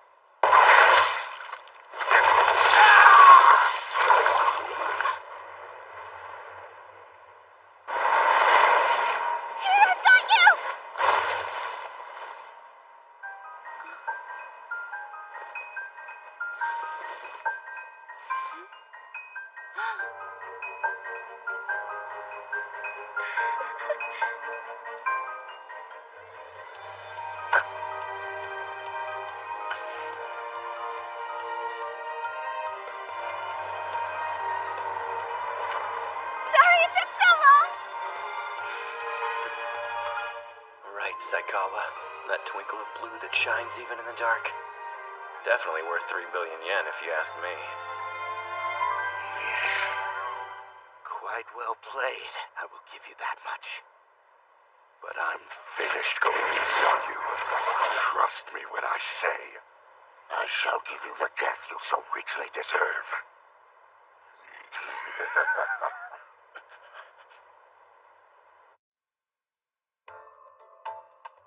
There was this moment. I said to Siesta, "You don't seem like a detective. If you ask me, you're more like a secret agent or something." I see. Well, while you may not think I seem like a detective, perhaps our definitions of the word just differ a bit. I believe a detective is one who protects their client's interests at all times. I take great pride in doing this sort of work. It's an honorable profession, and that's why I've always done it, and will continue to do so in the future. In saying that, Siesta stood firm in her identity as a detective, not a secret agent. And I think that what Siesta meant by client was actually every human being other than herself. For that reason, she referred to herself as a legendary detective by nature. And then she laughed. Her smile was beyond radiant. To be honest, from here on out, I'm just winging it. It was a close call, but we managed to save Natsunagi. The fact that Saikawa raced over here when she did tells me that the evacuation of all the other passengers should be complete by now. If I'm the only one who goes down with the ship, then that's just fine by me. I like that resolute look in your eye. Planning to die alone tonight, are we? No thanks. You'll be joining me, whether you like it or not. I'm sorry to disappoint you, but I don't intend to simply hand my life over to you this evening. After I've killed you, I'll kill those girls as well. Not just to spite you, I do have a purpose in mind. I'm sure you'll be happy to hear. I don't plan on making it quick either. Why don't you plan on making it quick? Well, you see, I know they possess the Eye of Sapphire and that heart, from the tips of their toes to every single hair on their heads. It's worth examining them meticulously, don't you think? I'll relish tormenting them, and by the time I am done, they will both be begging me to let them die. But only at the very, very end will I grant them that mercy. Right then, I think that's enough talk for one evening. Have you made your reservations for your impending trip to hell? I'm sorry. Unfortunately for you, that destination doesn't appear on my itinerary. There must be some mistake then. Let's go anyway. You first.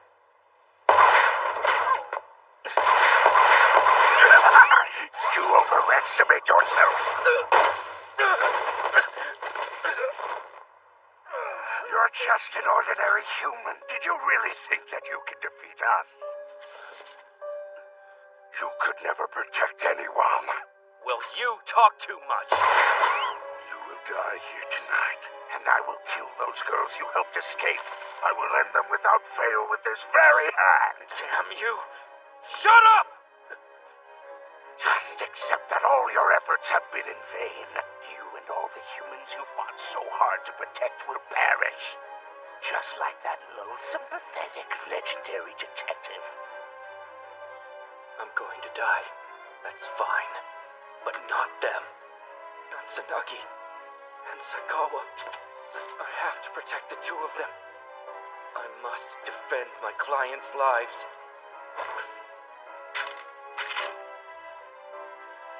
Just like Char said, I'm no more than a sidekick. And yet, I intend to uphold the legacy of the legendary detective's dying wish.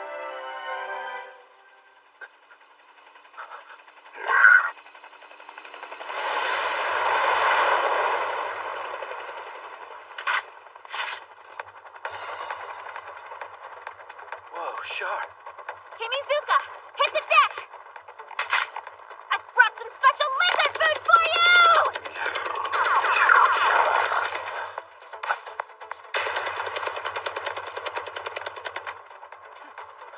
Fubi's here too? Looks like you've had a rather tough go of it, huh, Kimizuka? That's Char. So she was planning to do this right from the beginning. From the first moment I boarded this ship, I felt a presence that was eerily familiar to me. So I made the necessary preparations. Well, I'm grateful you're here. Thanks, Char. Now step aside, Kimizuka. From here on, it's my turn. Hope he's ready. I'm bringing out the big guns!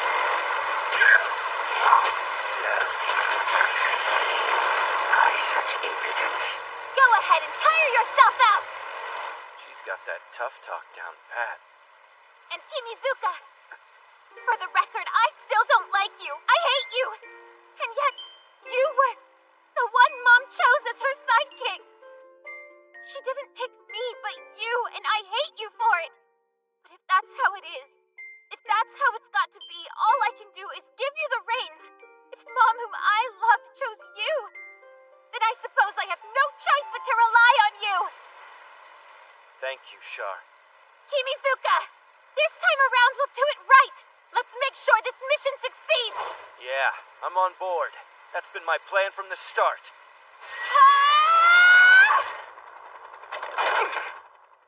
All right, enough. Incoming attack! Char, watch out!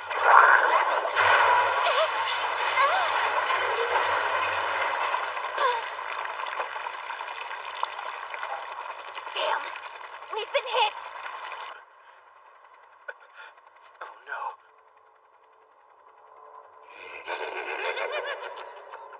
In this state, no strike can hit me. I'll be coming to kill you shortly. All you can do now is bite your fingernails and wait. Where did you go? Char, no!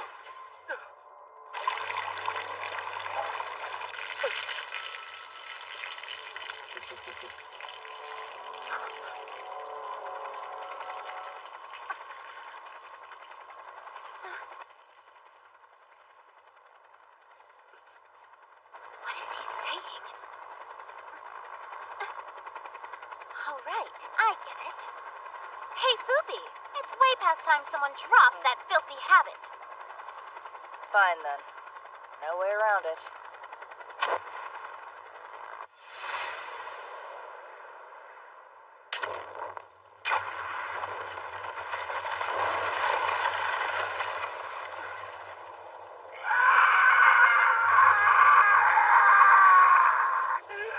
I'm burning! No! The flames are dying! Chew on this!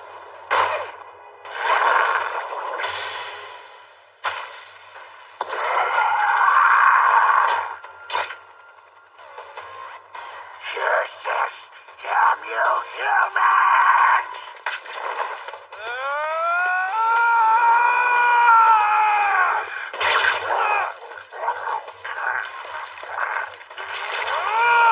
I am putting an end to you right here and now! I'll die before I let you kill Natsunagi and Saikawa!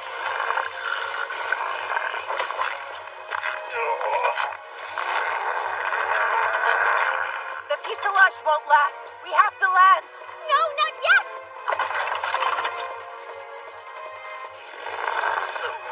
Let's take this elsewhere.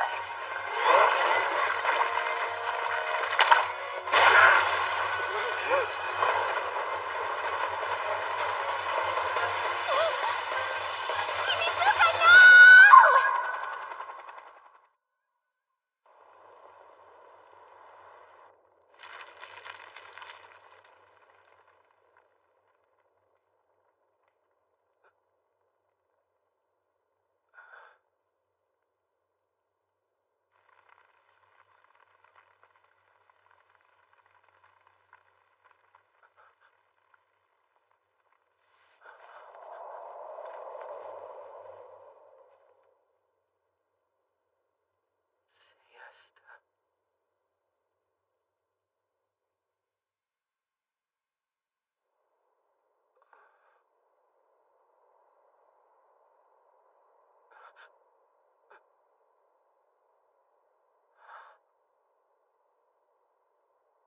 What's going on?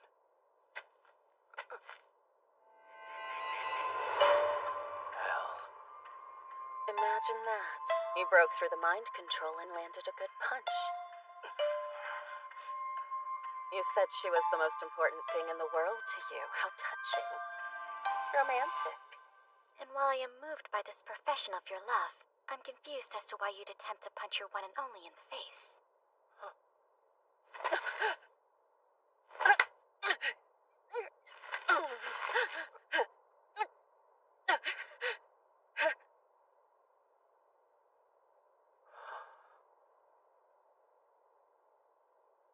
Oh, I made you cry. That's so adorable. Siesta, is it really you? No, I won't allow this. I won't permit such absurdity. You willfully taking over my body. You can't! Be quiet. I'm speaking with Kimi now, so please don't interrupt. Siesta, Howard, just what is this? Sidekick. There's not much time, so listen carefully. The truth is, my heart is of slightly exceptional make. I pondered over various schemes, but couldn't come up with any other way besides this. If I just had to kill her, I've no doubt I could have done that easily, but she wanted more. Alicia wanted to really live, to be a normal girl and to go to school. Therefore, I have infiltrated Hell's body and consciousness, suppressed her will and her thoughts. That was the only path. It was the only way that I could save Alicia. And that means... But doesn't that mean... Yes, because protecting a client's interests is a detective's main job. Siesta, so from the beginning you... I've told you, to be a real detective, you have to get a handle on a case before the incident even occurs. For some time now, I've known that it would come down to this. Siesta, how could you? You can't do that. You can't just decide something like this on your own. I had to. You would have stopped me if I told you.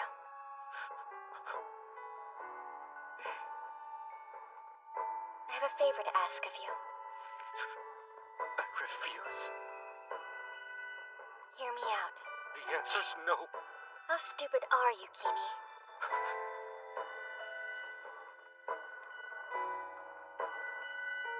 This is not the time for you to be obstinate.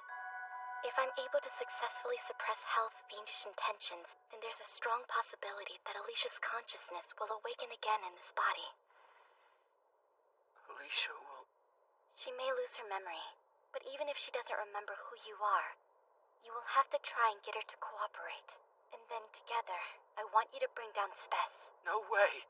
Because that would mean your consciousness would get snuffed out along with Hell's. I would never allow that to happen. That is not a viable option. I don't care what form you take, even if you're an enemy. As long as you, your essence and your consciousness, get to stay alive somehow. I figured you'd say something like that. It's gonna be okay, Kimi.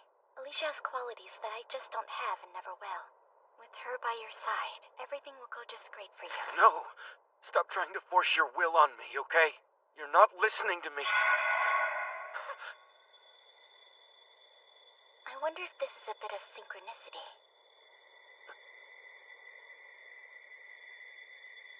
Pollen. So that's it. That culture festival, the Hanukkah-san incident, that drug that ran rampant through my middle school. It makes sense. The drug was derived from a flower that blooms on this thing's body. Memory impairment has also been reported to occur as a known side effect of the drug. No, please. I don't want to forget anything. It'll be all right. Well, I mean, if I'm actually being honest here, it is possible you may forget a few little things.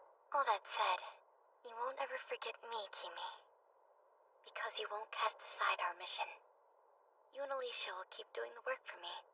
With her saying this is so absurd the whole time. This can't be. Stop this. I refuse. I'm your sidekick and yours alone. I won't fight next to anyone else but you, Siesta. Oh, Kimi, you've always known exactly what to say to me. I don't want to forget you, or all we did. I won't.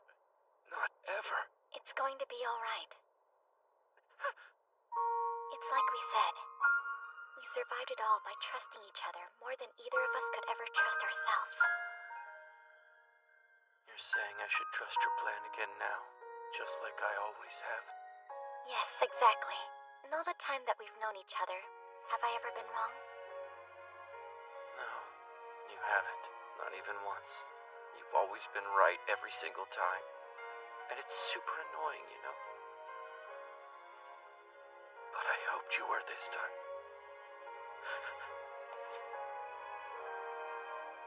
I wanted you to be wrong.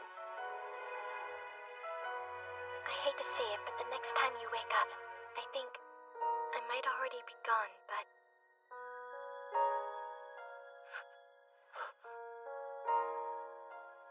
Kimi, I promise that I'll never forget you. Even if my consciousness is stripped away in the end, your memory's the one thing that will remain. It may take time. I can't say exactly how or when. It might be a week, a month, or even a year. Who knows, it may take even longer than that. Nevertheless, someday soon, I will find my way to you. For one last goodbye. Without fail. I promise.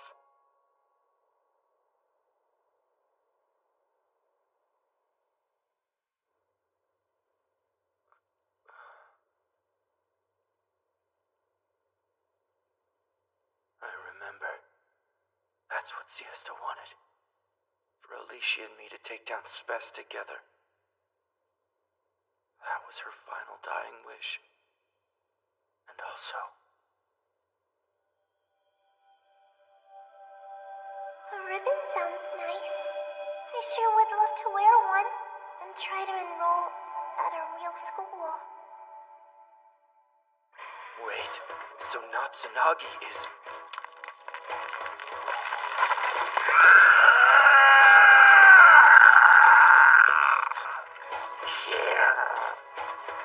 I'll kill you. I will end you.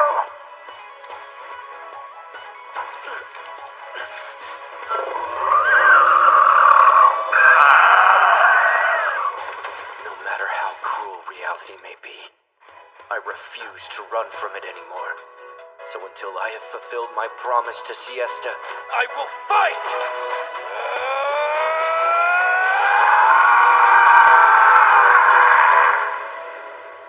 Kimi, you're so dumb.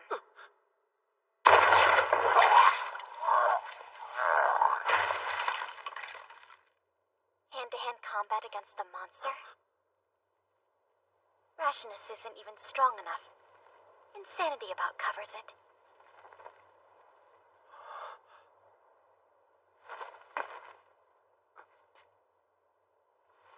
Right then. I think that should do it. Now you will never be able to attack me again.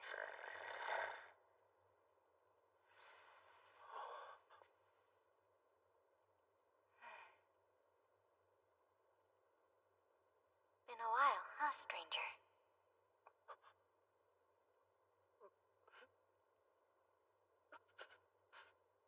Yeah. How was your nap? You feel rested?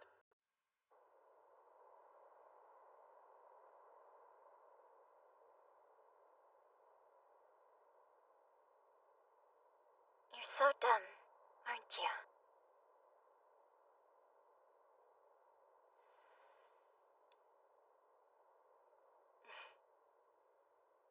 I thought you'd cry for me, sidekick. In fact, I was certain of it. That's why I wanted to have said my goodbyes on that boat. With you just. You like me too, don't you, Kimi? Too much. I am sorry. I ran you around so hard. I wish I could have had more chances to hear you say, "This is so absurd," and see that look on your face in profile. I wanted to hear you laugh many, many more times. I didn't want to die.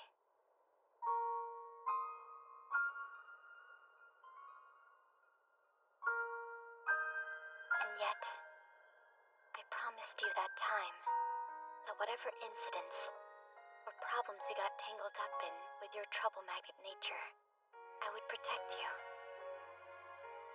So stay like you are, peacefully sleeping, with your mind at ease.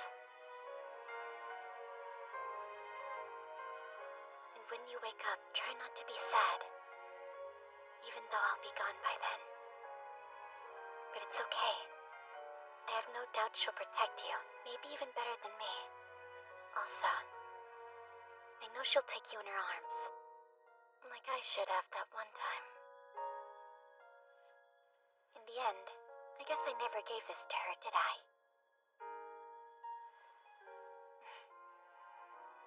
I need to think of a name. A new name for this body. In its rebirth after I've suppressed Hell's consciousness. So, Sidekick, please remember this. The name of the person who will someday awaken you from your slumber is...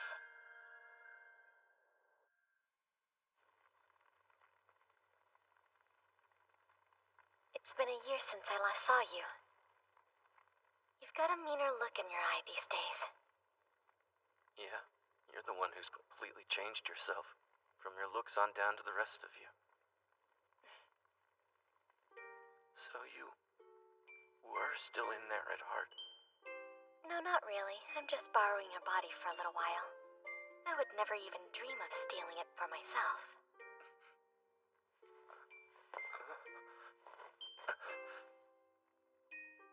Anyway, I'm glad to see you.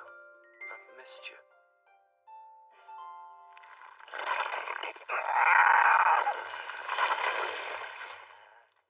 All right, that's enough talk for now.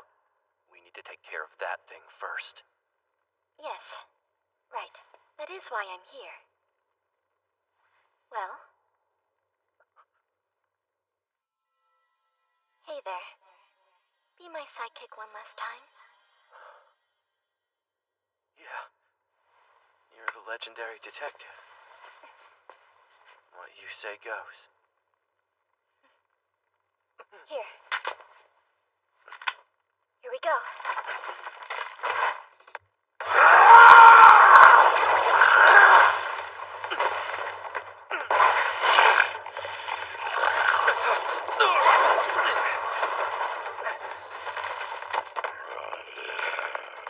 Hold on. Do you really want to be on that side of it? Is that a problem? That thing can no longer attack me, so I'd say it'd be advantageous for me to be in front of it and for you to cover the rear. I'd forgotten about that. I'm surprised your lack of focus hasn't gotten better.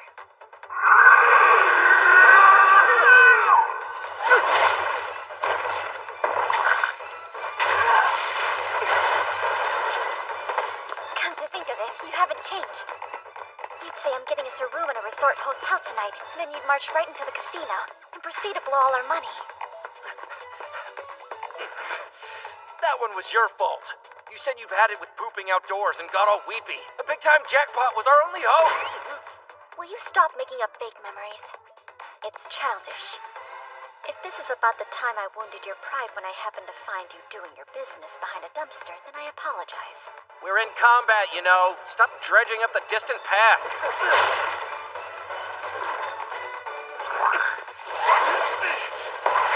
And besides that, you've embarrassed yourself a time or two, been exposed in an awkward light. No, that's never happened. Don't be coy. You know, when we got into bed together that one time, and you... Huh? What? La la la. Then why are you pointing your gun at me with such menace? Hey, have you forgotten we're in the middle of combat? Can you stop dredging up the distant past? I am positive I've heard that line somewhere before. This is all so absurd.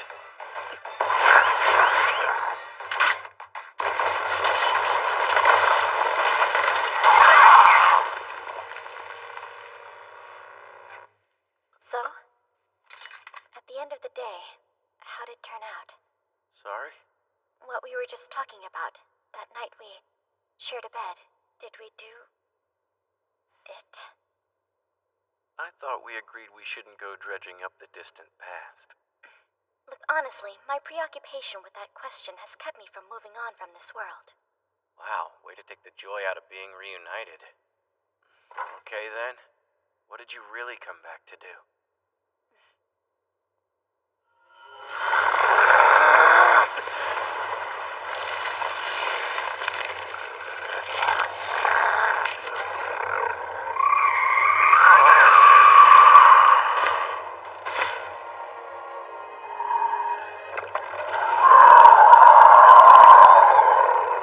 This is off the rails.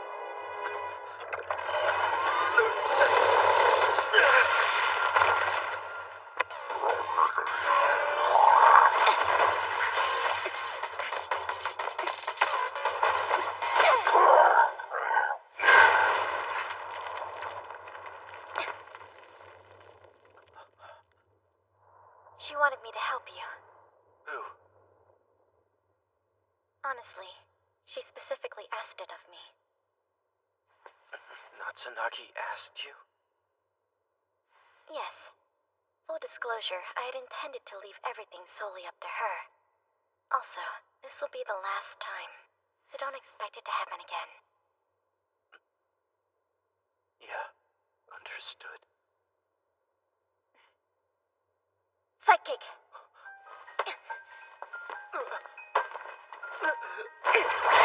Man, for real?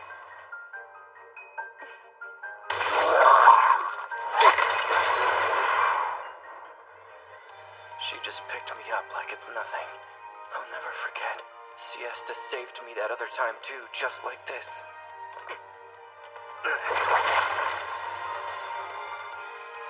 No, it wasn't just that time.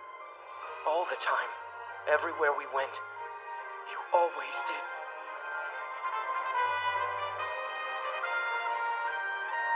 I will admit, at the end of the day, you pulling me around was always just what I needed. What has gotten into you lately, Sidekick? Lonely without me? Could I really have been that spineless? Sorry. Don't apologize. I'm sorry I died before you.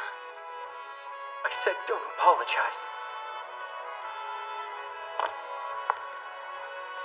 The truth is, I wasn't planning on traveling with you for years on end. But before I knew it, 3 years had gone by. My guess is, I found that I was fonder of you than I ever imagined I would be. Of course you were. But it's not like you and I were lovers. When you get down to it, we weren't even friends. Detective and sidekick, that's all we were. Bizarre business partners. I realized that. You didn't think of me in a romantic way. It was never really about that. And I didn't really give you any sort of special treatment either. And yet, those 3 short years, the dizzying times you and I had together, they were the best of my life. My favorite memories ever.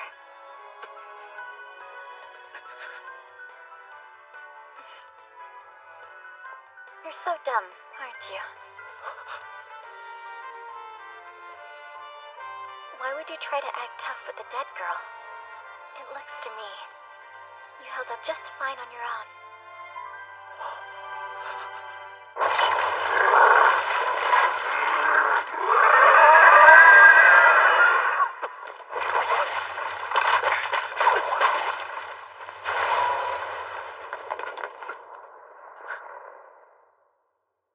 Was I lonely without you? Honestly, I was surrounded by such lively people that I barely had any time to think about it. So it's okay. I'm not lonely. I'm so glad. You should nurture those friendships. Hey, Siesta? What? Well, about our conversation from earlier. You know, about that time when we got into bed together.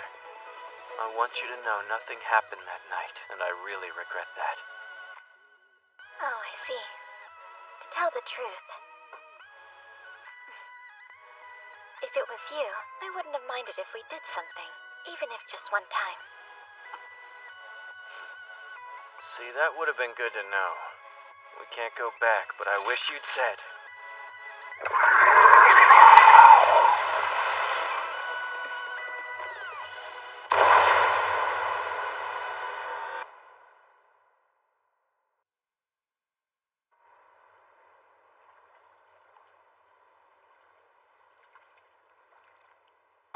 What?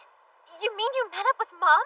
I did. If she hadn't shown up exactly when she did, we'd be fish food now. I see. So she swooped in and saved us one last time, huh? In hindsight, I think she knew. That day, I feel like she had a premonition that she was going to die, you know? Agreed. Seems likely. But even if hypothetically she had known, I wish she were still alive.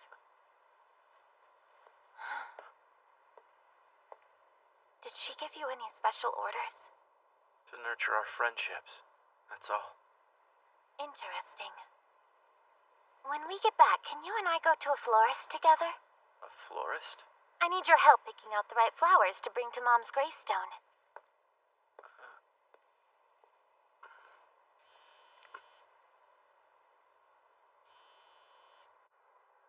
Are you sure that's what you want? Yeah, it'll do. But it just looks so plain and ordinary. We both know you're already the boy next door type as it is. So if you go wearing ordinary clothing on top of that, you'll vanish right into the scenery. Not very likely. I am envisioning it as we speak. A future where you're just an extra in the background. Hey. You're the worst. I guess you were watching me the whole time with that left eye. You were a huge help, Saikawa. I only did what was common sense. 'Cause after all, I'm the sidekick's sidekick.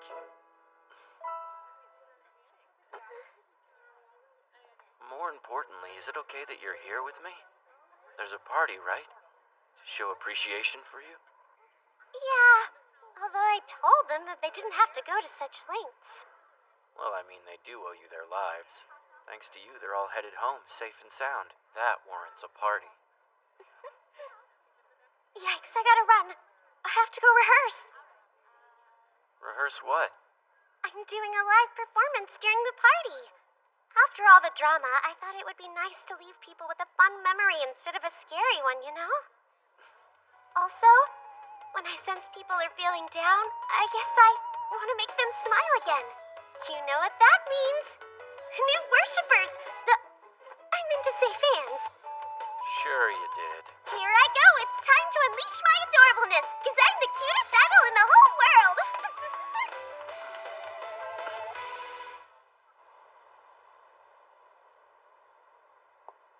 Fubi. Hey. So what'd you say to her? I don't think I can talk to Natsunagi about it just yet. That makes sense. Well, I'm sure you'll figure it out eventually.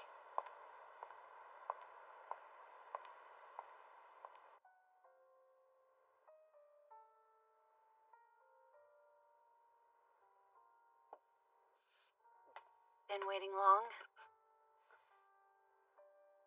You didn't have to change for me. Can't seem to coordinate outfits, can we? What's with the fancy jacket? Doesn't suit you. I know, Saikawa bought it for me. Ugh, you shouldn't tell people that. It's a turnoff. Don't treat me like an object. Hello, how are you? Can I get one of those fruity two-tone drinks I keep seeing?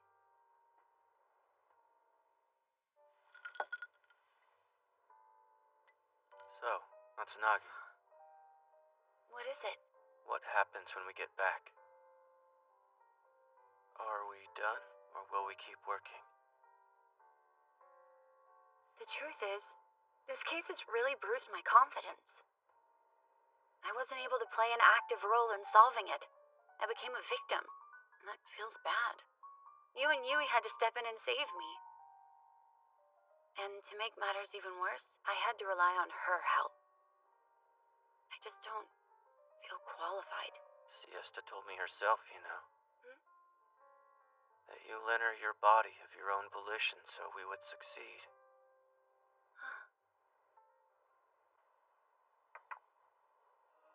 Are you actually asking me to inhabit your body? Yeah. That's my condition in exchange for hearing your last wishes. Well, are you sure you're going to be okay with that? Your body belongs to you, even though you have my heart. I know you're right. My hands, my legs, everything from the ends of my hair down to my toes, it all belongs to me. And yet, my heart's not just mine. Which is why I want you to override my consciousness and save Kimizuka from the enemy he's fighting as we speak. I am already dead, you know. It's not my place to get involved with him anymore. Anyway, it might be upsetting for Sidekick if I were to show up again after all this time. Could be, but I guess that's the risk you'd have to take if you want to save him. That's reckless. With stakes this high, fretting about people's feelings seems reckless to me. You and I are so different. We don't see eye to eye, do we?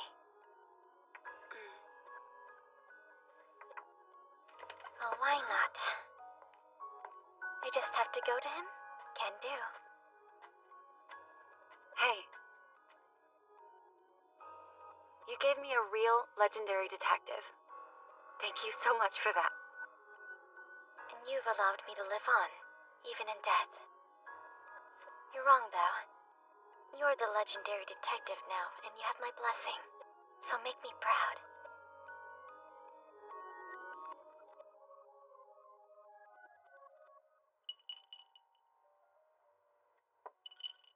That conversation set the whole plan into motion, and it worked. You two saved my life.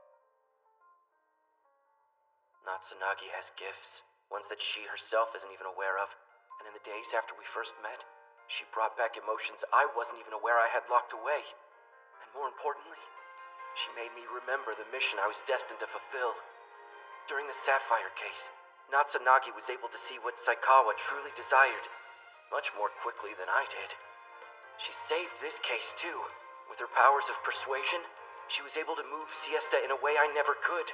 Natsunagi has an intuitive gift. In any given moment, she knows just the words a person wants to hear or what needs to be done. It's a remarkable power, which is why you're the ideal legendary detective. I mean, think about it. A real detective solves problems their clients might not even know they have. So manipulative. Alright. Fine. I'll do it. But only because someone else asked me to. Someone else? Do you mean Siesta? Yep. That was the condition for her to step in and help me out, just the one time. Nagisa Natsunagi, Yui Saikawa, Charlotte Arisaka Anderson, and Kimihiko Kimizuka. I want the four of you to bring down this best together. You four carry my bequest. In death, I give you this task. That's my dying wish. Now I see. In that moment, I knew I'd already signed up for the job, but hearing that made it official. Still, my lack of confidence is a problem, and none of this changes that fact.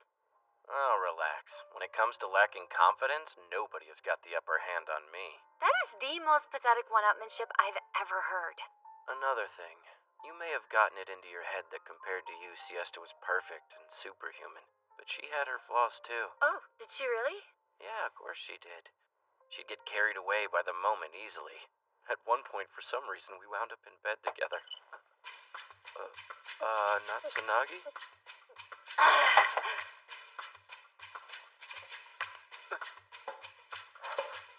Hey, tonight, when we're all done here, come up to my room. What? You saying what I think you are? Your eye. Are you? You can't be. I don't know. What do you think?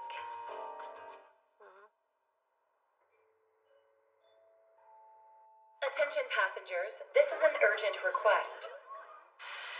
We cannot provide details at this time. However, if there's a detective on board, please report to the help desk at once.